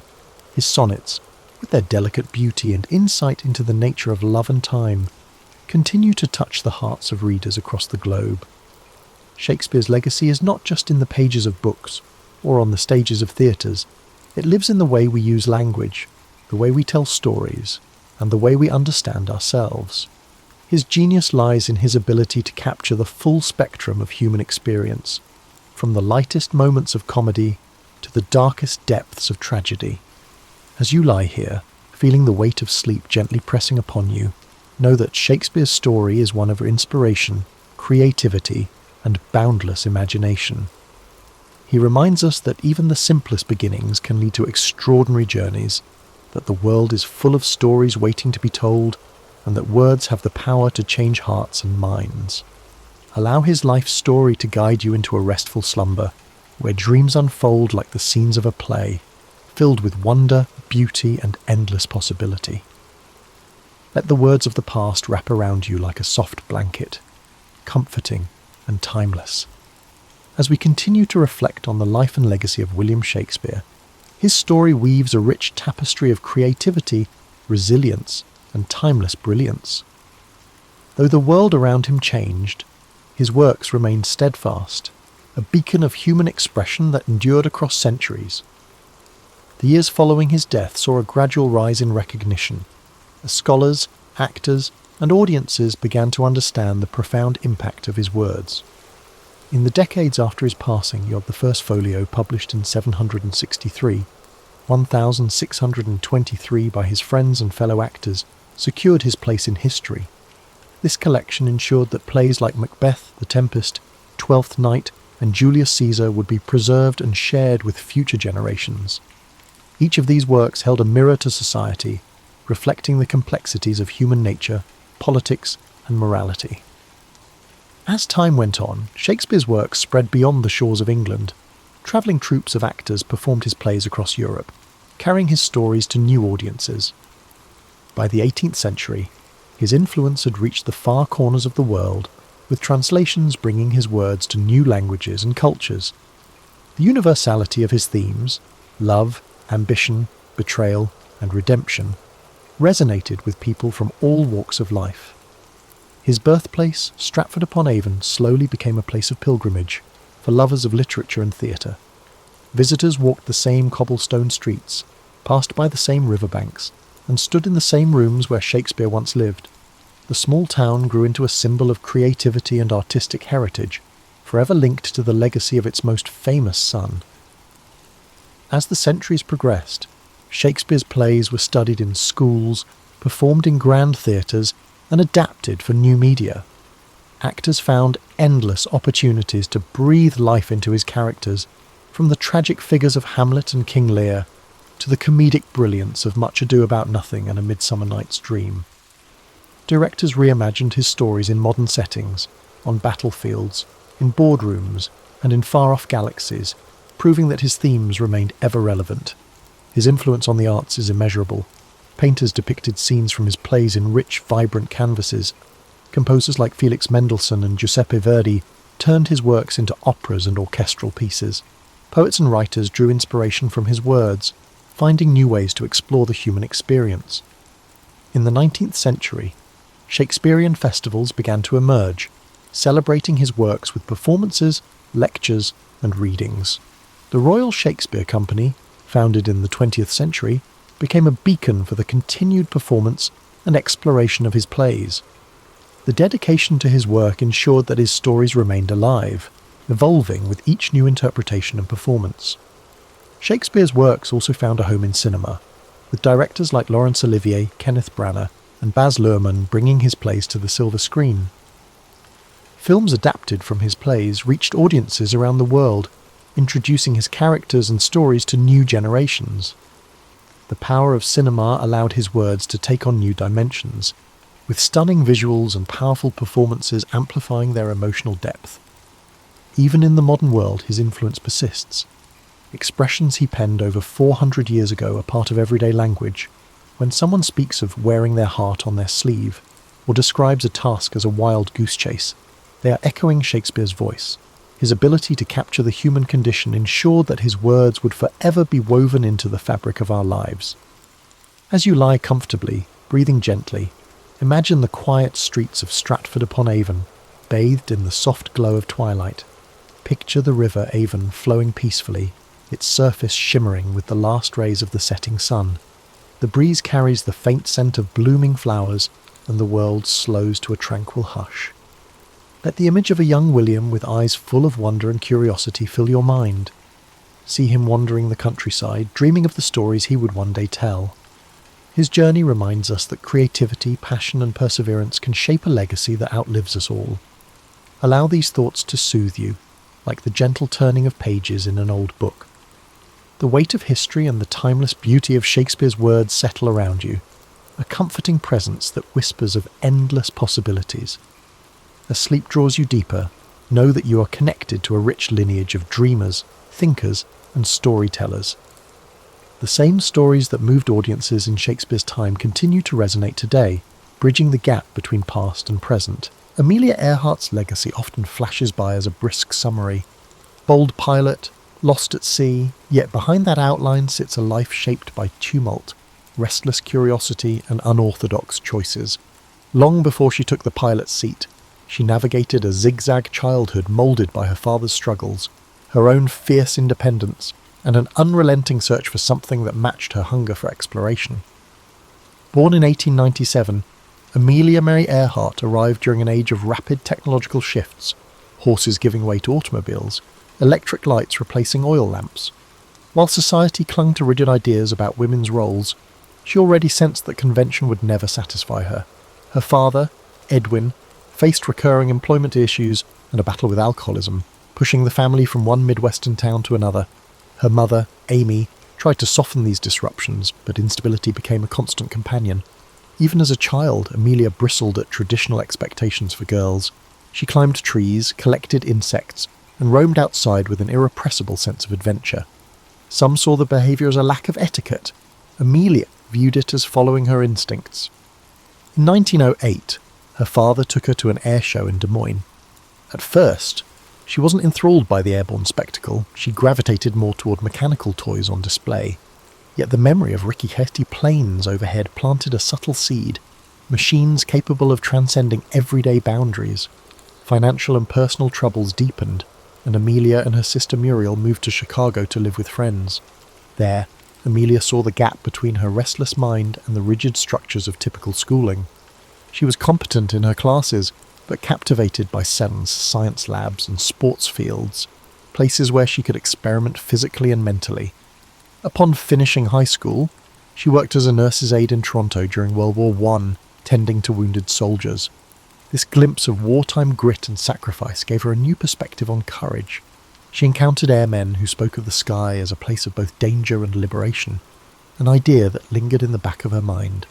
After the war, Amelia briefly studied at Columbia University, flirting with a path in medicine. But she felt caged by the academic routine. She yearned for movement, for experiences that unsettled her comfort zone. All of this set the stage for 1920, when she took a short ride in an open cockpit plane over Long Beach, California.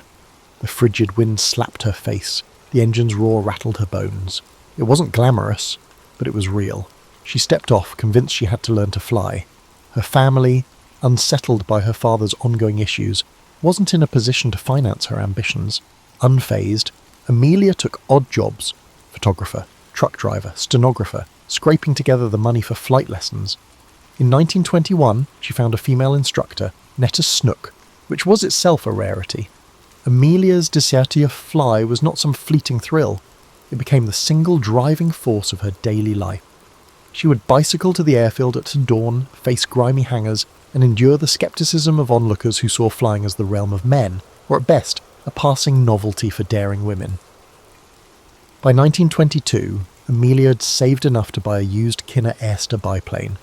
Painted bright yellow, she called it the Canary. She practiced takeoffs and landings until her hands ached. Pushing the limits of that rickety craft, she felt more alive aloft than anywhere else. The year 1923 brought her pilot's license from the Fédération Aéronautique Internationale. That piece of paper symbolised not merely achievement but independence from the confining norms she had chafed against since childhood. During these early chapters, Earhart was still something of an unknown in public life. Yet her determination was unwavering. People around her noted a quiet resolve rather than a trumpeted sense of ambition. She was also a tireless self-promoter when necessary, skillfully networking to support her dream. Even then, adversity followed her: money woes, mechanical breakdowns, and persistent gender barriers. But that persistent spark refused to dim. In these formative years, Amelia Earhart discovered the two threads that would define her life: the power of flight to break social boundaries, and the will to confront whatever hurdles appeared. She was no stranger to precarious landings, literal or metaphorical. Each forced landing taught her a new lesson about survival. And each time she took off again, as she inched closer to rewriting what the world expected from a woman who refused to stay grounded. She refused to accept limits. Amelia's aviation career pivoted in 1928. Though she'd set a women's altitude record, she was not widely known. That changed when publisher George Putnam invited her on a transatlantic flight, not as a pilot, but as a passenger to record flight data. Many doubted a woman could duplicate Charles Lindbergh's feat. She saw the publicity potential, despite the limited role. The Fokker friendship left Trepassey Harbour, Newfoundland, in June 1928. Pilots Wilma Stultz and Louis Gordon flew the plane. Amelia sat in the cabin, both thrilled and frustrated, After 20 hours, they landed in Wales. Lady Lindy, the press crowed, a nickname she disliked. She was proud but uneasy. She hadn't actually piloted the plane. Still, she harnessed the attention. Working with Putnam, who became her husband, Amelia realised fame could spotlight women's capabilities. She gave talks, wrote articles, and pushed against the belief that women belonged in narrow roles. She argued that anyone willing to face aviation's hazards was qualified for other fields as well. Flying then was perilous. Planes were primitive, navigation uncertain, crashes frequent. Men monopolised the field due to entrenched power, not superior skill. Amelia, often overlooked, gleaned tips from male aviators, proving adept at turning knowledge into action. By 1930, she was setting speed records. Knowing such achievements drew sponsors. Financial backing kept her in the air. In 1932, 5 years after Lindbergh's solo crossing, Amelia tackled it at the Atlantic alone. She left Harbour Grace, Newfoundland, aiming for Paris. Storms and mechanical troubles forced her to land near Londonderry, Northern Ireland. She still became the first woman to fly solo across the Atlantic. Her 14-hour ordeal included icy winds and failing instruments. Exhausted upon landing, she casually mentioned wanting hot chocolate, an offhand remark that endeared her to millions. Suddenly, Queen of the Air was everywhere. She tolerated the hype, preferring to focus on her cause. Through speaking tours, books, and founding the 99s, she fought for female pilots' rights and pushed airlines to hire women. She was firm yet courteous, insisting that if she could manage transatlantic flight, other barriers should fall. Her efforts targeted institutions and attitudes. She recognised the power of formal networks like the 99s, giving women pilots a unified voice. Her personal fame provided opportunities, which she utilised to exert pressure on flight schools and manufacturers. Beneath the public persona, she was already planning bigger horizons, a round-the-world flight, which could further shatter doubts about women's roles in aviation. Although cameras captured her calm confidence, Amelia dealt with real danger in the skies and relentless scrutiny on the ground. She paid no mind to skeptics, focusing instead on fuel capacity, route planning, and advancing aircraft design. Celebrity wasn't her endgame. It was a tool to prove that women had the skill, grit, and imagination to lead in any domain. By the early 1930s, she had evolved from an obscure pilot to a global symbol, showing that records weren't mere stunts, but gateways to progress. Every new achievement underscored her core belief that barriers were illusions, begging to be dismantled. And the more she accomplished, the more the world saw her courage as a call for transformation. Each success hinted that she, and all women, were only beginning to test the limits of possibility. Her schedule became relentless. She juggled flying demonstrations, interviews, and writing commitments that funded her daring pursuits. She understood the power of mass media, yet was careful to remain authentic. When reporters pressed for sensational stories, she gently steered conversations toward practical issues, like improving airplane technology and securing better training opportunities for women. At the same time, she refused to be pigeonholed as merely a women's champion. She emphasized that aviation itself was a realm of innovation for everyone. With Charles Lindbergh, Wiley Post, and other leading aviators, she discussed breakthroughs in navigation systems, weather tracking, and safety procedures. Her goal was to be taken seriously not just as a symbolic figure, but as a knowledgeable pilot shaping the future of flight. Behind the scenes, she dealt with exhaustion and the weight of expectations. Friends recalled her bouts of insomnia and anxiety, masked by her poised exterior. Despite these strains, she pressed on, convinced that flying offered a blueprint for a more open-minded society. Each record set was more than a personal triumph, it was a collective push forward. She often remarked that real change demanded more than a single feat. It required sustained resolve. Aviation, in her view, was the symbol of what humanity could accomplish after abandoning outdated prejudices. By the mid-1930s, Amelia Earhart balanced record-setting flights, a role as aviation's public face, advocacy for women, and, amusingly, fashion consulting. Her relationship with George Putnam continued to evolve. Though he came from a publishing background, he believed Amelia could be aviation's brightest star and negotiated deals to fund her ambitions. They respected each other's autonomy, even after marrying, a stance that defied social norms. She refused to adopt his surname or confine herself to traditional wifely roles, a choice that drew gossip but matched her insistence on individuality. Putnam's PR skill brought endorsement offers, from luggage to sportswear, but Amelia stayed selective, wanting authenticity over empty promotion. She used her public profile to push improvements in flight infrastructure, better runways, weather stations, and aircraft maintenance. Far from glory hunting, she believed proper resources would make aviation safer and more accessible. She also mentored younger pilots, sharing the lesson that technique, not bravado, saved lives in the sky. In that vein, she helped design practical clothing for female aviators, garments with functional pockets and flexible cuts to accommodate cockpit constraints. Critics called it frivolous, but Amelia saw it as another step toward normalising women in the pilot's seat. If society expected women to excel anywhere, why not equip them accordingly?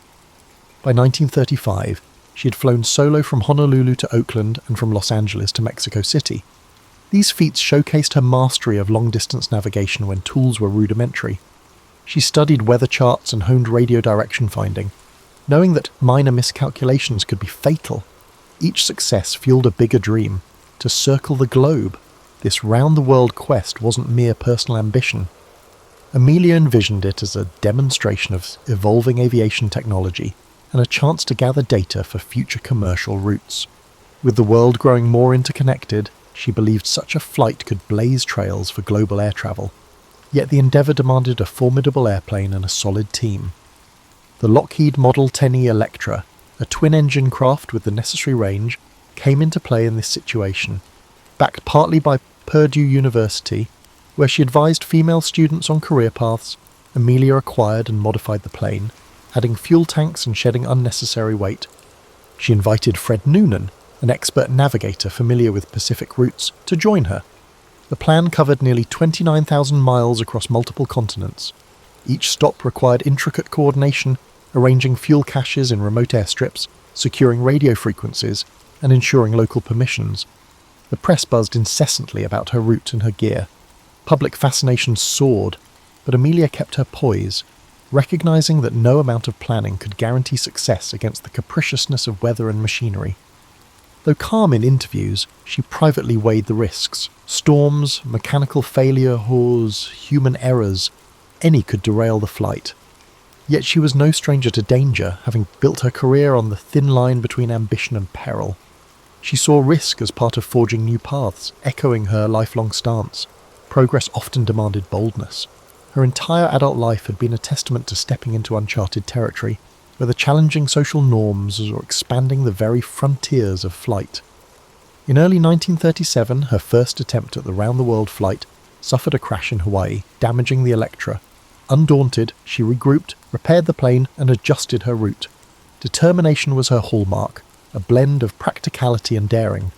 As she finalised her second attempt, she noted in public statements that records and accolades weren't her primary aim. She wanted real data on routes, fueling strategies, and navigational tactics. The flight would offer invaluable insights for the commercial airlines that would soon cross oceans routinely. That stance embodied Amelia's broader philosophy. Each high-profile flight was less about personal conquest than about broadening horizons for everyone. She had devoted years to proving that women were fully capable, but she also believed that aviation itself was the wave of the future. In bridging these perspectives, she became an avatar of possibility, a living emblem of how one individual's determination could shift cultural assumptions. And now, poised for her greatest adventure yet, Amelia was ready to test the limits again. A risk-laden gamble that might cement her reputation, or cast it into haunting uncertainty. Her calm outlook belied the sheer complexity of her plans. She understood that failure would breed critics who believed women had no place in extreme aviation. Yet she moved forward, convinced that taking flight for knowledge and progress was worth every risk. In Amelia's view, flying wasn't just her destiny, it was a collective awakening and societal evolution. Amelia Earhart's second round-the-world attempt launched on May 21st, 1937, from Oakland, California. This time, she and Fred Noonan flew eastward, hopping between continents with the Lockheed Electra.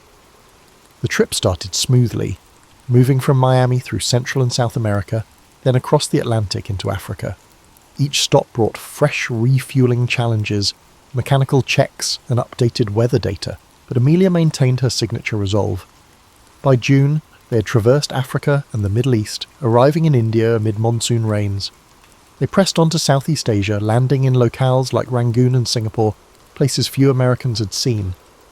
Amelia's dispatches noted extreme heat, erratic wind currents, and the rigorous demands of accurate navigation. Fred Noonan's precise star fixes ensured they stayed on course, despite unpredictable skies. Eventually, they reached New Guinea with about 7,000 miles to go. The next leg aimed for Howland Island, a tiny speck in the Pacific. The US Coast Guard cutter Itasca would guide them via radio. Finding such a minuscule island required near-perfect navigation and clear weather. On July 2nd, 1937, they departed Lae in the pre-dawn darkness. Loaded with fuel for roughly 20 hours aloft, they transmitted periodic position reports. At first, signals were clear. Then Amelia's messages hinted at difficulty pinpointing Howland. Overcast conditions likely obstructed Noonan's celestial fixes. Radio contact with the Itasca became sporadic. Some messages were garbled, others incomplete. She mentioned low fuel and an inability to spot the island. Their final known transmission: "We are on line 157, 337, running north and south." Then silence. The Itasca initiated a massive search, scouring open ocean for any sign of the Electra. Naval ships joined, searching nearby waters and atolls. No wreckage surfaced. Weeks passed, and official efforts wound down. Public disbelief was immediate. George Putnam financed private searches, clinging to hope that Amelia and Noonan might be stranded or rescued. Rumours swirled: capture by foreign forces, survival under new identities, or mechanical failure leading to a fatal crash. Eventually, prevailing theories pointed to fuel exhaustion and a crash at sea. Howland Island had proved elusive, even to skilled aviators. For admirers worldwide, her disappearance felt unreal. She'd seemed unstoppable, a figure who pushed boundaries without fear. Now the iconic pilot vanished into the Pacific's expanse. Her loss struck a nerve, amplifying the emotional investment many had in her journey. Yet as shock turned to grief, her achievements took on a different hue, no longer just records but testaments to a bold spirit. Films, newsreels, and reprints of her articles kept her story alive. School children learned of her feats, and future women pilots cited her as inspiration. Her final flight overshadowed the rest of her life, but it also cast her as a perennial question mark, fueling endless conjecture. Some insisted she was alive somewhere. Others believed the crash was certain, but uncovered no physical proof. Still others proposed exotic scenarios, each more elaborate than the last. None provided definitive evidence. Ultimately, most accepted that she and Noonan perished at sea, undone by the navigational complications, changing winds, or plain bad luck. Yet Amelia's legacy was strangely enhanced by the mystery. She had championed possibility, and the idea that she might be out there, unfound, kept that possibility alive in people's minds. The line between myth and history blurred. She had become more than a pilot. She was an avatar of human daring. Her story infused with both triumph and tragedy.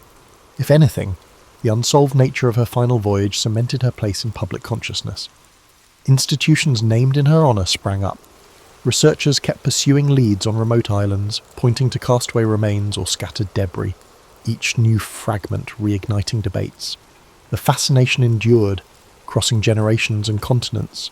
In the wake of her loss, the aviation community pushed for better safety measures, improved radio technology, and refined navigation techniques. Governments funded more comprehensive maps and placed greater emphasis on weather forecasting. Ironically, Amelia's demise accelerated the very reforms she'd long advocated. If she could have witnessed the progress, she might have nodded quietly, pleased that even in absence. She was moving aviation forward, and so the world mourned, searched, and eventually accepted its heartbreak. Amelia Earhart, whose smiling face had adorned magazines and whose gritty determination broke barriers, was gone, but rather than diminishing her impact, her disappearance etched her into the global consciousness. Hers became a story of possibility cut short, yet also eternal, a reflection of how high humanity can climb and how unforgiving the frontier can be, undeniably. In the immediate aftermath of Amelia Earhart's disappearance, the public learned the scope of the desperate search underway. The Coast Guard cutter Itasca had already been combing the waters around Howland Island, but the US Navy soon mobilised, launching one of the most extensive rescue efforts in peacetime history. Over several weeks, ships and airplanes fanned out across the Central Pacific, scanning for any sign of wreckage or survivors. Military personnel interviewed islanders, contacted passing vessels, and monitored all radio frequencies for stray signals that might lead them to the missing plane. George Putnam, distraught but resolute, organised private expeditions of his own. He poured personal funds into hiring search craft, offering rewards for credible information. Messages from psychics, adventurers, and self-appointed investigators flooded his office. Though many leads were far-fetched, Putnam refused to dismiss them outright, afraid of missing any clue that might point to Amelia's location. A handful of newspapers criticised the urgency, questioning the expense at a time when global tensions were on the rise. Still, for countless admirers worldwide, the operation was a moral duty. Someone as groundbreaking as Amelia should not simply vanish without every effort to locate her. Rumours bloomed. Early on, some claimed she had been spotted in distant ports, fueling speculation of a forced landing followed by rescue under mysterious circumstances. Others pointed to unconfirmed transmissions that briefly crackled over shortwave radios in the days following her disappearance. Could it be Amelia, calling for help? Enthusiasts hung on each scrap of reported signal, though none were convincingly traced to the missing Electra. The mass of conflicting stories stoked a media frenzy, with headlines proclaiming everything from miraculous survival to sinister conspiracies. In official circles, however, evidence began to narrow. Reports from the Itasca indicated that Amelia's last radio messages had grown increasingly urgent. Low on fuel, uncertain of her coordinates, she was racing against time in a vast expanse of ocean. Naval commanders, though moved by her bravery, understood the grim odds. Even if Earhart and Noonan had survived a water landing, floating in the Pacific's punishing heat without an adequate raft or supplies would be a daunting ordeal. Within a month, the military scaled back the large-scale search. Having spent millions of dollars and covered an enormous swath of the Pacific, they found no trace of the Electra. While certain remote atolls and reefs remained unexamined, the probability of finding survivors dwindled by the day. Public statements struck a balance between honouring Amelia's accomplishments and reconciling with the increasingly likely outcome. George Putnam refused to give up. For many months, he funded private efforts to investigate scattered leads. Small vessels sailed to the Forgotten Islands, examining debris that never matched Amelia's plane. Tyre tracks in the sand, bits of metal, and rumours of castaways all turned out to be dead ends or unrelated artefacts. As the search continued, public opinion split between mournful acceptance and stubborn hope. The iconic pilot had carried the aspirations of countless fans who believed she symbolised limitless possibility. Now, they wrestled with her apparent demise. At the same time, her disappearance captured the imagination of those who preferred a more dramatic explanation. Could foreign powers have seized her, suspecting espionage? Could she have orchestrated a disappearance to evade recognition? Each guess, no matter how wild, found at least a small chorus of believers. Meanwhile, tributes poured in from every corner. Schools held ceremonies, newspapers published retrospectives, and radio stations aired stories of her earlier triumphs. Letters expressing admiration flooded the offices of aviation clubs. Numerous individuals highlighted Amelia's contribution to paving the way for women. If she could challenge the skies, they reasoned, then others could challenge entrenched social barriers. Politicians, too, invoked her legacy in calls for expanded roles for women in the workforce, hoping to harness the public's admiration for her accomplishments. By early 1938, the official verdict leaned heavily toward a crash at sea. Within another year, Amelia Earhart would be declared legally dead. George Putnam, exhausted and grieving, continued to write about her life, ensuring her name stayed in the public consciousness. Having travelled alongside her in countless ways, he refused to let a silent ocean claim the last word on her story. Photographs of Amelia, smiling in front of her plane, goggles perched on her forehead, remained pinned to his walls, reminders that her spirit, daring and unbreakable, transcended whatever fate had befallen her. In the public eye, she had already entered a realm where myth and memory intertwined. In the years after Amelia Earhart's disappearance, her story wove itself deeply into the culture, shaping discussions of exploration, gender roles, and national identity. While the global press initially focused on the sudden void left by her vanishing, attention soon shifted toward analysing what she had embodied. She had shown that an American woman could stand shoulder to shoulder with prominent male aviators, forging a path in a field still dominated by men.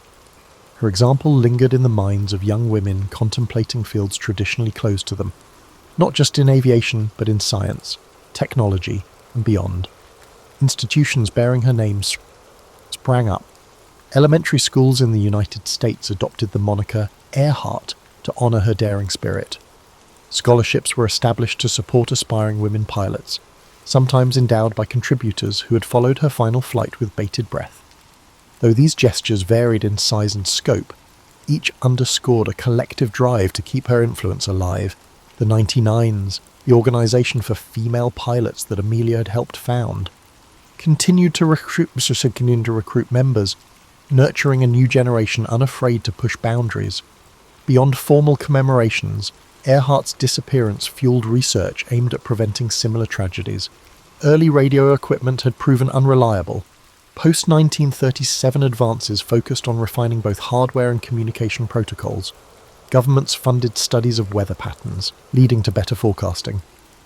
Aviation experts developed more rigorous standards for navigation, ensuring that future pilots received advanced training in celestial fixes and radio direction finding. Some historians argue that the spotlight on Amelia's disappearance hastened these improvements. Whether intentionally or not, she prompted an acceleration of aeronautical progress. Meanwhile, the theories about her fate refused to fade. Self-styled detectives scoured archival records, analysing ship logs and rumoured sightings. In the late 1940s, a handful of American servicemen stationed in the Pacific heard local tales of a foreign pilot washing ashore years earlier, spurring renewed hunts for evidence. Occasionally, fragments of aluminum or skeletons found on remote atolls were touted as proof of Earhart's final resting place. Yet attempts to link such discoveries conclusively to Amelia or Fred Noonan always fell short. With each new claim came another wave of media coverage, keeping the question of her end alive in the public mind. Pop culture seized on the mystery, weaving it into novels, films, and radio dramas. Some portrayed her as a spy captured by hostile forces, others imagined her deliberately disappearing to live in peace. These fictional takes occasionally drew the ire of those who believed they trivialised her legacy, yet they also brought her name before audiences that might not otherwise have pondered the achievements of a woman pilot in the 1930s. Her image graced magazine covers well into the 1950s, often paired with captions urging readers to remember her pioneering flights rather than fixating solely on the unknown. For women determined to forge their own paths, Amelia's tale carried a particular resonance. During World War II, thousands of women trained as pilots in programs like the Women Air Force Service Pilots, WASP. Although she was no longer around to witness it, her example had laid crucial groundwork. Veterans of those programs cited her as a reason they believed aviation could be for them too. They viewed her last flight as the ultimate expression of her courage, continuing until the sky itself refused her any further. Critics sometimes questioned whether her fame overshadowed the contributions of less heralded female aviators. Indeed, Earhart's photogenic presence and collaboration with George Putnam's media machine set her apart. But many recognised that she had used her visibility to champion broader goals. She consistently advocated for other women flyers and used press opportunities to highlight the achievements of colleagues who lacked her public platform. If she stood alone in the spotlight, she also attempted to shine it on everyone else struggling for legitimacy in aviation's ranks. By the mid-20th century, Earhart's name had become shorthand for unbounded aspiration. Newspapers likened daring explorers to modern Amelia Earharts. Corporations cited her spirit in ad campaigns about pushing past limitations, yet behind the commercial rebranding lay an abiding truth. She had effectively proven that gender need not be an impediment to ambition. Even decades later, that message held profound significance. For every sceptical remark about knowing your place, Earhart's memory offered a counter-argument, that risks were there to be taken, frontiers to be tested, and that sometimes only the bold see how far they can really go. Today, the name Amelia Earhart conjures images of resilience and intrigue. Countless books, documentaries, and academic analyses have attempted to decipher her character and significance. Perhaps that is the ultimate measure of her impact. She remains relevant long after her plane's final, tragic flight. In a world that has seen astronauts circling the Earth and rovers traversing Mars, her achievements might look modest on paper, yet context is everything. In her era, crossing an ocean by air was a feat teetering on the verge of impossibility, especially for a woman barred from many of the support systems offered to male peers. Her influence extends well beyond aviation. Modern discussions of women's leadership, work-life balance, and personal autonomy still reference Earhart's refusal to bow to convention. The forthright way she lived, maintaining her separate finances after marriage, declining to adopt her husband's surname, and refusing to drop her career, resonates with individuals who chafe under traditional expectations. She showed that it was possible to be both admired and outspoken, both widely loved and unabashedly independent. This combination of traits keeps her relevant in each new wave of feminism, even as cultural norms continue to shift. Then there is the simple matter of mystery.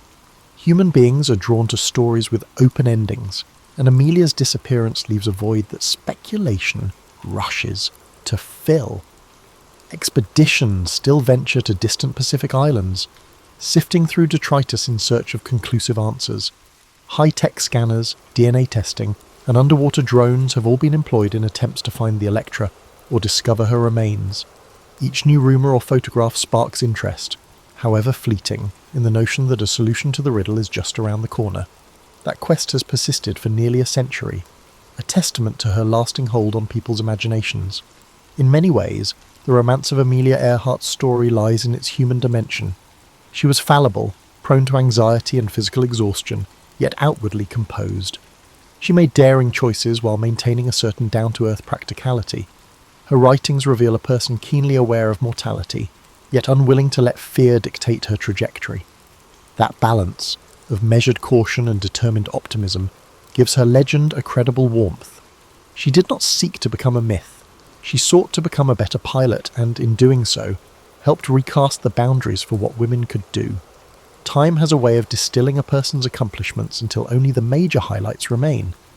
In Earhart's case, those highlights are luminous enough: the first woman to cross the Atlantic by air, a fearless record breaker, a voice championing women's legitimacy in aviation, and the architect of a near-world circling journey that ended all too soon. Yet her true gift to posterity is the blueprint she left for challenging expectations.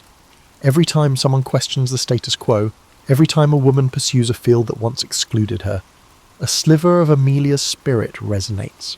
Though formal statues and memorials exist, perhaps the most fitting tribute lies in the intangible. Her legacy thrives in the collective consciousness. Crossing borders and cultures, schoolchildren undertake projects on her life, discovering that bravery and curiosity can upend established norms. Non-profit groups continue awarding scholarships in her name, ensuring that girls from modest backgrounds can earn their wings. Engineers, astronauts, and even entrepreneurs cite her as an influence, exemplifying self-reliance and bold vision. Critics might argue that the aura surrounding Amelia Earhart romanticizes risk-taking.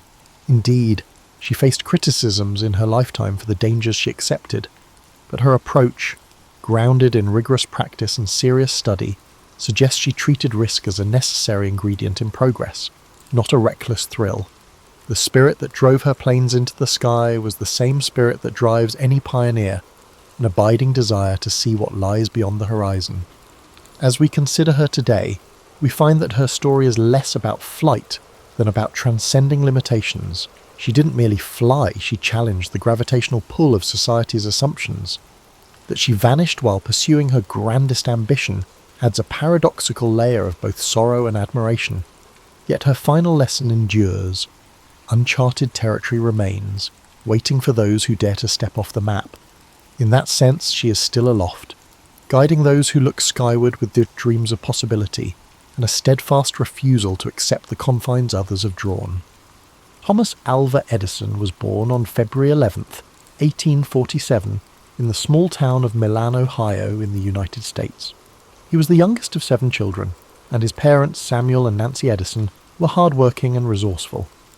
Samuel was a political activist and entrepreneur, while Nancy was a former schoolteacher who nurtured her children's curiosity and learning.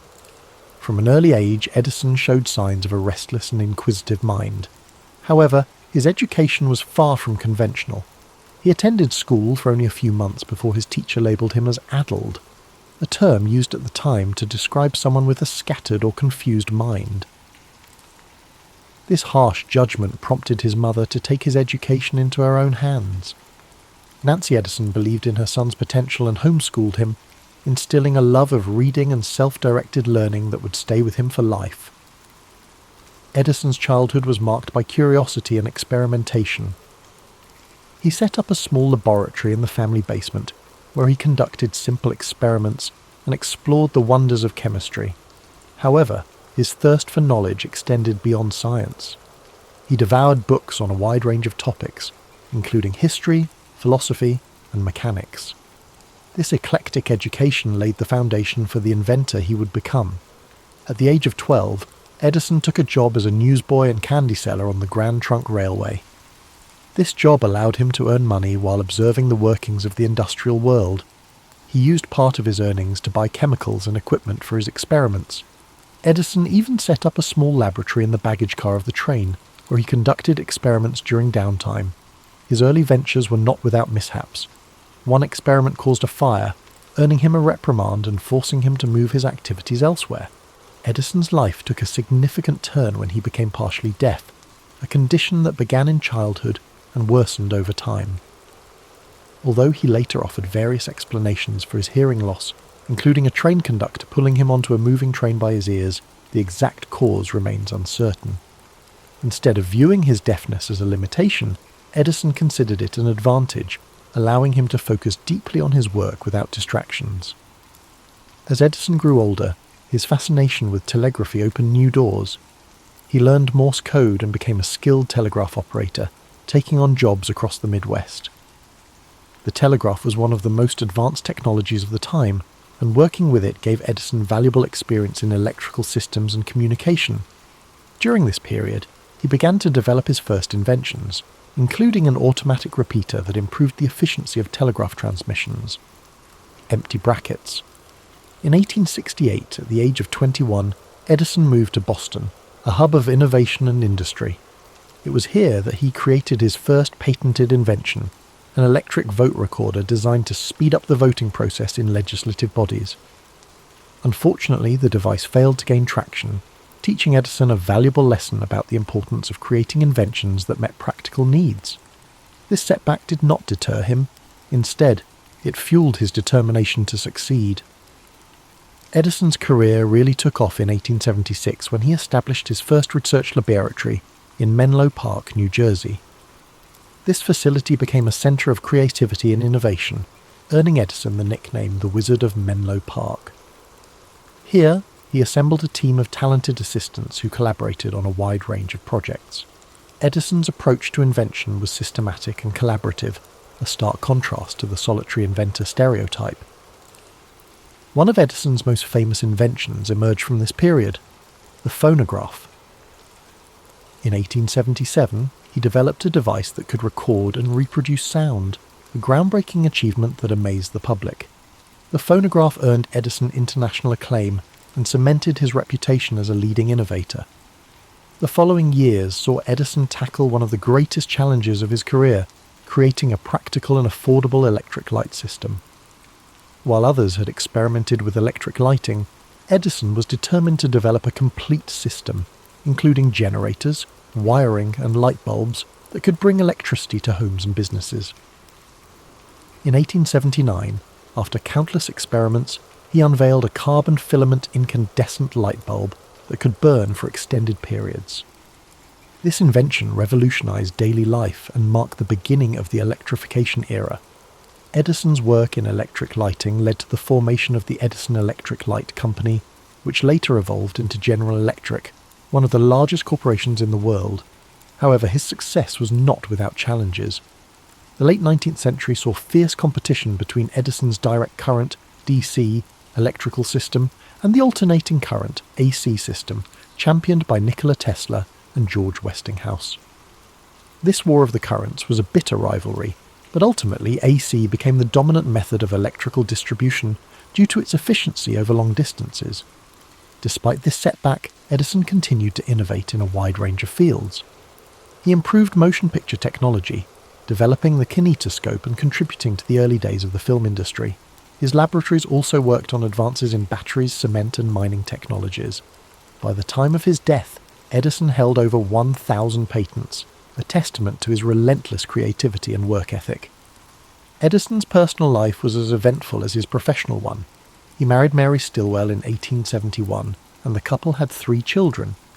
After Mary's untimely death in 1884, Edison married Mina Miller in 1886, with whom he had 3 more children. Mina played a significant role in managing Edison's affairs and supporting his work, providing stability in a life often consumed by invention. As we reflect on Thomas Edison's life, it's clear that his contributions went far beyond individual inventions. He pioneered a new model of innovation, combining scientific research with practical application and entrepreneurial spirit. His work not only transformed technology, but also reshaped the way we live, work, and connect with one another. Tonight, as you drift off to sleep, imagine the flicker of an early electric light bulb, the scratchy sounds of a phonograph recording, or the hum of a motion picture projector. These were the dreams of a man who never stopped pushing the boundaries of what was possible. Let his story inspire your own dreams, reminding you that curiosity, perseverance, and creativity can illuminate even the darkest nights. As we continue our journey through the life of Thomas Edison, let's explore the later years of this remarkable man, a time filled with continued innovation, personal growth, and reflections on a life dedicated to invention. By the dawn of the 20th century, Edison had already secured his place in history, but his drive to create and explore new ideas never waned. His laboratory at Menlo Park had given way to a larger, more advanced facility in West Orange, New Jersey, which became his new center of operations. This expansive complex allowed Edison to work on multiple projects simultaneously and provided a space where ideas could flourish on a grand scale. The West Orange laboratory was a bustling hub of activity, where Edison and his team of assistants worked tirelessly on inventions that would shape the future. This facility housed not only research areas but also manufacturing spaces, making it a model for modern industrial research. Here, Edison's vision for invention as a collaborative process continued to thrive. During this period, one of Edison's key focuses was improving battery technology. He believed that rechargeable batteries held the potential to revolutionize transportation and energy storage. After years of experimentation, he developed the nickel-iron storage battery, which proved to be more durable and long-lasting than its predecessors. These batteries were used in electric vehicles, signaling Edison's foresight into the future of sustainable transportation. Edison's interest in motion pictures also continued to evolve. His work on the kinetoscope and the development of early film projectors played a crucial role in the birth of the motion picture industry. Although his methods and equipment were eventually surpassed by newer technologies, Edison's contributions laid the groundwork for the film industry's rapid growth. He saw movies not just as entertainment, but as a powerful medium for education and communication. In addition to his inventions, Edison had a keen sense of business and industry. He founded several companies over his lifetime, many of which merged or evolved into the corporate giants of today. His ability to navigate the worlds of science, engineering and business set him apart as a true pioneer of the industrial age. As Edison aged, his approach to work remained disciplined and intense. He was known for his long hours and often slept only a few hours each night, preferring to take short naps throughout the day. He famously remarked, "Genius is 1% inspiration and 99% perspiration, a testament to his belief in hard work and perseverance." Edison's personal life also continued to be a source of strength and stability. His second wife, Mina Miller Edison, managed the family household and supported his endeavours with grace and dedication.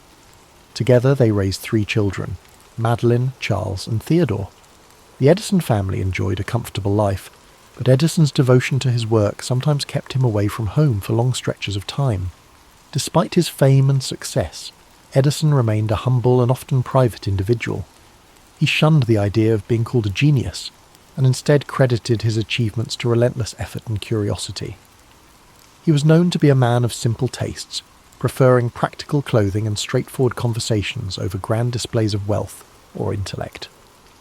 In the later years of his life, Edison's pace of invention began to slow, but his mind remained active. He explored new ideas in fields such as rubber production, seeking alternatives to natural rubber for industrial use. He even collaborated with his friends Henry Ford and Harvey Firestone on this endeavour, forming what became known as the $1 Million Trio. Their combined efforts reflected the spirit of collaboration and innovation that defined Edison's career. As he approached his twilight years, Edison became more reflective about the changes he had witnessed. Born before the widespread use of electricity, he lived to see a world transformed by his inventions. The cities of his youth, once dimly lit by gas lamps and candles, now gleamed with electric lights. The hum of machines, powered by electricity, filled factories and homes alike. The world had grown smaller through communication technologies like the telegraph, the telephone and motion pictures, all fields where Edison had left his mark. In 1929, to celebrate the 50th anniversary of the electric light bulb, a grand event was held in Edison's honour at his laboratory in West Orange. Attended by prominent figures such as President Herbert Hoover and industrialists like Henry Ford, the event was a tribute to a man whose ideas had changed the world. Despite the accolades, Edison remained modest, focusing instead on the future and the possibilities yet to be explored. On October 18, 1931, at the age of 84, Thomas Edison passed away in his home in West Orange, New Jersey. His death marked the end of an era, but his legacy lived on. In tribute to his memory, people across the United States dimmed their electric lights for a moment of silence. It was a poignant reminder of how deeply Edison's work had illuminated their lives. Edison left behind more than just his inventions. He left a philosophy of innovation, a belief that curiosity, hard work, and a willingness to experiment could change the world. His approach to problem-solving, his relentless pursuit of practical solutions, and his ability to turn ideas into reality inspired generations of inventors, scientists, and entrepreneurs. As you relax and drift into sleep, think of Thomas Edison's unwavering commitment to his dreams. Imagine the quiet hum of his laboratories, the soft glow of an electric bulb, or the scratchy tinny sound of a phonograph playing a long-forgotten tune. Let his story remind you that within each of us lies the potential for creativity and discovery. Even after Thomas Edison's passing, his influence continued to ripple through time, touching countless aspects of modern life. His laboratories, inventions, and philosophy of persistence left an indelible mark on the 20th century and beyond. Edison's legacy was more than a collection of patents or technological breakthroughs. It was a blueprint for how curiosity, determination, and collaboration could change the world. Edison's innovations laid the groundwork for industries that would thrive long after he was gone. The electric power systems he pioneered became the backbone of modern civilization, lighting homes, powering factories, and enabling the technologies we rely on today.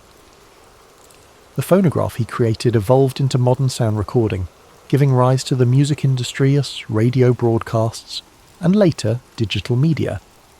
His early motion picture work grew into an art form that now entertains, educates, and connects people around the globe. Edison's approach to invention also transformed the way research and development were conducted. Before his time, inventors were often solitary figures working alone in small workshops.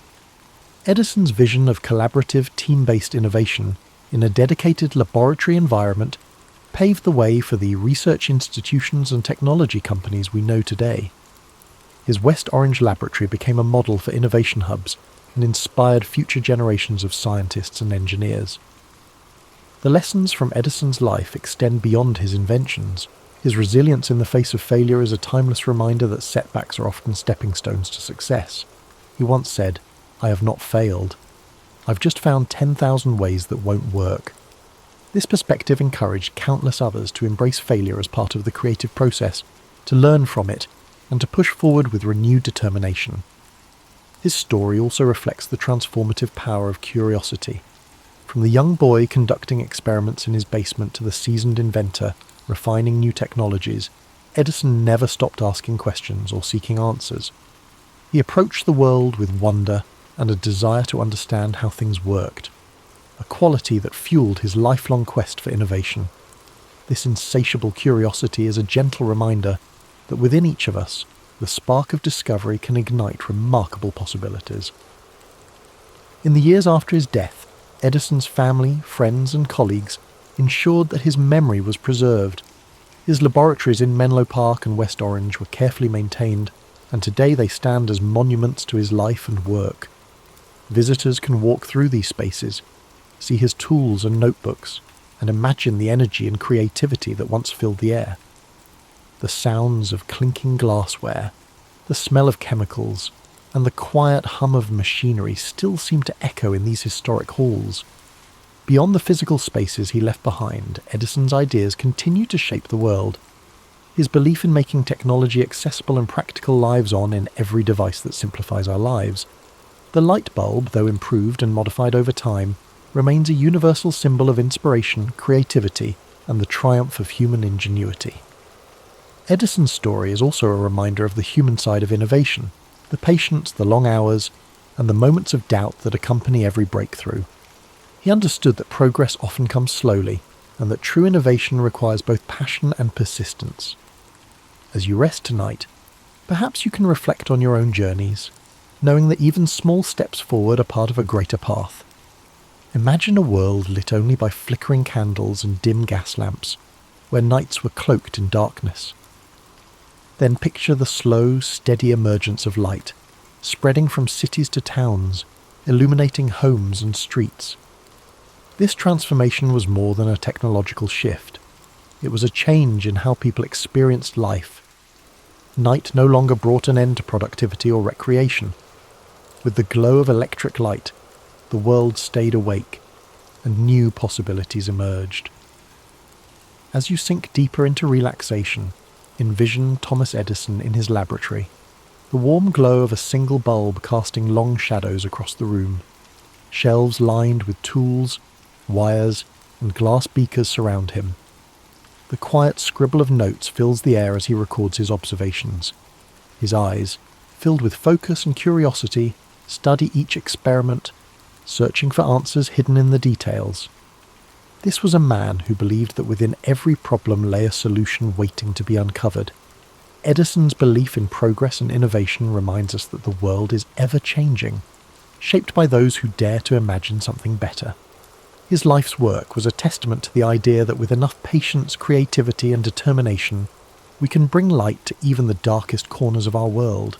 Napoleon Bonaparte was born on August 15th, 1769, on the island of Corsica, a small but strategically significant island in the Mediterranean. His family was of minor nobility, with his father, Carlo Bonaparte, serving as a lawyer and political representative for Corsica. Despite their noble status, the Bonaparte family was not wealthy, and young Napoleon grew up in a modest household. Napoleon's childhood was shaped by the unique blend of Corsican pride and French influence that surrounded him. Corsica had been acquired by France shortly before his birth, and the island's culture reflected a mix of independence and French authority. From an early age, Napoleon displayed a keen intellect and a fiery determination. He excelled in his studies, particularly in mathematics and history, which would later serve him well in his military career. At the age of 9, Napoleon left Corsica to attend school in mainland France. His father had secured a scholarship for him to study at a prestigious military academy, where he trained to become an artillery officer. This period of his life was not without challenges. As a Corsican in a French institution, Napoleon often faced discrimination from his peers, yet he remained focused on his goals, using his intelligence and discipline to rise above the prejudice. Napoleon graduated from the École Militaire in Paris at the age of 16, becoming a second lieutenant in the French army. He began his career at a time of great upheaval. The French Revolution was transforming the nation, dismantling the old monarchy, and reshaping France into a republic. For Napoleon, this period of political and social turmoil presented both challenges and opportunities. During the Revolution, Napoleon's strategic brilliance began to emerge. His first major success came during the Siege of Toulon in 1793. As a young officer, he devised a bold plan to capture the city, which was held by royalist forces supported by the British. His strategy was a resounding success, earning him recognition and promotion. Napoleon's star was rising, and his ability to combine tactical innovation with decisive action became his hallmark. In 1796, Napoleon was given command of the French army of Italy. This was his first significant leadership role, and he wasted no time in proving his abilities. Despite being outnumbered and poorly equipped, Napoleon led his troops to a series of stunning victories against Austrian and Piedmontese forces. His Italian campaign not only solidified his reputation as a military genius, but also brought him wealth and fame. Napoleon's rise to power was meteoric, and by 1799 he had become one of the most influential figures in France. That year, he staged a coup d'etat, overthrowing the government and establishing himself as first consul. This marked the beginning of his rule and set the stage for his transformation of France. As ruler, Napoleon implemented sweeping reforms. He reorganized the French government, established the Napoleonic Code, a legal framework that influenced legal systems worldwide, and strengthened the country's finances. He also invested in infrastructure, education and the arts, leaving a lasting legacy on French society. In 1804, Napoleon declared himself Emperor of France.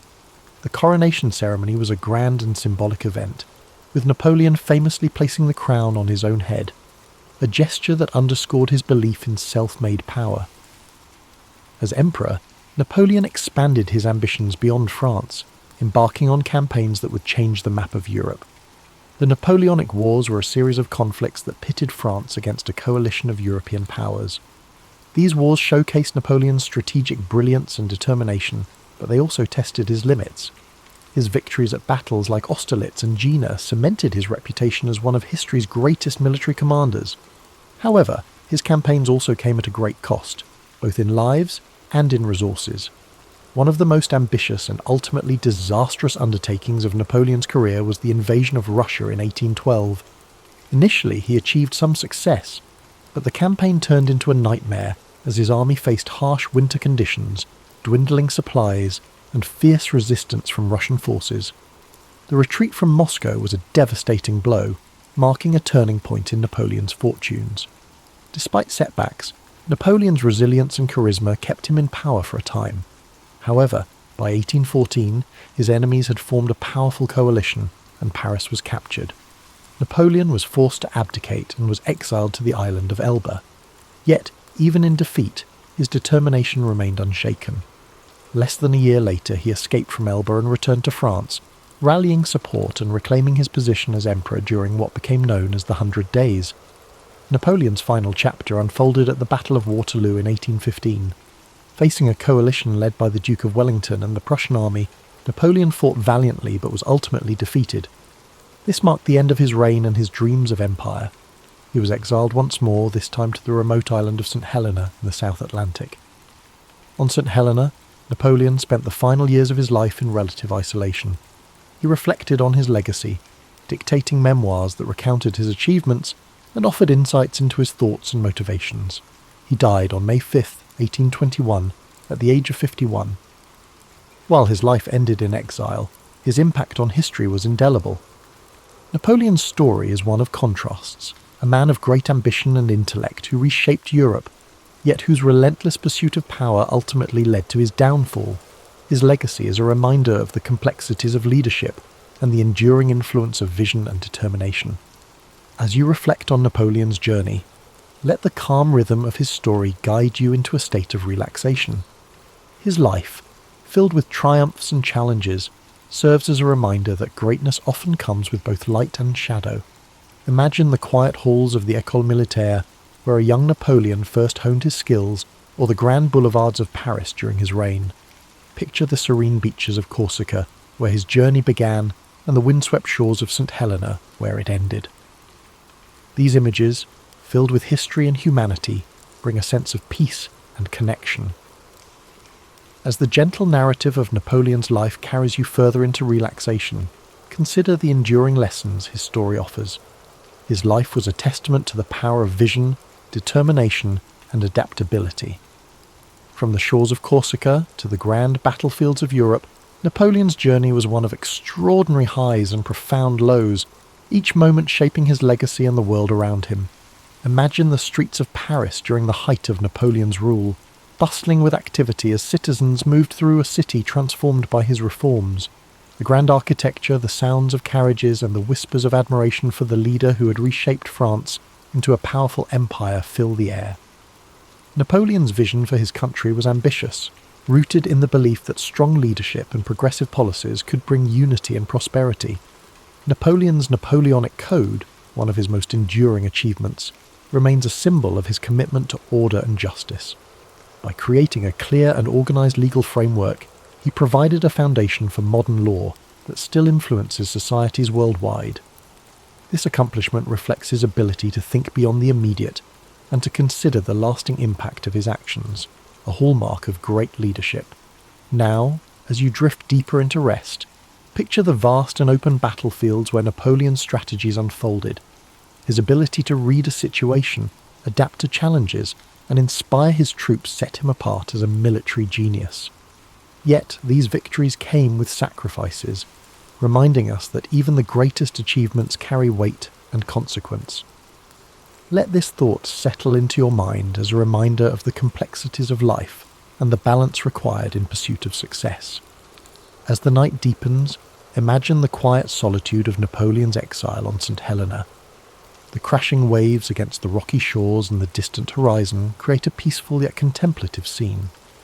In these final years, Napoleon reflected on his life, his choices, and his impact on the world. His memoirs, filled with introspection and insight, reveal a man who, despite his flaws, remained dedicated to the ideals of progress and legacy. Feel the calm and serenity of this moment as you think about Napoleon's resilience. Even in defeat, he maintained his dignity and continued to shape his story. His ability to adapt, to rise again, and to reflect on his journey offers a powerful lesson about perseverance and the human spirit. Picture Napoleon's childhood in Corsica, the simplicity of life on the island, and the spark of ambition that drove him to dream of a future beyond its shores. His journey reminds us that greatness often begins with humble beginnings, and that with determination we can overcome the obstacles that stand in our way. As you relax further, imagine the quiet moments Napoleon spent in thought, planning his next move or contemplating the lessons of the past. These moments of reflection, like the ones we take before sleep, are a chance to find clarity and purpose in our lives. Let the story of Napoleon inspire you to approach each challenge with courage and each success with humility. The story of Napoleon Bonaparte is not just one of conquest and power. It is a story of vision, resilience, and humanity. His life teaches us that even the most ambitious dreams are within reach if we are willing to work for them, and that true greatness lies in the ability to adapt, learn, and persevere. The soothing rhythm of Napoleon's story continues, so let it guide you deeper into a state of calm and rest. His life, with all its triumphs and trials, serves as a reminder of the complexities of leadership and the enduring power of ambition tempered by reflection. Each chapter of his journey holds lessons about perseverance, the importance of vision, and the balance required in any great endeavour. Picture Napoleon in one of his most iconic moments, standing atop a hill overlooking the battlefield at Austerlitz. The early morning fog begins to lift, revealing the vast armies below. His mind is sharp, calculating and focused as he directs his troops with precision and confidence. This scene encapsulates the essence of Napoleon as a leader, decisive, strategic, and unwavering in his belief in victory. Let this image remind you of the power of clarity and focus, qualities that can guide us even in the most challenging situations. Now shift your thoughts to the quieter moments of Napoleon's life, moments spent in introspection and planning. Perhaps he's seated at a desk, surrounded by maps and letters, the flicker of a candle casting a soft glow on his face. These moments of preparation and thoughtfulness were the foundation of his successes, showing that even the most remarkable achievements begin with careful planning and deliberate action. While you relax further, imagine the streets of Paris once more, this time during Napoleon's grand coronation as emperor. The city buzzes with excitement and anticipation, the sounds of trumpets echoing through the air as crowds gather to witness history being made. Napoleon, ever the symbol of self-determination, places the crown upon his own head, a gesture that speaks to his belief in shaping his own destiny. This powerful act reminds us of the importance of taking charge of our lives and pursuing our goals with determination. From the grandeur of Paris to the stark solitude of St. Helena, Napoleon's life was filled with contrasts. His journey teaches us to embrace both the victories and the setbacks, to find strength in our resilience, and to learn from every experience. The quiet reflection of his later years offers a poignant reminder that even in solitude, there is value in contemplating our legacy and the impact we leave behind. Imagine Napoleon walking along the shores of St. Helena, the waves gently lapping at the rocky coastline. The horizon stretches endlessly before him, a symbol of both the limits of his exile and the boundless scope of his influence. In this serene moment, there is a sense of acceptance and peace, a reminder that even the most ambitious lives eventually find stillness. While you drift further into sleep, let the echoes of Napoleon's life guide your dreams. His journey, marked by extraordinary achievements and profound lessons, is a testament to the power of vision, courage, and reflection. His story reminds us that greatness is not measured solely by success, but by the depth of our character and the impact we have on the world around us. As the narrative of Napoleon's life gently lingers, allow yourself to sink even deeper into relaxation. His story, so full of ambition, brilliance, and humanity, is a powerful reminder of the potential that lies within all of us. Napoleon's determination to rise above his circumstances and his willingness to face challenges head-on show us the value of perseverance and the strength that comes from unwavering resolve. The simplicity of Napoleon's early life on Corsica, an island of rugged beauty and quiet charm. As a young boy, he roamed the hills, his mind already filled with dreams of greatness. The sound of the sea, the scent of the olive trees, and the warmth of the Corsican sun shaped the foundation of the man he would become. These early days remind us of the power of humble beginnings and how even the most unassuming origins can lead to extraordinary paths. As Napoleon grew into a young man, his move to France marked the beginning of his transformation. At the military academy, he honed his skills, his discipline setting him apart. Despite facing prejudice as a Corsican, he remained focused on his goals, showing a resilience that would define his career. These formative years teach us the importance of persistence and the ability to adapt in the face of adversity.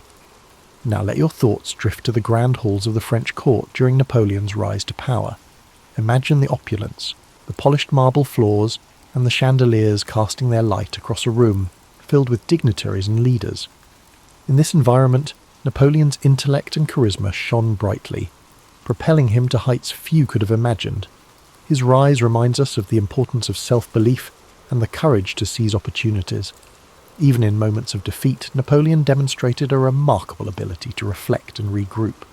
The exile to Elba could have been the end of his story, but instead he used it as a time to plan his return. His resilience during the 100 Days, when he reclaimed his empire, speaks to his determination to fight for what he believed in, even against overwhelming odds. As you relax further, imagine the quiet dignity of Napoleon's final years on St. Helena. The isolation of the island offered him time to reflect on his life, his choices, and his legacy. The crashing waves and the vast expanse of the ocean became the backdrop to his thoughts. In his solitude, he dictated memoirs that revealed not only his strategic mind, but also his humanity. This chapter of his life reminds us of the value of introspection and the importance of finding peace within ourselves.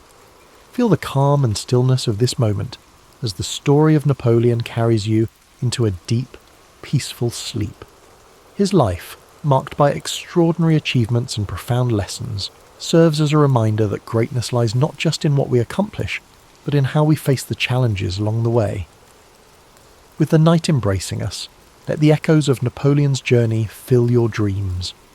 Imagine the vast battlefields, the bustling streets of Paris, and the quiet shores of St. Helena, each scene a testament to the resilience and complexity of his life.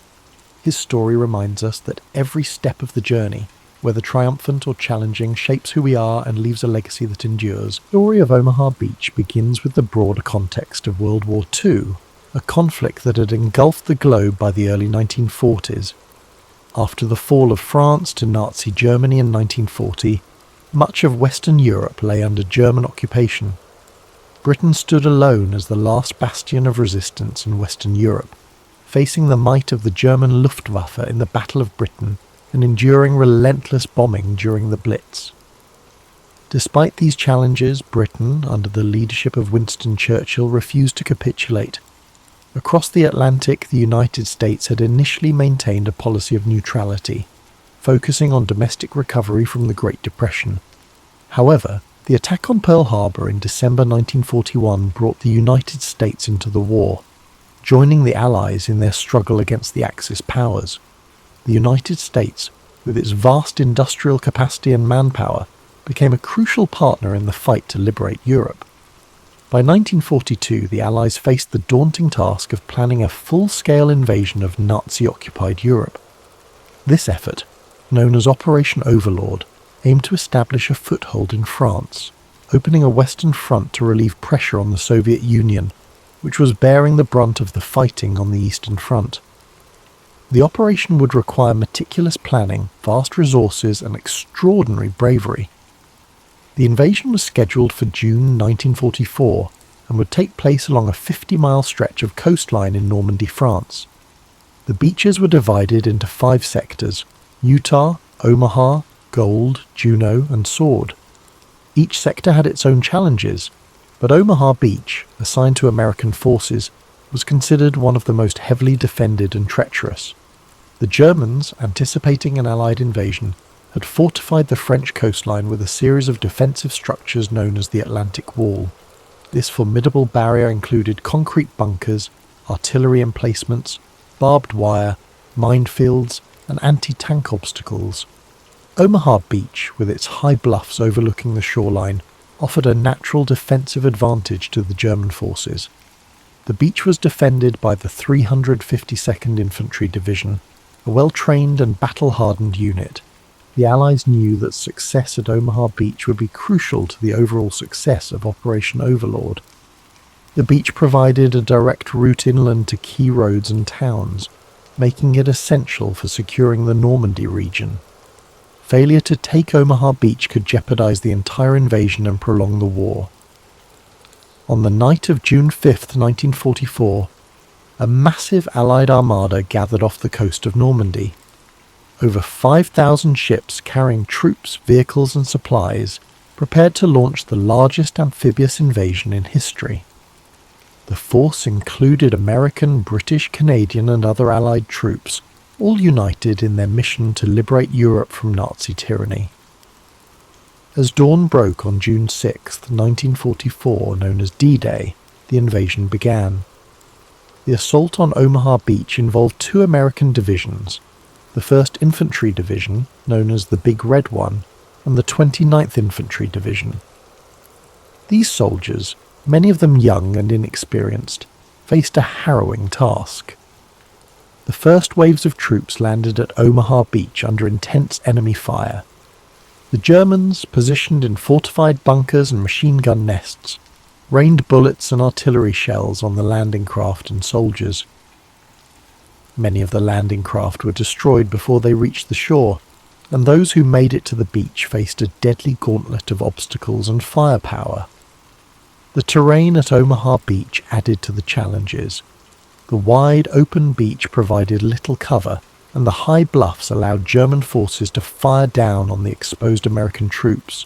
The rising tide threatened to engulf the soldiers and their equipment, adding another layer of urgency to the battle. Despite these overwhelming odds, the American soldiers displayed extraordinary bravery and determination. Small groups of men began to push forward, finding gaps in the German defences and scaling the bluffs. Engineers worked tirelessly to clear obstacles and minefields, enabling reinforcements to reach the beach. By mid-morning, the tide of the battle began to turn. Reinforcements from subsequent waves brought additional manpower and firepower to the fight. Naval bombardments and airstrikes targeted German positions, weakening their defences. Slowly but steadily, the Americans gained ground, overcoming the formidable obstacles and breaking through the Atlantic Wall. By the end of the day, the American forces had secured a foothold at Omaha Beach, but the cost was staggering. Over 2,000 American soldiers were killed, wounded, or missing, making Omaha Beach the bloodiest of the 5 D-Day beaches. The sacrifices of these men were not in vain, as their efforts paved the way for the liberation of Normandy and, ultimately, the defeat of Nazi Germany. The success at Omaha Beach and the broader D-Day invasion marked a turning point in World War II. The Allies established a strong presence in Normandy, which allowed them to launch further offensives into France and beyond. Within weeks, Paris was liberated, and the momentum of the war shifted decisively in favour of the Allies. The Battle of Omaha Beach is remembered as a testament to the courage and resilience of those who fought and sacrificed for freedom. The stories of individual heroism and collective determination continue to inspire generations, reminding us of the cost of war and the enduring value of liberty. Today, the beaches of Normandy are peaceful, their sands washed clean by the tides of time. Memorials and cemeteries stand as solemn reminders of the events of June 6, 1944, honouring the men who gave their lives in the name of freedom. The legacy of Omaha Beach lives on, a symbol of unity, sacrifice, and the indomitable human spirit. As you reflect on this story, imagine the quiet shores of Normandy under a starlit sky, the waves gently lapping at the sands that once bore witness to such bravery. Let the memory of those who fought and fell remind you of the strength and resilience within us all. As the day of June 6, 1944, unfolded at Omaha Beach, the battle continued with relentless intensity. The early waves of American troops had endured devastating losses. Many soldiers never even made it off their landing craft, while others were cut down as they stepped onto the beach. The chaos and carnage of those first hours were overwhelming, with confusion reigning among the survivors as they sought to find cover and organize. The German defenders, positioned in fortified bunkers and pillboxes, maintained a near-constant stream of fire. Machine guns swept the open sands, mortars exploded among the soldiers, and artillery from the high bluffs pounded the beachhead. These fortifications had been meticulously planned, with interlocking fields of fire and overlapping lines of defence, making it nearly impossible for large groups of soldiers to advance without suffering heavy casualties. The Americans faced logistical challenges as well. Many of the tanks and heavy equipment intended to support the landing were lost at sea due to rough waters and enemy fire. The soldiers were left with little more than their rifles, grenades, and sheer determination to overcome the formidable obstacles ahead. The landing beach itself was littered with debris, destroyed landing craft, abandoned equipment, and the bodies of fallen comrades, creating a scene of utter devastation. Yet, amidst this chaos, small pockets of resistance began to form. Groups of soldiers, often led by junior officers or non-commissioned officers, rallied together and started pushing forward. These men displayed extraordinary courage, braving machine gun fire and mortar shells to advance toward the German positions. Engineers worked tirelessly to clear paths through the beach obstacles, blowing gaps in the barbed wire and clearing mines under heavy fire. One of the pivotal moments of the battle came when soldiers began scaling the bluffs that loomed over the beach. Using ropes, ladders, and sheer grit, they climbed the steep slopes to reach the German positions at the top. The fighting here was brutal and close quarters, with soldiers engaging the enemy in hand-to-hand combat. Slowly but surely, the Americans began to neutralize the German bunkers and gun emplacements, thus weakening the enemy's defensive hold on the beach. The turning point at Omaha Beach was also aided by naval support. Realizing the dire situation on the beach, American naval commanders ordered their ships to move closer to shore, despite the risk of running aground. From these positions, the ships unleashed a barrage of firepower, targeting the German fortifications with their heavy guns. These naval bombardments played a crucial role in suppressing the enemy defences, allowing the soldiers on the ground to advance.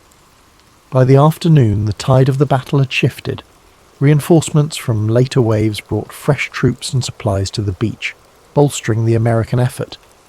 The German defenders, though still fighting fiercely, began to falter under the relentless pressure. The combination of infantry assaults, naval bombardments, and air support gradually broke the German lines. By nightfall, the Americans had established a tenuous foothold at Omaha Beach. The high bluffs, once a symbol of the German dominance, were now under American control. From this vantage point, the troops could push inland, linking up with forces from the other landing beaches and beginning the liberation of Normandy. The cost of victory at Omaha Beach was staggering. Over 2,000 American soldiers were killed, wounded, or missing, making it one of the bloodiest battles of D-Day. The courage and sacrifice of these men, however, paved the way for the success of the entire invasion. Their actions ensured that the Allies could establish a strong presence in Normandy, a crucial step toward defeating Nazi Germany. In the days that followed, the Americans worked to consolidate their position at Omaha Beach. Supply lines were established, reinforcements poured in, and the beachhead became a staging ground for further operations. The success of D-Day marked the beginning of the end for Nazi Germany, as Allied forces pushed inland and liberated towns and cities across France. The Battle of Omaha Beach remains one of the most iconic and studied engagements of World War II. It exemplifies the extraordinary bravery, determination, and resilience of the soldiers who fought there. Their sacrifices remind us of the cost of freedom and the enduring power of unity in the face of adversity. Today, Omaha Beach is a place of reflection and remembrance. The sands that once bore witness to such intense combat are now quiet, visited by people from around the world who come to pay their respects. The Normandy American Cemetery, overlooking the beach, stands as a solemn tribute to the thousands of soldiers who gave their lives on D-Day. As you think about the events of Omaha Beach, imagine the courage it took for those soldiers to face such overwhelming odds. Picture the determination of the men scaling the bluffs, the resolve of the engineers clearing obstacles, and the bravery of the naval crews providing support. Let their sacrifices fill you with a sense of gratitude and inspiration. The story of Omaha Beach is not just one of extraordinary bravery and resilience.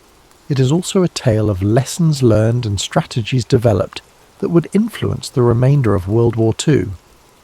The success of D-Day, including the hard-fought victory at Omaha Beach, gave the Allies a critical foothold in Western Europe, but it also came with a significant cost, offering lessons in leadership, logistics, and the nature of modern warfare. In the days and weeks following June 6, 1944, the Allies worked tirelessly to solidify their positions in Normandy. Omaha Beach, alongside the other 4 landing beaches, became a vital supply hub for the Allied forces. Engineers constructed artificial harbours, known as mulberry harbours, to facilitate the unloading of troops, vehicles and supplies. These floating piers were a marvel of engineering and a testament to the ingenuity and determination of the Allied effort. With the beachhead secured, the Allies pushed inland, encountering fierce resistance from German forces. The bocage, the dense hedgerows that characterized the Normandy countryside, proved to be a significant obstacle, offering German defenders natural cover and making it difficult for Allied tanks and infantry to advance. Despite these challenges, the Allies pressed forward, liberating towns and villages one by one. Omaha Beach's role in the larger Normandy campaign cannot be overstated. It served as a crucial link between the various sectors of the invasion, allowing the Allies to coordinate their movements and reinforce their lines. The capture of Omaha Beach also enabled the Allies to connect with the airborne divisions that had landed further inland, creating a unified front that could push the Germans back. The success of the Normandy campaign eventually led to the liberation of Paris in August 1944. The victory at Omaha Beach and the other landing sites had set the stage for this momentous achievement, giving the Allies the momentum they needed to continue their advance across France and into Germany. By opening a western front, the Allies forced the Germans to fight on multiple fronts, stretching their resources and hastening the collapse of the Nazi regime. For the soldiers who fought at Omaha Beach, the experience left an indelible mark. Many of the survivors carried the memories of that harrowing day for the rest of their lives. Their stories, filled with moments of terror, heroism, and camaraderie, provide invaluable insights into the human cost of war. These first-hand accounts have been passed down through generations, ensuring that the sacrifices made on that stretch of sand are never forgotten. The legacy of Omaha Beach extends beyond the battlefield. It serves as a reminder of the importance of unity and collaboration in overcoming seemingly insurmountable challenges. The D-Day invasion was a joint effort involving not just American forces but also British, Canadian and other Allied troops. Their collective determination and shared purpose exemplify the power of working together for a common goal. In the years following World War II, Omaha Beach became a symbol of remembrance and reconciliation. Memorials and cemeteries were established to honour the fallen, and annual commemorations bring together veterans, their families, and people from around the world to reflect on the events of June 6, 1944. The beach itself, now peaceful and serene, offers a stark contrast to the chaos and violence of that day, serving as a poignant reminder of the sacrifices made for freedom. The Battle of Omaha Beach also holds important lessons for future generations. It underscores the importance of preparation, adaptability, and resolve in the face of adversity. The soldiers who fought there demonstrated extraordinary courage, refusing to give up despite overwhelming odds. Their example inspires us to persevere through challenges and to value the freedoms and opportunities that others have fought to secure. As you reflect on the story of Omaha Beach, imagine the waves gently lapping against the shore, the sands now quiet and still. Think of the soldiers who stepped onto that beach, knowing the dangers that awaited them, yet pressing forward with unwavering determination. Let their bravery and sacrifice remind you of the strength and resilience within us all. The legacy of Omaha Beach continues to resonate far beyond the shores of Normandy. It stands as a testament to the bravery and sacrifice of those who fought, and as a reminder of the profound impact of collective action in the pursuit of freedom. While the battle itself ended on June 6, 1944, its implications echoed throughout the remainder of the war and the decades that followed. In the immediate aftermath of the D-Day invasion, the Allies faced the monumental task of consolidating their gains and pushing further into German-occupied territory. The soldiers at Omaha Beach were soon joined by reinforcements, swelling the ranks and ensuring that the beachhead could serve as a staging ground for subsequent offensives. Supplies poured in through makeshift ports and logistical hubs, enabling the Allied forces to maintain their momentum. The capture of Omaha Beach, alongside the other landing sites, directly contributed to the liberation of Normandy. The fighting that followed was grueling, with both sides suffering heavy losses as they contested every inch of ground. The hedgerows of the bocage proved to be as challenging as the bluffs of Omaha Beach, with their dense vegetation providing ample cover for German defenders. Despite this, the Allies persevered, employing innovative tactics and overwhelming firepower to overcome the obstacles. One of the critical outcomes of the battle was the establishment of a Western Front. This forced Germany to split its resources, fighting the Allies in the west while continuing to battle the Soviet Union in the east. The strain of this two-front war proved too much for the Nazi regime, hastening its eventual collapse. The victory at Omaha Beach also had a profound psychological impact. For the Allied forces, it was a demonstration of their ability to achieve what many had thought impossible. The success of the invasion bolstered morale and provided a sense of hope for a future free from tyranny. For the German forces, it marked the beginning of the end, as the once impregnable Atlantic Wall had been breached, and the tide of the war was turning decisively against them. As the Allies advanced across France, the significance of Omaha Beach became even more apparent. It was not just a battle, but a gateway, an entry point for liberation. towns and cities that had suffered under German occupation were freed, and the French people began to rebuild their lives. By August 1944, Paris was liberated, a moment that symbolized the triumph of the Allied cause and the resilience of the human spirit. In the broader context of World War II, Omaha Beach serves as a reminder of the high stakes and immense sacrifices involved in the fight against fascism. The lessons learned there informed Allied strategy in subsequent campaigns, from the push into Germany to the eventual victory in Europe in May 1945. The story of Omaha Beach has also left an indelible mark on culture and memory.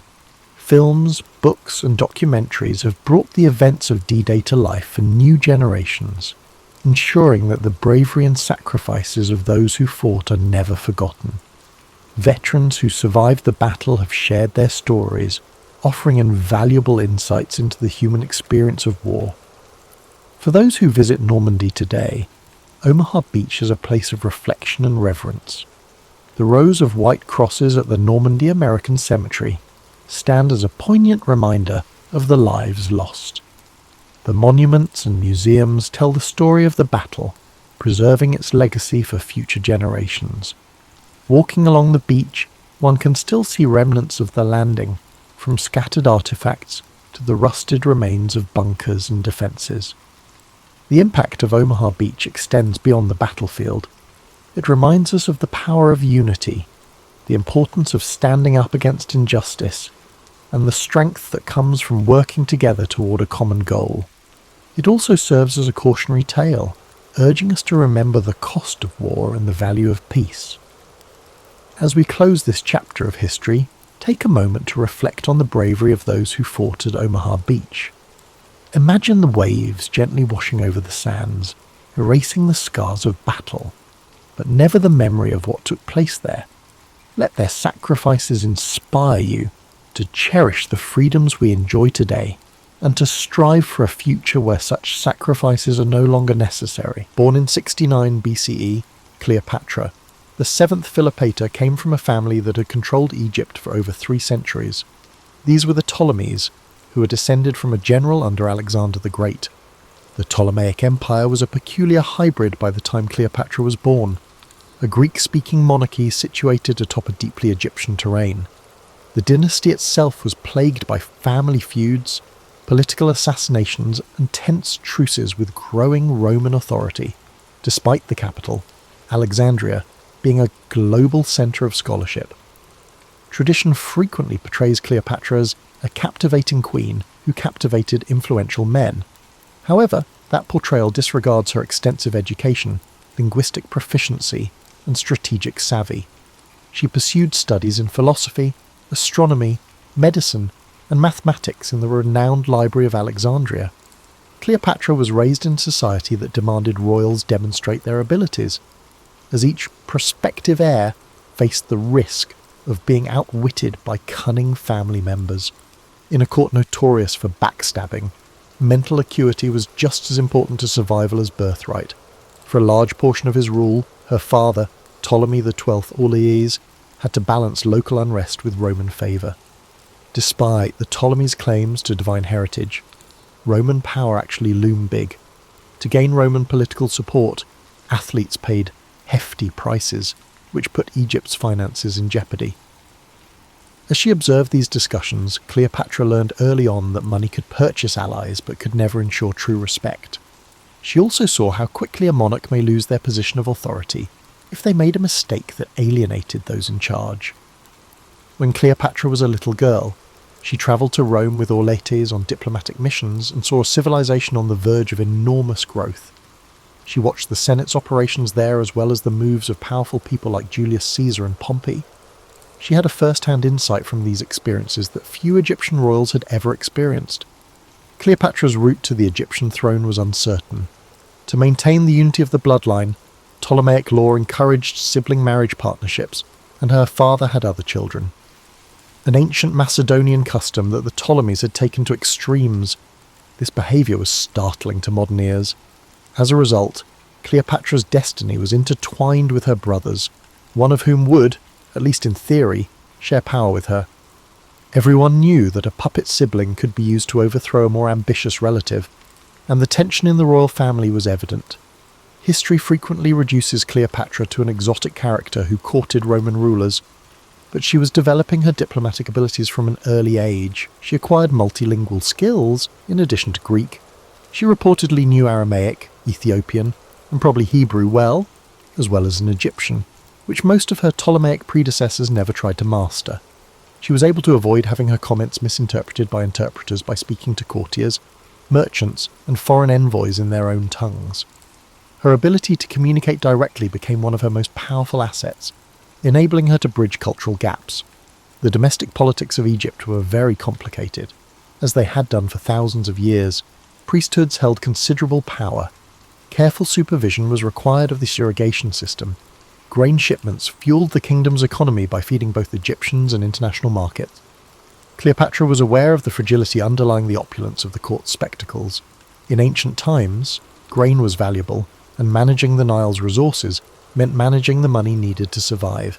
To keep the Roman bankers happy, the priests placated, and the crop steady, a wise ruler was required.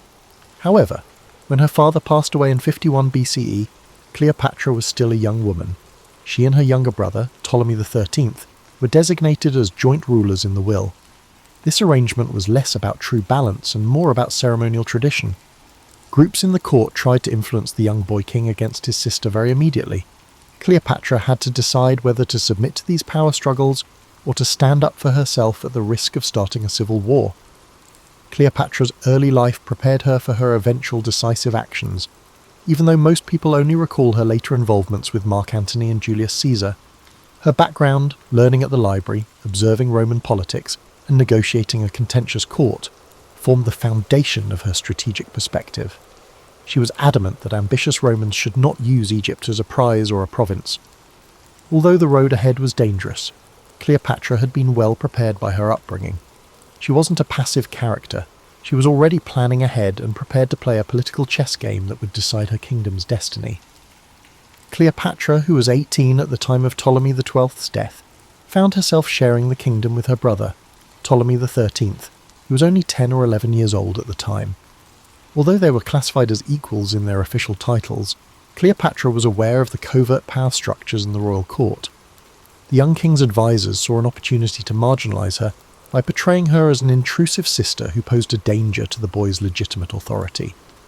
Political scheming by a flurry of courtiers, including the powerful regent Pothinus and a general by the name of Achilles, soon compelled Cleopatra to leave Alexandria. Cleopatra was sent into exile because she would not concede defeat. Instead of disappearing into obscurity, she gathered a small troop and set up camp east of the Nile Delta to wait. She made appeals to border troops who were devoted to her father's legacy, merchants who were upset over the mayhem in Alexandria, and local allies. Cleopatra closely monitored Rome's internal conflicts during this period. Caesar's previous ally, the Roman general Gnaeus Pompey, was now losing a civil war against his erstwhile comrade. The Alexandrian court made the tragic choice to have Pompey killed when he landed in Egypt in search of resources and safety. The killing was likely done to appease Julius Caesar, who was pursuing Pompey. However, the results of this heinous deed were not what they had hoped for. Caesar personally landed in Alexandria in the fall of 48 BCE. A stable monarchy, or at least a compliant administration that would pay for his wartime expenses, was what he hoped to discover. Instead, he found himself in a country that was embroiled in a fraternal war, with Ptolemy XIII's camp fighting for control of the city and Cleopatra in exile. Caesar was apparently horrified to learn of Pompey's assassination, since he had planned to capture Pompey rather than have him killed by outsiders. Seeing her chance, Cleopatra came up with a bold scheme to meet Caesar in private and make her case. According to legend, to get past Ptolemy's guards, Cleopatra planned to be smuggled into the palace rolled up in a carpet or bag. Although some historians disagree with the precise approach, everyone agrees that Cleopatra's first-hand meeting with Caesar was a persuasive masterstroke. She portrayed herself as a legitimate queen whose brother's court had turned treacherous, rather than as a defenceless exile. She knew Latin well enough to communicate directly with Caesar, who was said to be as fascinated by her intelligence and humour as he was by her royal demeanour. Caesar, a master strategist, believed that Cleopatra was a better ally than her younger brother in ensuring Egypt's stability. The siblings must get back together and rule together again, he said. The councillors to Ptolemy XIII refused to obey because they felt their authority was in jeopardy. As tensions increased, the Alexandrian War broke out. Alexandria's streets and docks became battlefields when Caesar's army engaged in combat with Ptolemy XIII's supporters. Although reports differ on the extent and timing of the destruction, the renowned library itself may have sustained some damage during this fight. Cleopatra remained calm in the face of chaos. She collaborated closely with Caesar, providing local intelligence and resources. She understood that while she required Caesar's help, she also possessed power, because Caesar wanted a stable monarchy, and control over Egypt's grain supply was vital to Rome. They eventually routed Ptolemy XIII's army. While attempting to escape, he himself perished in the Nile. To maintain the illusion of a dynastic tradition, Cleopatra's younger brother, Ptolemy XIV, was appointed as a nominal co-ruler. However, Cleopatra held the real power. After the civil war was done, Cleopatra sided with Caesar and, according to many, fell in love with him. Caesarion, the child they would eventually have, symbolized the marriage of Egyptian ancestry with Roman ambition. Nevertheless, Cleopatra never saw herself as a simple consort. Her goal was to bring her kingdom back to life while juggling Roman interests and preserving some degree of autonomy. She lavished Caesar with hospitality, throwing lavish feasts that could only be supported by the Nile's wealth. Beneath these extravagant outbursts, however, she engaged in painstaking negotiations to secure her rule's continuation after Caesar's inevitable departure. Alexandria had been returned to Cleopatra at the end of this turbulent time. She was no longer the helpless fugitive. Instead, she had become Egypt's undisputed monarch, albeit one who was closely associated with Roman authority. She had forged a complicated alliance with the most powerful man in the Mediterranean by navigating war and conspiracies. There were new obstacles in the way, primarily how to balance Egypt's sovereignty with Rome's demands. However, Cleopatra had demonstrated that she was more than capable of skillfully navigating through situations that would shatter a less powerful ruler. Following the Alexandrian War, Cleopatra oversaw a court that combined Roman and Hellenistic elements with old Egyptian customs. She reclaimed trade routes vital to Egypt's growth and dispatched envoys to negotiate border accords to regain control over areas lost during previous crises. Beyond politics, Cleopatra prioritized cultural patronage. She provided financial support for academic pursuits, sponsored building projects, and made sure that Egypt's temples, particularly those honouring the goddess Isis, whom she came to identify increasingly with, received royal backing. She and Julius Caesar's relationship kept changing. Caesar, attracted by Cleopatra's companionship as well as political motives, stayed in Egypt longer than many Roman senators thought was wise. Their well-known Nile cruise, which was later romanticized, served two strategic purposes. Caesar learned about the area's resources and fortifications firsthand, while Cleopatra demonstrated the size of her dominion. Though some Alexandrians questioned the expenditure, Cleopatra recognized the importance of spectacle and heard tales of sumptuous feasts on royal boats. She wanted the Egyptians and Romans to understand that the Ptolemaic throne had not lost its majesty in a time when the ability to dazzle was frequently used to gauge one's level of authority. Caesar and Cleopatra, however, were unable to deny Rome's restlessness. After defeating Pompey's allies, Caesar solidified his hold on power, and his status as dictator was both admirable and vulnerable. He brought Cleopatra back to Rome in 46 BCE, but not as a simple concubine. She successfully positioned herself on the Roman stage by arriving with her retinue, which included the baby Caesarion. Conservative Romans, who disapproved of her alien status and her alleged aspirations, were scandalized by this. Caesar gave Cleopatra a privileged position that no other foreign ruler had, however, by letting her remain at a villa across the Tiber. Within the city's political circles, rumours circulated that Caesar may declare himself king and Cleopatra his queen, a notion that was unappealing to Romans who had vivid memories of overthrowing monarchs centuries before. Both xenophobic animosity and curiosity were stoked by Cleopatra's appearance, her attire, and her entourage of Egyptian courtiers. In the meantime, she researched the tribunes, the Senate, and the network of patronage that connected aristocratic families in Rome.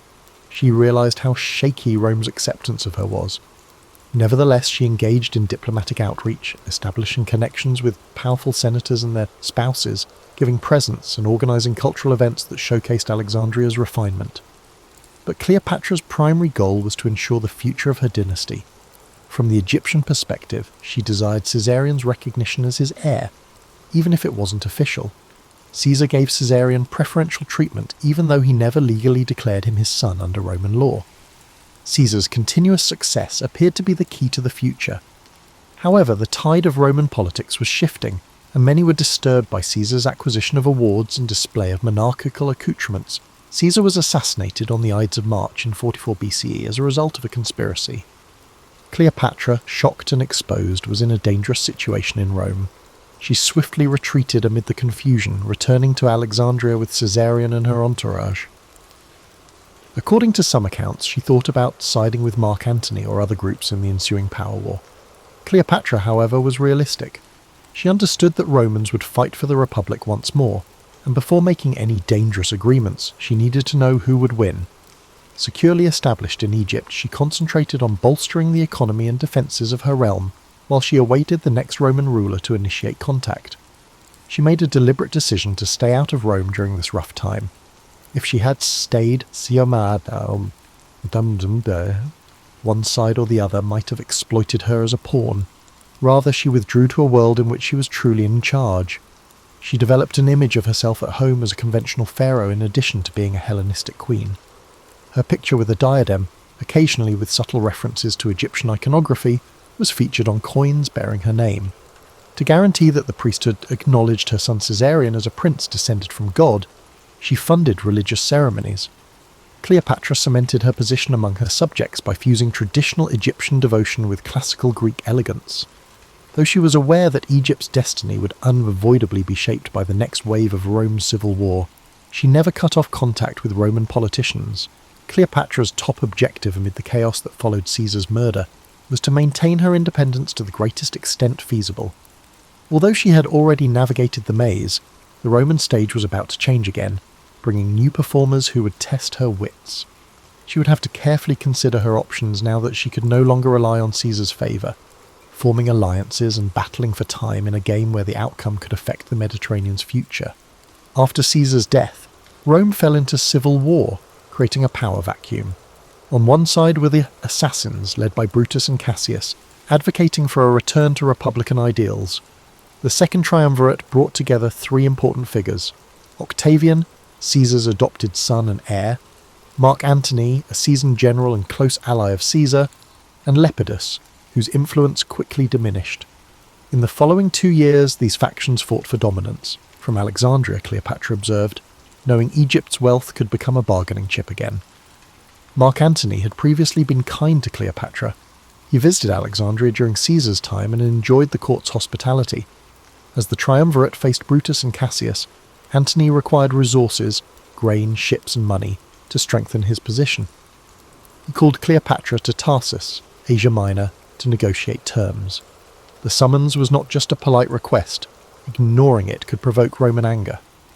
Cleopatra recognized an opportunity. Negotiating from a strong position could help her gain recognition for Caesarion and assert her autonomy. Her arrival in Tarsus turned into a legendary tale. Rather than seeming like a beggar, she glided up the river Cydnus on an ornate barge, adorned with luxurious fabrics and fragrant sails. Musicians played as Cleopatra, adorned as the goddess Aphrodite or Isis based on the source, invited Antony to witness a display of opulence akin to a royal festival. Cleopatra recognized the significance of spectacle. Her dramatic entrance overshadowed rumors of Egyptian subservience. Antony realized he was not in charge of a subordinate, but was instead welcoming a king in full splendor. He was impressed and accepted her invitation to dine on her vessel, where her wit and cultural sophistication captivated him as much as the luxuries. An alliance began, political and romantic, that would shape the Eastern Mediterranean's fate. Their relationship was complex. Antony aimed to gain Cleopatra's loyalty and resources to tackle the ongoing challenges to the triumvirate. Cleopatra demanded the return of Egyptian territories lost under previous Ptolemaic rulers. She urged for formal Roman recognition of Caesarian's significance, at least in Egypt. What started as a tactical partnership evolved into a personal bond. Antony spent the winter in Alexandria, enjoying the city's lively culture. He took part in festivals, enjoyed hunts along the Nile, and even created a drinking society with Cleopatra, humorously called the Inimitable Livers. Cleopatra remained focused on her political goals despite the distractions of revelry. She maneuvered through court intrigues, handled the Egyptian bureaucracy, and protected her throne despite rumours that Antony was succumbing to her spell. These rumours extended beyond mere gossip. In Rome, Octavian eyed Antony's actions warily. Octavian ruled the West, while Antony managed the East as co-rulers of the Roman world. Antony's extravagant gestures toward Cleopatra reinforced the idea that he was abandoning Roman values for Eastern excess. Cleopatra understood the gravity of Octavian's propaganda. She had encountered Roman disdain previously. Now the risks were greater. Loss of Antony's favour in Rome could jeopardise Cleopatra's position. Antony's early campaigns in the East had some success.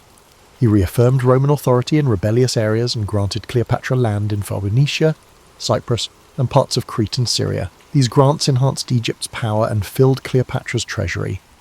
At the same time, the triumvirate unravelled. Lepidus was sidelined, intensifying the rivalry between Antony and Octavian. Cleopatra and Antony had children, starting with twins and then another son whom Antony acknowledged publicly. Children were given territories, culminating in the notable Donations of Alexandria ceremony, where Cleopatra and her children donned regalia representing their rule over vast regions of the Near East. Roman observers were shocked. The event resembled the establishment of a new Hellenistic empire at the cost of Rome. Cleopatra understood that her fate depended on Antony's military achievements. Antony found himself increasingly conflicted between the East, where Cleopatra held sway, and the Roman heartland, where Octavian was turning public sentiment against him. Cleopatra employed her diplomatic skills to secure local alliances, ensuring that if war arose, she could gather sufficient Egyptian manpower and naval power to be taken seriously. She noticed the cracks appearing. As Antony embraced his Eastern identity by adopting Greek customs and granting grand titles to Cleopatra, hostility in Rome intensified. Octavian waited patiently, gathering proof to label Antony a traitor influenced by an Oriental queen. This delicate balance endured for years, lending Cleopatra's reign a sense of renewed grandeur alongside looming storm clouds. She had journeyed from uncertain exile to commanding queen, but the horizon suggested a final confrontation that could overshadow all her previous struggles. By the mid-30s BCE, tensions between Antony and Octavian nearly ensured another Roman civil war. To mend the divide, Antony wed Octavian's first sister, Octavia, while still maintaining his affair with Cleopatra. He attempted to balance these conflicting responsibilities. However, the political alliances proved too weak, and Octavian exploited Antony's ongoing stay in Egypt as proof of treachery.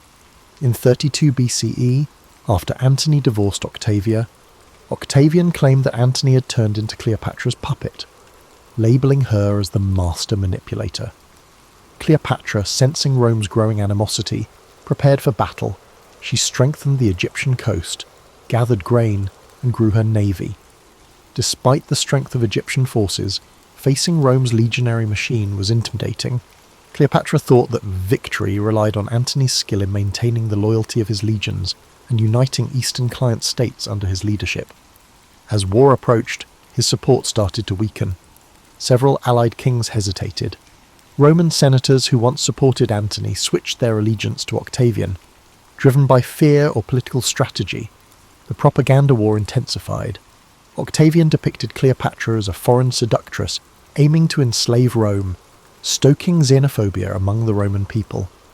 In 31 BCE, the decisive confrontation occurred off Greece's western coast, near Actium.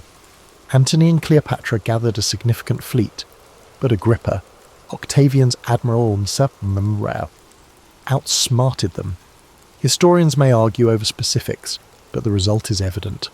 Antony's navy became desperate, lacking supplies and troubled by Agrippa's better naval strategies. In the climactic battle, Cleopatra, leading her squadron, suddenly broke away and fled to Egypt. Antony, realizing she was leaving, gave up the fight to pursue her. The fleet's fate was sealed. Lacking unified leadership, Antony's naval forces fell apart, allowing Octavian to achieve a decisive victory. Rumours about Cleopatra's escape circulated. Was it panic, strategy, or a prearranged plan if the situation worsened?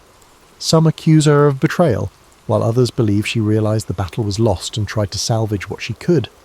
Actium dealt a severe blow to Antony's cause. Afterward, Cleopatra hurried to strengthen Egypt, hoping to rebuild defences and negotiate a diplomatic deal. Octavian had the momentum on his side. He waited patiently, systematically restructuring his forces, rejecting Cleopatra's negotiation proposals unless they met his conditions. Antony and Cleopatra's relationship, once adorned with splendour, faltered under the burden of the loss.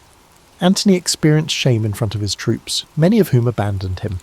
Cleopatra confronted the truth that her meticulously built Eastern Empire was falling apart.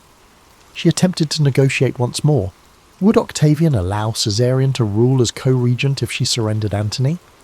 Historical records indicate Cleopatra considered various escape options, yet Octavian remained ruthless. He viewed Cleopatra as a danger and aimed to remove her from power. Caesarion, being Caesar's biological son, complicated his claim to Rome's legacy. Removing both mother and child would pave the way for Octavian's unchallenged dominance. In the summer of 30 BCE, Octavian launched an invasion of Egypt. Antony's efforts to organise a defence crumbled due to desertions and a superior Roman force. According to legend, upon hearing a false report of Cleopatra's death, Antony took his own life by stabbing himself. Mortally wounded, he discovered the queen was still alive and was brought to her. Their last meeting marked a sad end to a once glamorous partnership. Antony passed away in her embrace, forcing Cleopatra to face Octavian by herself. Octavian's victory was certain. Cleopatra's final hope was to maintain a trace of her dynasty or escape the shame of being displayed in Rome. She locked herself inside a mausoleum she had constructed, filled with her treasures and said to hold concealed toxins. Octavian aimed to capture her alive, likely planning to showcase her in his triumph as a trophy representing Rome's victory over the East. Understanding the futility of resistance, Cleopatra readied herself for a final act that would echo through history. Various accounts of her death exist, but the most well-known is the tale of an asp sneaked into her hideout, biting her arm and bringing a quick, though painful, demise. Some say she took poison. She made the decision to face death on her own terms rather than accepting it as the living conquest. Cleopatra's death marked the end of the Ptolemaic dynasty, leading to Egypt becoming a Roman province. Caesarion was captured and executed on Octavian's orders, removing any threat to his rise as Rome's first emperor, Augustus. Cleopatra's reign ended, but her legend was just beginning, destined to be recounted in ways that often masked the woman behind the myth. After Cleopatra's death, Roman accounts depicted her as a cunning temptress whose ambitions led Antony astray from Roman virtue. Poets and historians aligned with Octavian, who would become Augustus, reflected the official narrative that Cleopatra represented the corrupt East. Her final stand, the gilded mausoleum, and the tale of the asp became material for moralizing treatises and sensational storytelling. Despite the Romans' vilification, they could not deny her importance. She was the final monarch of a once mighty dynasty, and her fall signified Rome's clear dominance in the Mediterranean. Egypt transformed under Roman control. Cleopatra's administrative frameworks, such as tax systems, land management, and temple support, remained intact, with Roman officials now at the helm. Alexandria remained a significant cultural hub, despite no longer being a royal capital. Cleopatra's memory in Egypt became intertwined with the local folklore over time. Some viewed her as a tragic figure aiming to safeguard the land from foreign control. Some, swayed by Roman propaganda, held her responsible for leading the nation into war. The temples showcased images of Ptolemaic rulers in pharaonic attire, reflecting the hybrid world Cleopatra once ruled. Rome gained a vast province and a compelling narrative. The victory over Cleopatra symbolized the triumph of Roman discipline over Eastern luxury. Augustus leveraged this narrative to consolidate his power. He erected monuments to commemorate his conquest of Egypt, minted coins declaring peace restored, and influenced the Roman mindset to see Cleopatra's downfall as unavoidable. Behind the propaganda was an acknowledgement that Cleopatra was an extraordinary opponent. She matched Roman statesmen in diplomacy, commanded resources, and nearly forged a new political reality. If Actium had unfolded differently, the narrative of Rome could have changed significantly. Over the centuries, Cleopatra's reputation changed numerous times. Roman playwrights depicted her as a witch, captivating Antony with his potions and spells. Early Christian writers used her as a cautionary tale about the dangers of lust and power, emphasizing moral lessons. However, there were also more understanding perspectives. Chroniclers, particularly of Greek descent, lauded her intelligence, multilingual abilities, and cultural refinement. Alternative accounts reveal her negotiations with local elites, philanthropic gestures to the Alexandrian poor, and efforts to maintain Egyptian autonomy. These insights provided an alternative to the prevailing Roman story. In the medieval period, much classical literature remained in monasteries. Cleopatra appeared occasionally in moral tales or collections of notable women, frequently overshadowed by biblical figures. The Renaissance revival of classical learning sparked new curiosity. Scholars found Greek and Roman texts, revealing Cleopatra as a multifaceted figure. Artists drew inspiration from her dramatic life, creating paintings, plays, and poems. Shakespeare's Antony and Cleopatra portrays her with a tragic grandeur. Shakespeare partly followed Roman biases, portraying her as theatrical and manipulative, yet he also revealed her depth, showcasing the fiery intelligence that fueled her allure. Subsequent centuries witnessed additional reinterpretations. Enlightenment thinkers debated if Cleopatra was an enlightened ruler or a reckless tyrant. The Romantics saw her as a symbol of passionate defiance against a cold, practical empire. In the 19th and early 20th centuries, European Orientalist views transformed Cleopatra into the symbol of exotic allure. Painters depicted her in extravagant settings, focusing on her beauty and wealth, while overlooking her administrative skills and political acumen. Hollywood embraced this image, creating epic films that highlighted spectacle, grand sets, intricate costumes, and a Cleopatra who captivated famous Romans with alluring glances. However, beneath these depictions, historical research dismantled the stereotypes. In the 20th and 21st centuries, scholars refocused on Cleopatra's intelligence, linguistic skills, her role as a living goddess in Egyptian tradition, and her adept rule during challenging times. Recent archaeological discoveries and fresh interpretations of primary sources portray her not just as a femme fatale, but as a stateswoman facing the mightiest empire of her time. This change in viewpoint highlighted the conflict between Cleopatra's real governance, managing taxes, suppressing uprisings, directing foreign policy, and the narrative crafted by those who aimed to rationalize her defeat. Cleopatra's reputation changed with Rouge era's agendas, reflecting cultural fantasies and fears. Her true legacy, her efforts to preserve a sovereign Egypt against Rome's expansion, endures as a testament to her strategic prowess, even if overshadowed by the highlights of her personal liaisons. Cleopatra is a figure that urges us to see beyond stereotypes, highlighting that the true complexity of history is often lost in the propaganda and entertainment of the era. Cleopatra's story still captivates in our modern age. She has become an icon that transcends her time, symbolizing female power, political skill, cultural fusion, and the tragedy of lost sovereignty. To truly appreciate Cleopatra, one must view her not as an exotic siren or a mere footnote in Rome's story, but as the pinnacle of a unique dynasty navigating a rapidly changing world. Her importance stems from the careful balance she maintained from the moment she assumed power. Cleopatra forged alliances with Caesar and negotiated with Mark Antony, expanded her kingdom's territories, and maintained the reverence of Egypt's priesthoods, orchestrating a precarious dance. She encountered a Rome shifting from republic to autocracy, a superpower in transition, uncertain of its future.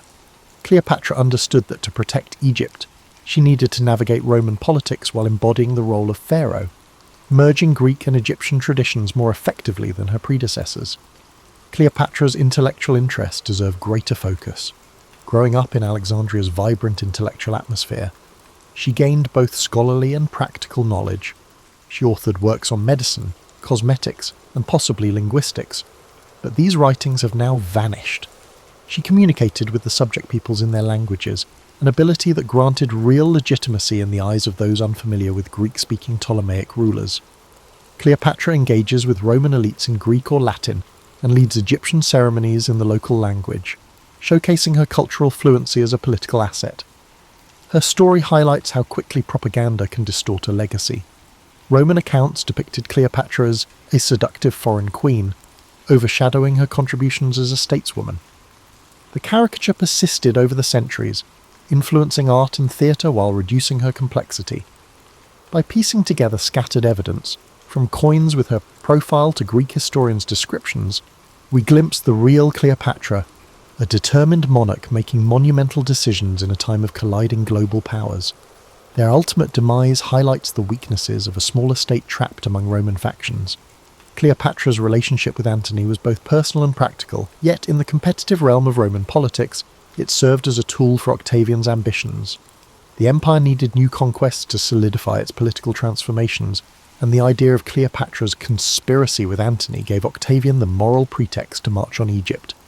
However, Cleopatra managed to outsmart him, engaging in covert negotiations until Actium irreversibly shifted the balance.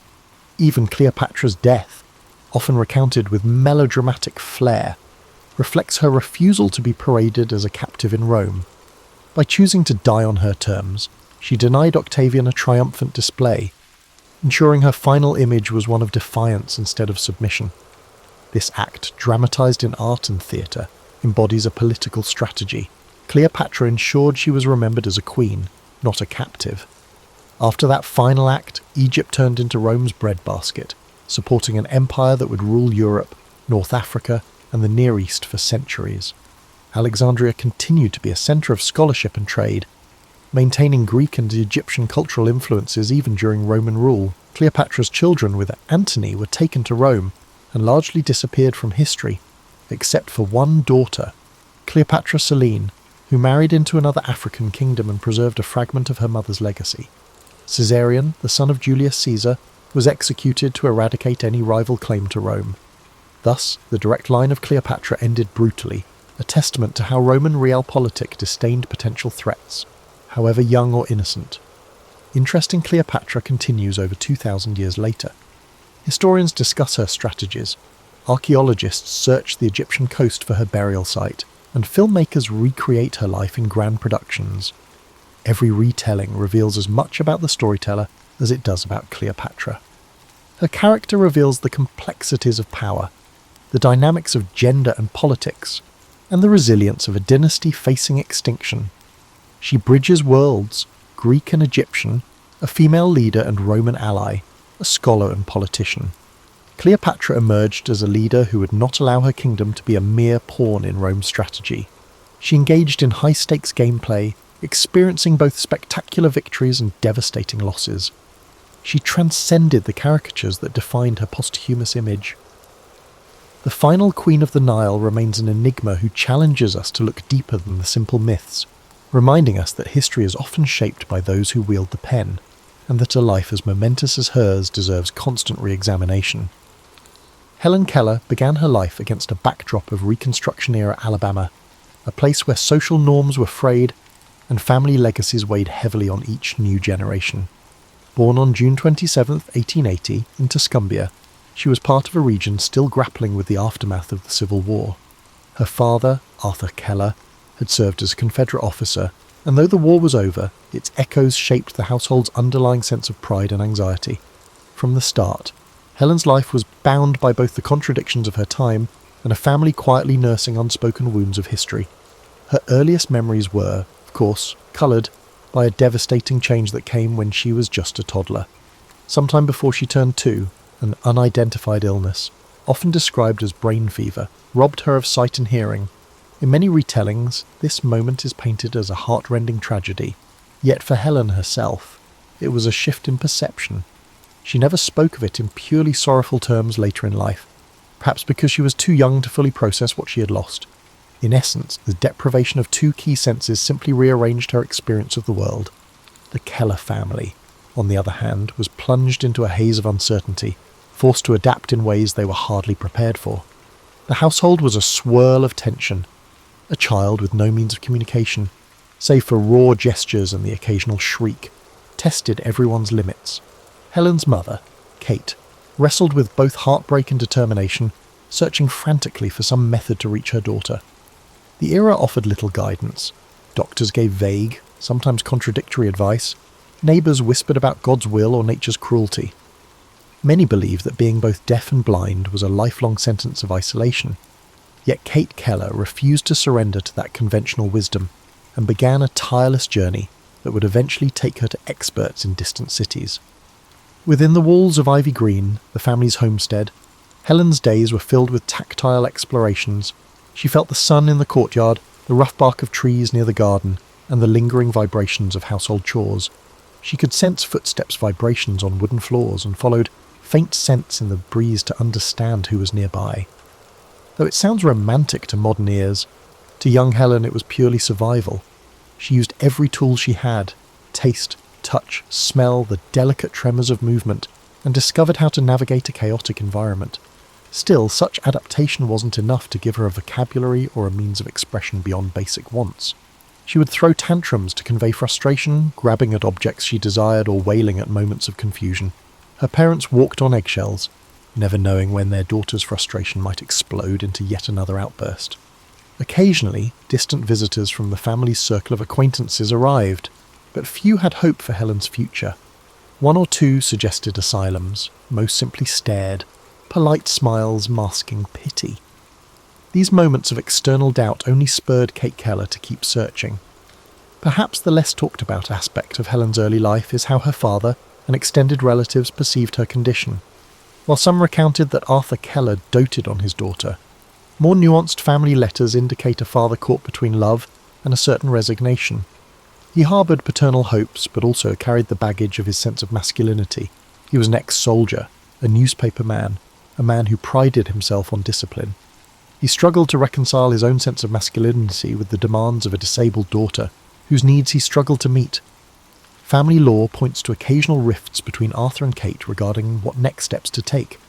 What rarely gets mentioned in simplified biographies is the emotional terrain they navigated, the nights of hushed debates, the fleeting moments where blame seeped in. In these formative years, Helen became a puzzle to many, and she likely felt her sense of disconnection. She was aware of other people's presence in the house, but had no structured way to relate to them. She had glimpses of old social cues, laughter without understanding what triggered it, scolding tones with no context for her wrongdoing. Every day stretched like an unsolvable riddle. The present was not a tidily packaged sad prologue, but an emotionally complex time, a swirling mix of curiosity, friction, and fleeting moments of joy. Among the lesser-known anecdotes is the story of how Helen once attempted to mimic the actions of someone reading a newspaper. She had felt the crisp pages and sensed her father's engagement with the words. With no framework for reading, she simply crumpled pages in her hands, straining to extract meaning from the tangles of paper. These silent acts of longing spoke of a mind desperate to connect and share in what everyone else seemed to experience so naturally. The tragedy was not simply her lack of senses, but her isolation within a household unsure of how to decode her yearnings. Despite this gloomy vantage, seeds of determination were embedded in these early years. Helen did not wilt into passive acceptance. Instead, she poured at the mysteries around her, employing every sense left at her disposal. It was raw, unrefined perseverance. Kate Keller, fueled by maternal resolve, carried on her quest to find someone, anyone, who could unlock her daughter's tilaput, sightless world. The combination of a stubborn child and a mother determined to persevere paved the way for a significant transformation that would eventually become legendary. In time, that shift would arrive, and the name Helen Keller would be uttered across the globe in awe and admiration. But as we shall see, the full story was never as tidy as popular lore would have it. Anne Sullivan stepped onto the scene in 1887 as a slender, serious-minded young woman with her litany of difficulties. A product of poverty, with limited sight herself, Sullivan had recently graduated from the Perkins School for the Blind. Many accounts portray her as a saintly figure with near-miraculous teaching powers. Yet, if we peel away the veneer of hero worship, we find a fiercely practical individual who approached Helen not merely with compassion but with a no-nonsense determination. She did not see a pitiable child but a human being aching to connect. And she was well aware that her struggles, from an impoverished childhood to surgeries that had partially restored her vision, armed her with empathy for Helen's condition in ways a more privileged teacher might never grasp. Their introduction didn't spark instant harmony. The Kellers were sceptical about a single young woman's ability to manage their turbulent daughter. Helen herself was accustomed to controlling the household through tantrums. During the initial week, the teacher and the student engaged in a fierce battle that could have resulted in catastrophe if Anne had given in. Instead, Sullivan insisted on establishing boundaries. She famously demanded to stay alone with Helen in a small cottage on the estate, away from indulgent family members, so that real instruction could begin. It is often recounted that Helen's breakthrough came at the water pump, where Sullivan spelled W-A-T-E-R into Helen's palm as water rushed over her other hand. Stage and screen have replicated that scene to the point of cliché. However, the dramatic flash of realization Helen felt wasn't a single moment in isolation. It was part of a chain reaction. Sullivan had been systematically spelling words into Helen's hand for weeks, patiently associating objects with finger-spelled letters. The water pump incident was simply the tipping point when Helen at last understood that everything around her had a label, that language itself was possible, and that she was not trapped in some private bubble, but living in a shared, nameable reality. Less celebrated moments peppered this learning journey. For instance, Anne would demonstrate the concept of cool by pressing Helen's hand to a window pane on a chilly day. She illustrated soft by letting Helen stroke the fur of a nearby cat, and then spelled the corresponding letters. It wasn't about memorizing discrete items, it was about teaching a conceptual framework of the world. Helen began to realise that there was a logic to everything she touched, that each texture and object had its identity, and that these identities could be conveyed through symbolic letters traced onto her hand. The social dimension of this breakthrough is perhaps the most profound. Before Anne arrived, Helen had been a solitary figure in a family that couldn't truly speak her language. Suddenly, an entire universe of relationships opened up. She could inquire, albeit at a basic level, about what her mother was doing in the kitchen. She could express frustration in ways that might be understood, rather than erupting in physical outbursts. The blossoming of Helen's curiosity was immediate and intense. She demanded the names of everything: furniture, cutlery, flowers, the horse in the stable, and even more abstract terms like love. Indeed, the lesson on love was pivotal, how to convey an intangible concept to a child who had thus far only learned words anchored to physical things. Anne tried to explain that you can feel the warmth of love just as you can feel the warmth of the sun, even though you cannot hold it in your hand. The struggle to grasp intangible ideas would shape Helen's future explorations of philosophy, religion, and ethics. Yet the real significance goes beyond the novelty of a once silent child learning to communicate. Helen's transformation signalled a subtle rearrangement of the household's dynamics. The friction between teacher and parents over discipline, for instance, highlights how Anne stood firm in not treating Helen as a fragile curiosity. She insisted on correcting Helen when she made mistakes and guiding her towards self-reliance. Those who witnessed Anne's methods might have called her strict, perhaps even harsh at times. But the results were undeniable. Helen was evolving from a wild, misunderstood child into a student who recognised there were rules, processes, and consequences in life. An intriguing anecdote rarely highlighted is how Helen would sometimes mimic the attitudes or behaviours of Anne herself. Because so much of Helen's learning was through touch, she picked up on subtle cues like Anne's posture or even the way Anne's face set in determination. It was as if Helen, by constantly holding on to Anne's hand, was also absorbing her teacher's worldview. The two grew interdependent. Anne found a renewed sense of purpose and fought her insecurities through Helen's progress, while Helen drew mental nourishment and discipline from Anne's guidance. This era, therefore, marked the dawn of Helen Keller's social and intellectual awakening. She quickly surpassed the rudimentary fingerspelling lessons and delved into Braille, then speech lessons, and eventually more advanced academic pursuits. But the foundation wasn't just scholastic, it was relational. The bond between Anne Sullivan and Helen Keller formed the emotional matrix that made further education possible. Without Sullivan's firm hand and shared, battle-scarred empathy, Helen might never have discovered the unstoppable curiosity that came to define her. By the time Helen reached her adolescence, her thirst for knowledge had surpassed the capacity of anyone in her immediate circle to predict. She devoured each lesson like a person parched for water. It wasn't just about reading or writing, she seemed driven to understand the machinery of the world.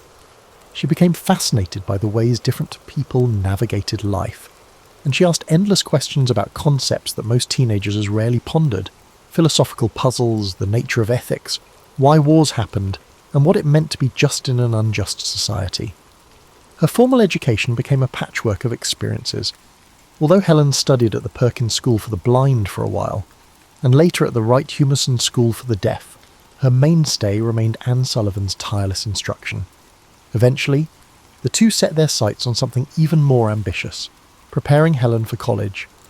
At a time when few women pursued higher education, let alone women with multiple sensory disabilities, this ambition was close to revolutionary. This necessitated the creation of new pathways in adaptive instruction, as Anne had to constantly innovate by converting textbooks into Braille, spelling out lectures, and accompanying Helen to classes. Their collaboration blurred the lines of teacher, translator, and companion in ways uncharted by conventional educational practices. During this time, an oft-overlooked aspect of Helen's development was her emotional blossoming. She wasn't merely an academic machine, she navigated the usual teenage swirl of insecurities, mild rebellions, and curiosity about romance and friendship. Family letters, rarely cited in popular biographies, reveal that Helen wanted to understand how relationships worked, why people courted, how love flourished and sometimes fizzled, and the role of marriage in a woman's life.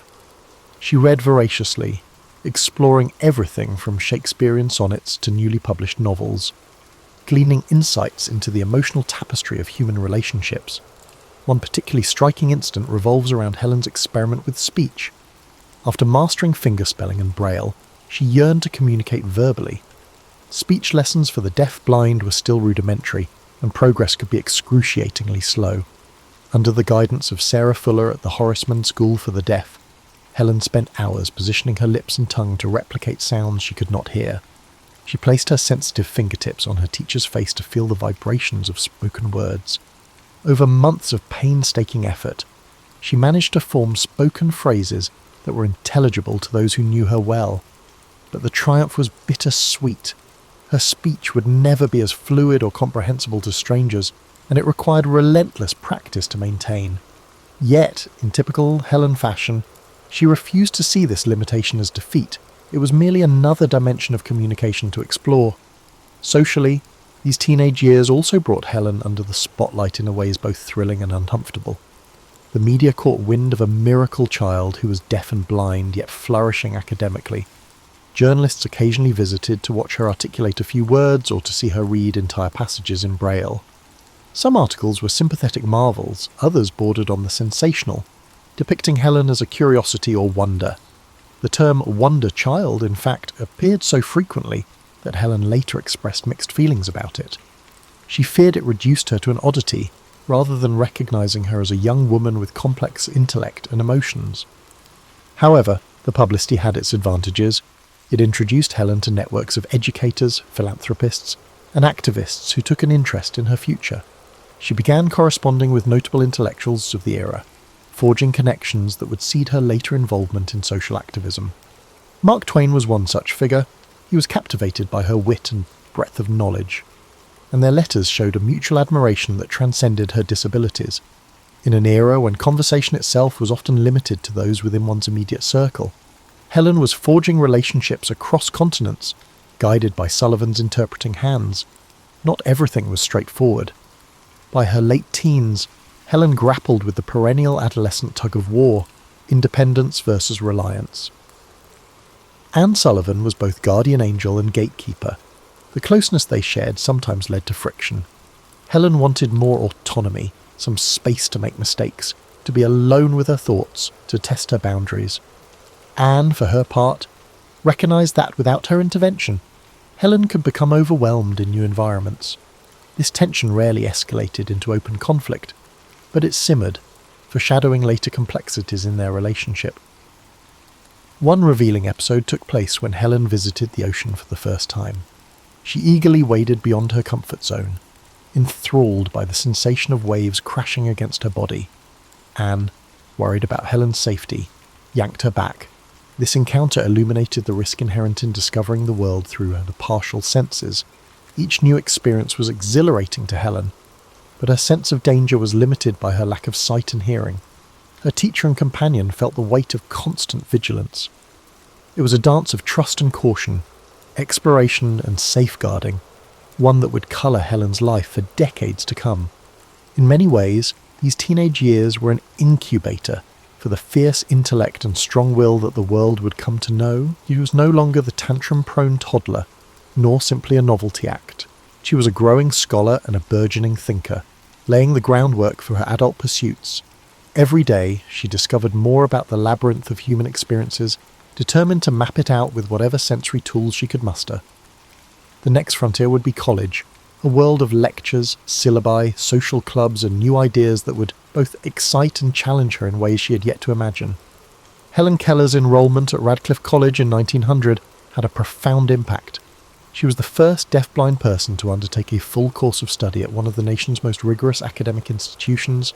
From the outset, it was clear that neither the college nor her fellow students quite knew what to expect. Though Radcliffe was more progressive than many, the logistics of accommodating Helen's needs were unprecedented. At times, professors struggled to organise their lectures for a student who was unable to see the board or hear their explanations. Fortunately, Helen's unstoppable curiosity and Anne Sullivan's support filled in many gaps. Sullivan attended lectures with her, translating the spoken material into rapid-fire fingerspelling. When the course load proved overwhelming, a small circle of classmates pitched in, helping to transcribe reading assignments into Braille. Still, it was an arduous process. Helen joked privately that it felt like reading everything twice, once in real time as Anne spelled it into her hand, and again in Braille to fully comprehend the text. She also cultivated friendships that challenged her to think beyond the usual limits of a special needs student. Many of her new peers were ambitious young women, eager to discuss literature, art, the suffrage movement, and current events over tea. Helen found herself at the centre of intellectual discourse, no longer a mere curiosity on the fringes. It was during this period that Helen encountered the works of great philosophers, Plato, Spinoza, Kant, and wrestled with abstract concepts in a way that surprised even her instructors. She was particularly taken with Kant's ideas about innate structures of the mind, finding a parallel in her quest to conceptualize the world despite missing two key senses. The result was a unique perspective on knowledge itself. Helen believed, even then, that much of learning came from inside, an internal scaffolding onto which experiences could be attached. When classmates debated the nature of reality or the possibility of knowing truth, Helen's contributions had a resonance that came from living in a realm so different from the norm. Socially, Helen refused to let her disabilities define her interactions. She attended student gatherings, though she relied on interpreters to follow conversations. She tried, however awkwardly, to engage in the typical banter of undergraduates, complaining about heavy workloads, arguing about politics, swapping opinions on novels. Some classmates found it intimidating to speak with her, worried they might say something offensive or fail to communicate properly. Helen, accustomed to these hesitations, frequently introduced herself with sharp humour. She'd eavesdrop on petty gossip by laying her hand on a conversation partner's lips to feel the vibrations of their whispered words, then would interject a witty remark. This approach, though startling at first, earned her a circle of devoted friends who cherished her candour and intelligence. An underexplored angle is how this phase of Helen's life further shaped her political consciousness. Through her coursework and conversations with radical-minded classmates, she became increasingly aware of social inequalities, class struggles, and the limitations placed on women. This environment undoubtedly laid the seeds for her later activism in socialist movements and suffrage campaigns. She no longer simply read about these issues, she encountered them in the flesh. Fellow students worried about tuition, or suffragists protesting in Boston streets, or editorials in newspapers calling for changes in labour laws. Helen was struck by the disparity between the privileged gates of academia and the harsh realities experienced by many outside them. Reading the works of H.G. Wells and other forward-thinking authors who challenged the status quo escalated this tension. She corresponded with some of these writers, forging a network of ideas that far surpassed the typical college pen-pal relationships. Most people know of her friendship with Mark Twain, but fewer realise she also exchanged letters with reformers like Jane Addams, discussing not only disability rights but also broader social reforms. Her identity began to crystallise around the idea that her life was not just about personal triumph, but also about dismantling the obstacles, social, economic and political, that held others back. Amid all these intellectual pursuits, daily life at Radcliffe was still physically exhausting. Helen's health sometimes wavered due to the enormous strain of reading, writing, and deciphering a deluge of new material. Anne Sullivan too felt the pressure. She was effectively auditing the entire curriculum while juggling her role as interpreter, companion and caretaker. The two had to invent coping mechanisms, like scheduling strict breaks to rest Helen's fingers and avoiding marathon reading sessions late into the night. However, neither woman was willing to compromise, and they persevered in pursuit of excellence. By the time Helen graduated with honours in 1904, she had set a precedent that would serve as an inspiration to numerous others. She demonstrated that a deaf-blind individual could excel in a challenging academic setting, provided they had the appropriate reminders and determination. She broadened her philosophical and political perspectives, leaving college with convictions that would soon transform her from a resilient figure into an activist with a distinct purpose. However, it's important to acknowledge that her academic achievements were only one aspect of her evolving character. Underneath the public accolades and personal milestones, Helen was quietly evolving into a thinker with a passionate commitment to justice, forging a path few in her era could have predicted. After completing her formal education, Helen Keller entered the public sphere, serving not only as a symbol but also as a conscience-driven voice. Most mainstream biographies concentrate on her championing of disability rights, which is undeniable. She worked tirelessly to improve Braille systems, broaden educational opportunities, and secure funding for schools serving the visually and hearing impaired. But that's only a fraction of her story. Helen's convictions led her to join the Socialist Party in 1909, at a time when socialism was highly controversial in the United States. She believed that the same forces that marginalized disabled individuals also oppressed workers, immigrants, and women. This stance brought her to the forefront of disputes and political rallies. She wrote letters to newspapers, penned essays in socialist periodicals, and even participated in public events to advocate for fair wages, universal suffrage, and better working conditions. While most people lauded her philanthropic efforts for the blind, her radical politics made some of her admirers deeply uncomfortable. Suddenly, the miracle child was speaking out in favour of labour strikes and critiquing capitalism.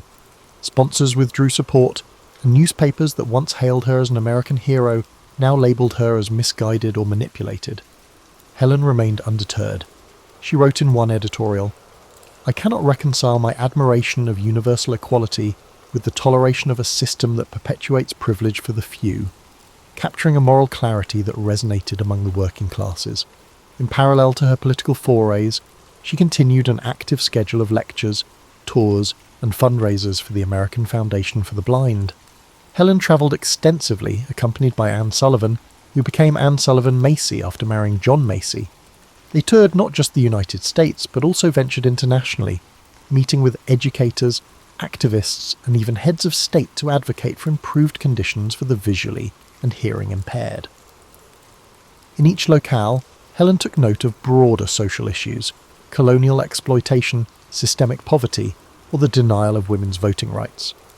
These observations only fortified her belief that disability rights could not be divorced from the global fight for justice. One lesser-known anecdote involves Helen's visit to Japan in the 1930s. There, she met with scholars and community organisers who were exploring ways to integrate blind workers into the local economy. While she was deeply impressed by aspects of Japanese culture, she also noted the undercurrents of militarism that would soon lead to heightened tensions. In her private diaries, she lamented the seeds of aggression, comparing them to the imperialistic attitudes she had witnessed elsewhere. Such prescient reflections seldom make it into standard retellings, as they don't fit the neat narrative of an inspirational figure, but they reveal a woman engaged with the geopolitical complexities of her time. Her activism wasn't confined to socialist causes. She was a fervent supporter of women's suffrage and later championed birth control, aligning with figures like Margaret Sanger. These stances, too, sparked controversy. Religious groups that had once invited her to speak turned away from her when she supported reproductive rights. Some critics accused her of being ungrateful to the social and religious institutions that had facilitated her education. Yet Helen's sense of justice was holistic, refusing to compartmentalize disability advocacy from broader social reforms. She argued that women, especially those with disabilities, had the right to control their bodies and reproductive choices, a stance that was leagues ahead of its time. Helen's engagement with the eugenics movement of the early 20th century, a stance that reveals her own internal complexities, is another aspect rarely featured in highlight reels. In her youth, she showed some sympathies with eugenic ideas, influenced by the era's scientific and cultural climate. However, with time and further reflection, she distanced herself from these perspectives and advocated a more inclusive view of human potential. This shift was gradual and underscores that Helen Keller was not a static icon, but a person capable of evolving her viewpoints as she absorbed new information and criticisms. Throughout these years, Anne Sullivan remained her closest collaborator, though their relationship had its strains. The strain of constant travelling led to a decline in Anne's health, yet the teacher-pupil bond had evolved far beyond its original form. They were co-conspirators in activism, confidants in personal matters, and mutual sounding boards for each other's moral dilemmas. If friction arose, it was often because Helen's activism demanded a pace that Anne struggled to sustain, or because Anne sometimes worried about the backlash Helen's radical stances invited. But ultimately, they faced the spotlight together. Helen as the unstoppable champion, and Anne as the essential, if often overshadowed, pillar. By the mid-1920s, Helen Keller was no longer just a household name, but a force in civic discourse, challenging norms and expanding the conversation on disability rights, labour conditions, women's liberation, and beyond. Yet in popular imagination, these achievements paled, beside the sanitised image of a girl who learned to speak and read. Media outlets and charitable organisations often preferred the simpler tale, finding her radical zeal complicated to market. But Helen pushed on, convinced that an unexamined stance on social issues was a betrayal of her own personal journey. For her, each victory over adversity served as a call to transform society, ensuring that others would not have to endure the same struggles.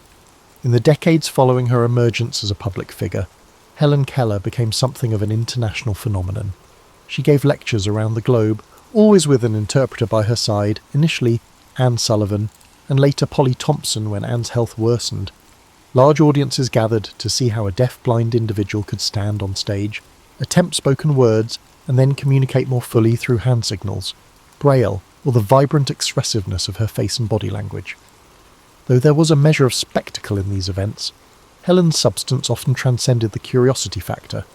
She was unabashed in calling out injustices, whether addressing colonial practices in India or the plight of European refugees fleeing warfare. One memorable tour took her to South America, where she visited schools for the blind in Brazil and Argentina. Unlike some Western travellers of her day, Helen didn't confine herself to upscale reception halls. She insisted on meeting local activists and workers, even venturing into factories and impoverished neighbourhoods to speak with those whose lives rarely intersected with the privileged. While she couldn't hear the noise of machinery or see the cramped living conditions, she felt the vibrations and gleaned details through incessant questioning. She touched the walls, the worn tools, the battered tables, and spelled questions into her companion's hand, refusing to remain insulated from the realities outside the lecture circuits. In each new place, Helen encountered both adoration and a bewilderment. Some officials tried to dissuade her from delving into political matters, hoping she'd stick to safe topics about overcoming adversity. But Helen had outgrown that sanitized script. She understood that her personal story, often trivialized into a feel-good narrative, had the potential to create opportunities, and once those opportunities presented themselves, she did not hesitate to confront oppressive systems. In private diaries, she noted the contradictions. "I am the invited guest, brought here to display my fortitude, yet I see how fortitude might serve us all if we only broadened our sense of responsibility." During these travels, Helen also experienced poignant human connections. In one instance, she met an indigenous leader in Peru who communicated with her through an interpreter, describing the region's social stratification and the exploitation of local resources. Helen, through her interpreter, conveyed solidarity and drew parallels between being marginalised due to disability and being marginalised due to ethnicity or economic status.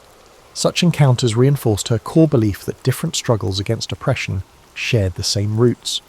The scope of her activism expanded as World War II loomed. Although Helen had long held pacifist leanings, influenced by her reading of Tolstoy and her own moral convictions, the rise of fascism tested her ideals. She publicly denounced Hitler's regime, condemning its persecution of disabled individuals, among others, and wrote scathing editorials about book burnings that had included her works. Yes, Nazi Germany had burned some of Helen Keller's writings, seeing them as emblematic of degenerate values. Simultaneously, she denounced the idea of forced American isolationism and advocated for international solidarity against tyranny. This stance wasn't universally popular. Some isolationists believed that Helen was meddling in political affairs beyond her scope, but she saw it differently. In a letter, she wrote, "When a state turns upon its most vulnerable, it reveals its moral bankruptcy for all to see. Who better to speak against these actions than someone who knows what it is like to rely on the conscience of society?" Despite the rigorous travel and public engagements, Helen found time to pursue cultural interests. She was fascinated by music, though she could not hear it in the conventional sense. She would place her fingertips on a piano surface to feel the vibrations, or rest her hand on a singer's throat to sense the changes in pitch. She called it an intimate ballet of my fingers, describing how the tactile impressions formed patterns in her mind, allowing her a unique kind of musical experience. She also became enamoured with world literature, seeking translations in Braille from Russian classics to Japanese poetry. This intellectual breadth often surprised those who expected her to remain confined to topics of disability rights. Another rarely discussed dimension of Helen's journey was her evolving spirituality. Raised in a Christian household, she later explored various philosophical and religious traditions. She read translations of the Bhagavad Gita, delved into the teachings of Emanuel Swedenborg, and even sampled the writings of Islamic scholars. These explorations didn't produce a dramatic conversion story, but rather a composite view of faith. She saw spiritual teachings as a kind of universal language speaking to shared moral imperatives: kindness, justice, humility. This viewpoint steered her toward a more inclusive activism, one that recognised spiritual impulses across cultural barriers. All the while, her personal life was subject to speculation. People wondered if Helen had romantic attachments or yearned for marriage and children. Some whispered rumours about relationships with male companions, journalists, activists, or interpreters. She rarely addressed these speculations publicly. In private correspondence, she alluded to fleeting affections but seemed to prioritise her mission above all else. She once wrote to a friend, "My life is guided by a sense of duty, not a longing for domestication. I find my solace in the broad love of humanity." Whether the statement was a genuine expression of contentment or a protective stance in a world that doubted the sexuality and agency of disabled individuals is open to interpretation. By the end of her global tours, Helen Keller had significantly influenced global affairs, a fact that many were unaware of. She was no longer just an American icon, she was an international advocate, connecting threads of activism, philosophy, and personal determination. The seeds planted during these travels would germinate long after she returned home, setting the stage for the final chapters of her extraordinary life, chapters that reveal both the triumphs. By the end of her global tours, Helen Keller had significantly influenced global affairs, a fact that many were unaware of and a legacy that shapes any human life. Helen Keller's later years often get overshadowed by the recounting of her childhood miracle and her global tours, but they were marked by both measured tranquility and relentless engagement with causes she deemed vital. As Anne Sullivan's health declined and eventually led to her passing in 1936, Helen faced a profound personal loss. Anne had been her teacher, translator, confidant, and, most importantly, a steadfast ally in all her endeavours. Although Polly Thompson and later Winnie Corbally assisted Helen, none could replace the nearly mythical bond she shared with Anne. In private letters, Helen described feeling like a part of her had gone silent. Yet even amid this grief, she pressed on, translating sorrow into continued activism and public service. She intensified her outreach to injured veterans during World War II, as many of them returned from the front lines with newfound disabilities. She visited hospitals, showcasing how Braille and other adaptive methods could provide access to education and employment opportunities. For these men, witnessing Helen Keller, a figure known worldwide for transcending sensory barriers, offered tangible hope. She didn't sugarcoat the challenges. Instead, she conveyed the message that resilience was a discipline, something cultivated through consistent, determined effort bolstered by supportive communities. By this point, her anti-fascist stance was unequivocal, and she frequently linked the fight against oppression abroad to the fight for equality at home.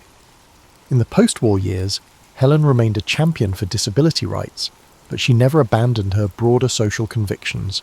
She supported the burgeoning civil rights movement, drawing parallels between the marginalization of people of colour and that of disabled individuals.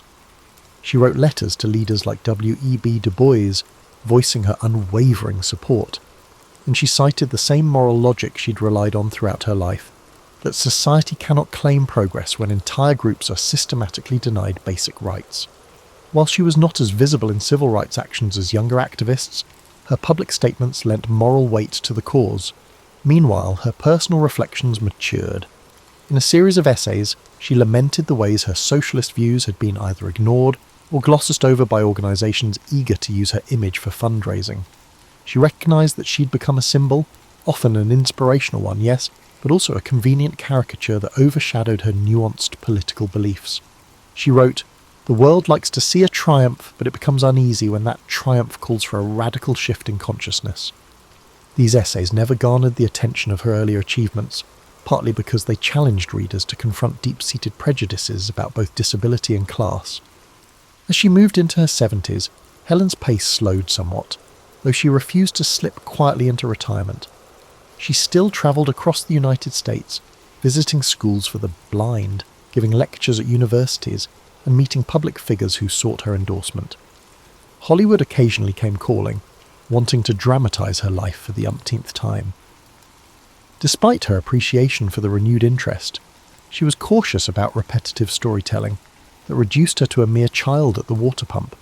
She often insisted that any portrayal include her advocacy work and her worldview, though producers weren't always receptive. She also kept she was writing, producing articles, letters and reflections that hammered home her belief in humanity's interconnected destiny. Helen's passing on June 1st, 1968, brought tributes from around the globe. Obituaries lauded her as the miracle worker's miracle, a phrase that, while meant to honour her, only reinforced the simplistic narrative she had wrestled with all her life. Yet behind the public memorials, there was a rippling acknowledgement that Helen Keller had been far more than a figure of pity or even of personal triumph. She had been a thinker, an activist, a woman of conviction whose reach extended into issues of class struggle, international peace, women's rights and racial justice. In the decades since her death, historians and activists have laboured to resurrect the parts of Helen's story that mainstream culture brushed aside. New scholarship highlights her political essays, her critiques of capitalism, her commitment to civil rights, and even her flirtations with various global philosophies. Disability rights advocates often point to her as an early champion, who recognised that the fight for equal education and social inclusion was fundamentally linked to broader societal reform. While some might still cling to the hagiographic tale of a little girl saved by a saintly teacher, an increasing number of people have come to appreciate the full tapestry of her life, nuanced, sometimes contradictory, but always deeply engaged with the moral imperatives of her era. Helen Keller wasn't just the child at the pump or the smiling woman on stage demonstrating how she spoke. She was an impassioned, imperfect, evolving figure whose challenges didn't simply end when she learned her first word. That victory merely marked the beginning of a lifetime of struggles, fights for her personal self-expression and for a society that valued all forms of existence and potential. Helen Keller's legacy surpasses the common belief that one can achieve anything through hard work. It reaches toward a more profound truth. Empathy for others, combined with the courage to challenge injustice, can reshape how society understands both its strengths and its responsibilities. In this light, Helen Keller stands not merely as a testament to perseverance, but as a clarion call for any generation that seeks to reconcile the gulf between lofty ideals and real-world inequalities. She reminds us that what begins as a personal struggle can flower into a collective cause, a cause that demands continuous effort, relentless curiosity, and above all, unwavering humanity. In the cool dawn of February 12, 1809, a boy was born in a small one-room log cabin in Hardin County, Kentucky, an area now known as LaRue County. His name was Abraham Lincoln, a name that would one day become synonymous with perseverance, justice, and the struggle to unite a divided nation. But on that day, he was simply the son of Thomas Lincoln and Nancy Hanks Lincoln, a humble family living in the rugged wilderness. Abraham's childhood was one of simplicity, hardship, and constant toil. His father, Thomas, was a hard-working farmer and carpenter who taught Abraham the value of labour and self-sufficiency. His mother, Nancy, was gentle and kind, instilling in young Abraham a sense of compassion and morality. The wilderness around them was vast and unyielding, a place where survival depended on resilience, resourcefulness, and community. The family lived in a small log cabin, its rough-hewn walls providing shelter from the harsh winters and sweltering summers of the Kentucky frontier. Inside, the fire crackled softly in the hearth, its warmth a comfort against the chill that seeped through the cracks in the wood. Abraham, with his lanky frame and curious mind, spent his days helping his father with the heavy tasks of clearing land, chopping wood, and planting crops. Though life was demanding, young Abraham had an insatiable thirst for knowledge. In a world where formal schooling was scarce, he read whatever books he could find. By the light of a flickering candle or the warm glow of the hearth, he pored over the few volumes available to him. The Bible, Aesop's Fables, Robinson Crusoe and Pilgrim's Progress. Words became his refuge, a gateway to worlds beyond the rough frontier. He absorbed stories, ideas, and knowledge, shaping a mind that would one day influence the course of a nation. Tragedy struck when Abraham was just 9 years old. His mother, Nancy, fell ill with milk sickness, a deadly disease caused by drinking the milk of cows that had grazed on poisonous plants. Her passing left a void in the young boy's heart, a loss that would shape his empathy and understanding of human suffering. In the quiet days after her death, Abraham and his sister Sarah clung to each other for comfort, their bond deepened by shared grief. His father remarried a kind and supportive woman named Sarah Bush Johnston. She brought stability to the household and encouraged Abraham's love of learning. She saw in him a boy who was different, thoughtful, driven, and destined for something greater. As the years passed, the family moved to Indiana and later to Illinois. The wilderness was ever present, but Abraham's dreams extended beyond the horizon. His hands, calloused from hard labour, would one day hold the weight of leadership. His mind, sharpened by books and introspection, would one day navigate the complexities of a fractured nation. In his early adulthood, Abraham worked a series of jobs.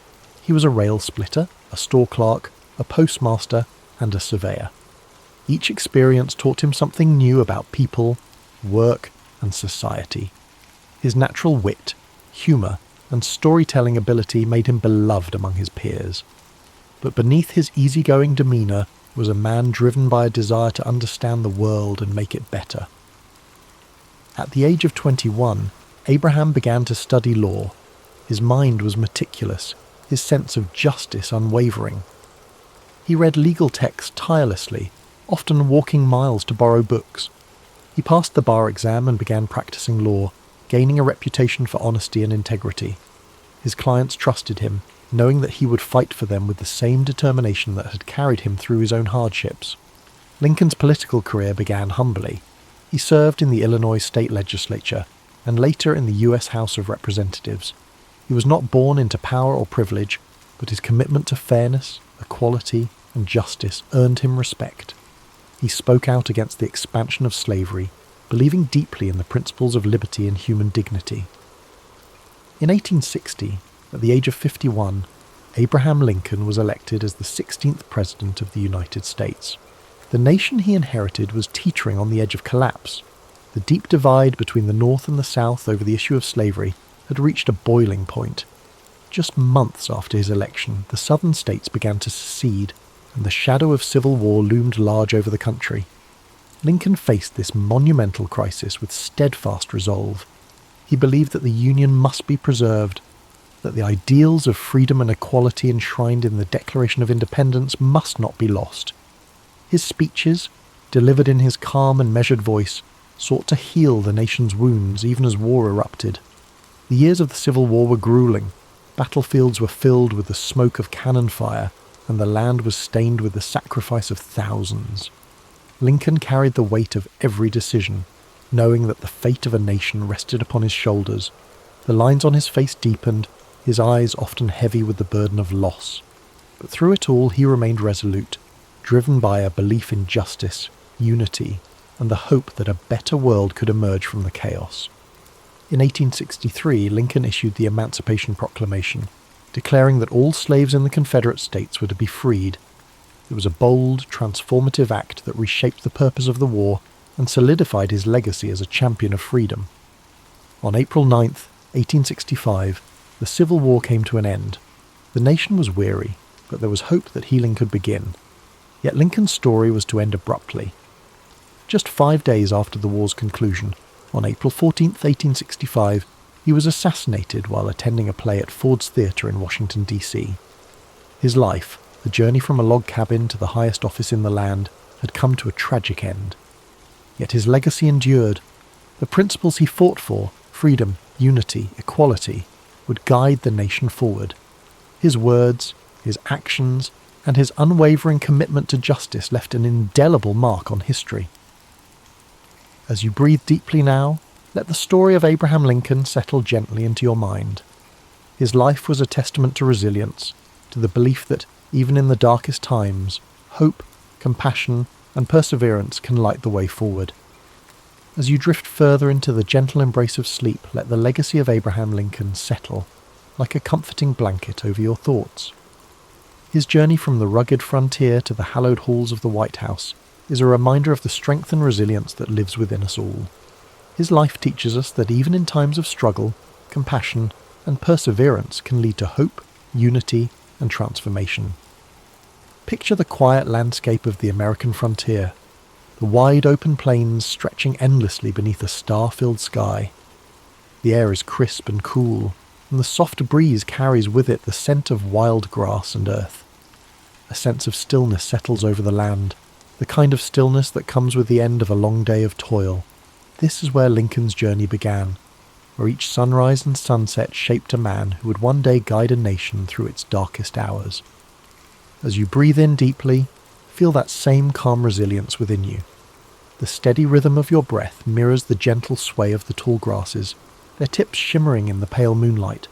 The sky above is vast and serene, a reminder that even amidst the chaos of life, there exists a quiet, enduring peace. Let this image fill your mind with tranquility, a sense of knowing that no matter the trials you face, there is strength to be found in perseverance and patience.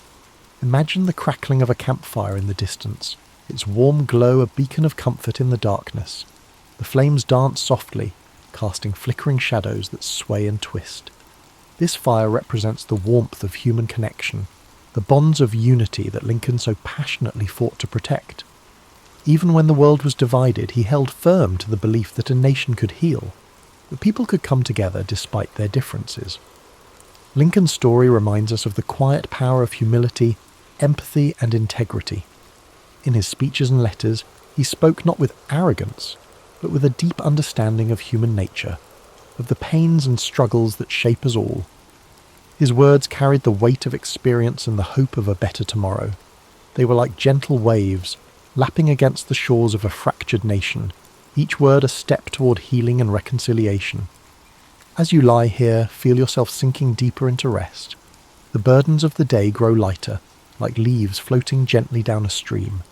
The water carries them away effortlessly, leaving behind a surface that is smooth and calm. Allow your mind to let go of worries, doubts, and fears, knowing that the path forward, though sometimes difficult, is always illuminated by the quiet light of hope. The soft whisper of the wind through the trees mirrors the quiet resolve that Lincoln carried within him. His journey was not one of ease, but of purpose.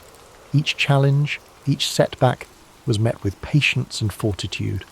He understood that change, real and lasting change, takes time and steady effort.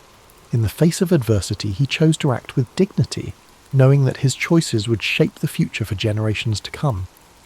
As you drift deeper, imagine standing in the stillness of a forest at twilight. The world is hushed, the last rays of sunlight filtering through the branches, casting long golden shadows on the ground. This is a place of reflection, of quiet contemplation. The air is filled with the faint sounds of nature, a distant owl calling softly, the rustle of leaves in the breeze. Here you feel a connection to the world around you, a sense of being part of something much greater than yourself. Lincoln's life, with its moments of triumph and tragedy, is a reminder that each of us has the power to shape our own legacy. His belief in justice, equality, and unity is a flame that continues to burn, a beacon that guides us through the darkness. His story encourages us to act with kindness, to stand firm in our principles, and to seek peace even in turbulent times. Breathe in deeply, the air filling your lungs with a sense of calm and clarity. With each exhale, let go of any tension or unease. Feel your body relax further, each muscle softening, your mind becoming lighter. The steady rhythm of your heart is like a gentle drumbeat, grounding you in this peaceful moment. The night envelops you now, a cocoon of warmth and safety. The stars above shimmer softly, their light a reminder that even in the vastness of the universe you're not alone. You are part of a story that stretches across time and space, connected to the dreams, struggles and triumphs of those who came before you. As you continue to relax, let Lincoln's story inspire a sense of quiet resolve within you. His life is a testament to the idea that courage, empathy, and perseverance can overcome even the greatest challenges. His journey, though filled with hardship, ultimately brought hope and healing to a fractured world. You too carry that potential within you, the power to face challenges with grace and to find peace in the midst of uncertainty. Thank you for joining us tonight on History and Sleep. May the story of Abraham Lincoln fill your dreams with calm, strength, and the knowledge that you are capable of overcoming any obstacle. Remember to like, comment and subscribe for more soothing stories of history's greatest figures. Now, let go completely. The night holds you gently, the stars keep watch, and your dreams unfold like the quiet pages of a storybook. Sleep deeply, knowing that you are safe, that you are strong, and that tomorrow holds new possibilities, new paths to explore, and new moments of peace. As you drift even deeper into the comforting depths of sleep, let the quiet strength of Abraham Lincoln's story continue to guide you. His journey, one marked by perseverance, compassion, and unwavering resolve, reminds you that within every moment of stillness lies the potential for growth and healing. The night wraps around you like a warm, protective embrace, and your mind settles further into a place of deep relaxation. Imagine now a gentle breeze whispering through the fields of the American Midwest, where the tall grass sways like waves upon a sea of green and gold. The landscape is bathed in the silvery light of the moon, casting long shadows that dance across the open plains. This is the land where Lincoln grew up, where he learned the value of hard work, the weight of responsibility, and the simple joys of a life lived close to nature. The distant sound of a slow-moving river meanders through the air, its waters reflecting the soft light of the stars. Each ripple is like a thought, gentle and fluid, carrying away the worries of the day. You're standing on the banks of this tranquil river, feeling the cool, damp earth beneath your feet. The water flows endlessly, reminding you that life, with all its challenges and triumphs, moves forward in its own steady rhythm. In the distance, you see a campfire glowing softly, its flickering flames casting a warm, golden light. The warmth of the fire reaches out to you, offering comfort and reassurance. It represents the quiet resolve and inner strength that guided Lincoln throughout his life. The flames dance and sway, whispering stories of perseverance, courage, and the enduring power of hope. Lincoln's life, though filled with challenges and loss, was also a testament to the beauty of simple joys, the laughter of loved ones, the satisfaction of hard work, and the solace of quiet reflection. His humility and integrity, even in the face of great adversity, remind us that true strength is not always loud or forceful. Sometimes it is found in the quiet determination to do what is right. As you breathe in deeply, feel that same sense of quiet strength fill your being. Each breath brings with it a wave of calm, washing away tension and worry. With every exhale, you release the weight of the day, allowing your mind to sink further into the peaceful flow of the night. The world around you is hushed, the night filled with a serene stillness. The stars twinkle softly above, like tiny beacons of hope, each one a reminder of the infinite possibilities that lie within you. Their gentle light is a guide, leading you through the darkness and into a place of rest and renewal. Imagine now that you are walking along a well-worn path, the soft grass cushioning your every step. The path winds gently through a landscape of rolling hills and quiet forests, each step bringing you closer to a place of complete relaxation. The air is cool and refreshing, filled with the faint scent of pine and wildflowers. The sounds of nature surround you, the rustling of leaves, the distant call of a night bird, and the soft murmur of the breeze. This path represents your journey, a journey that is uniquely yours. Just as Abraham Lincoln faced his own trials with courage and resilience, You too have the strength to navigate whatever challenges lie before you. The path may twist and turn, but with each step you're moving forward, growing stronger and finding peace within. As you continue along this path, you come to a quiet clearing. The ground is soft and inviting, the air filled with a profound sense of stillness. Here, you feel a deep connection to the world around you and to the quiet power within yourself. This is a place of rest, a place where you can let go completely, knowing that you're safe, supported, and at peace. The night sky stretches above you, vast and endless, a reminder that you are part of something much greater than yourself. The gentle glow of the stars fills you with a sense of wonder and calm. You're exactly where you need to be, and in this moment, everything is as it should be. As you settle into this peaceful clearing, allow yourself to drift even further into the depths of sleep. Your breath is slow and steady, your body relaxed and weightless. The world fades away, leaving only the comforting darkness and the quiet rhythm of your heart.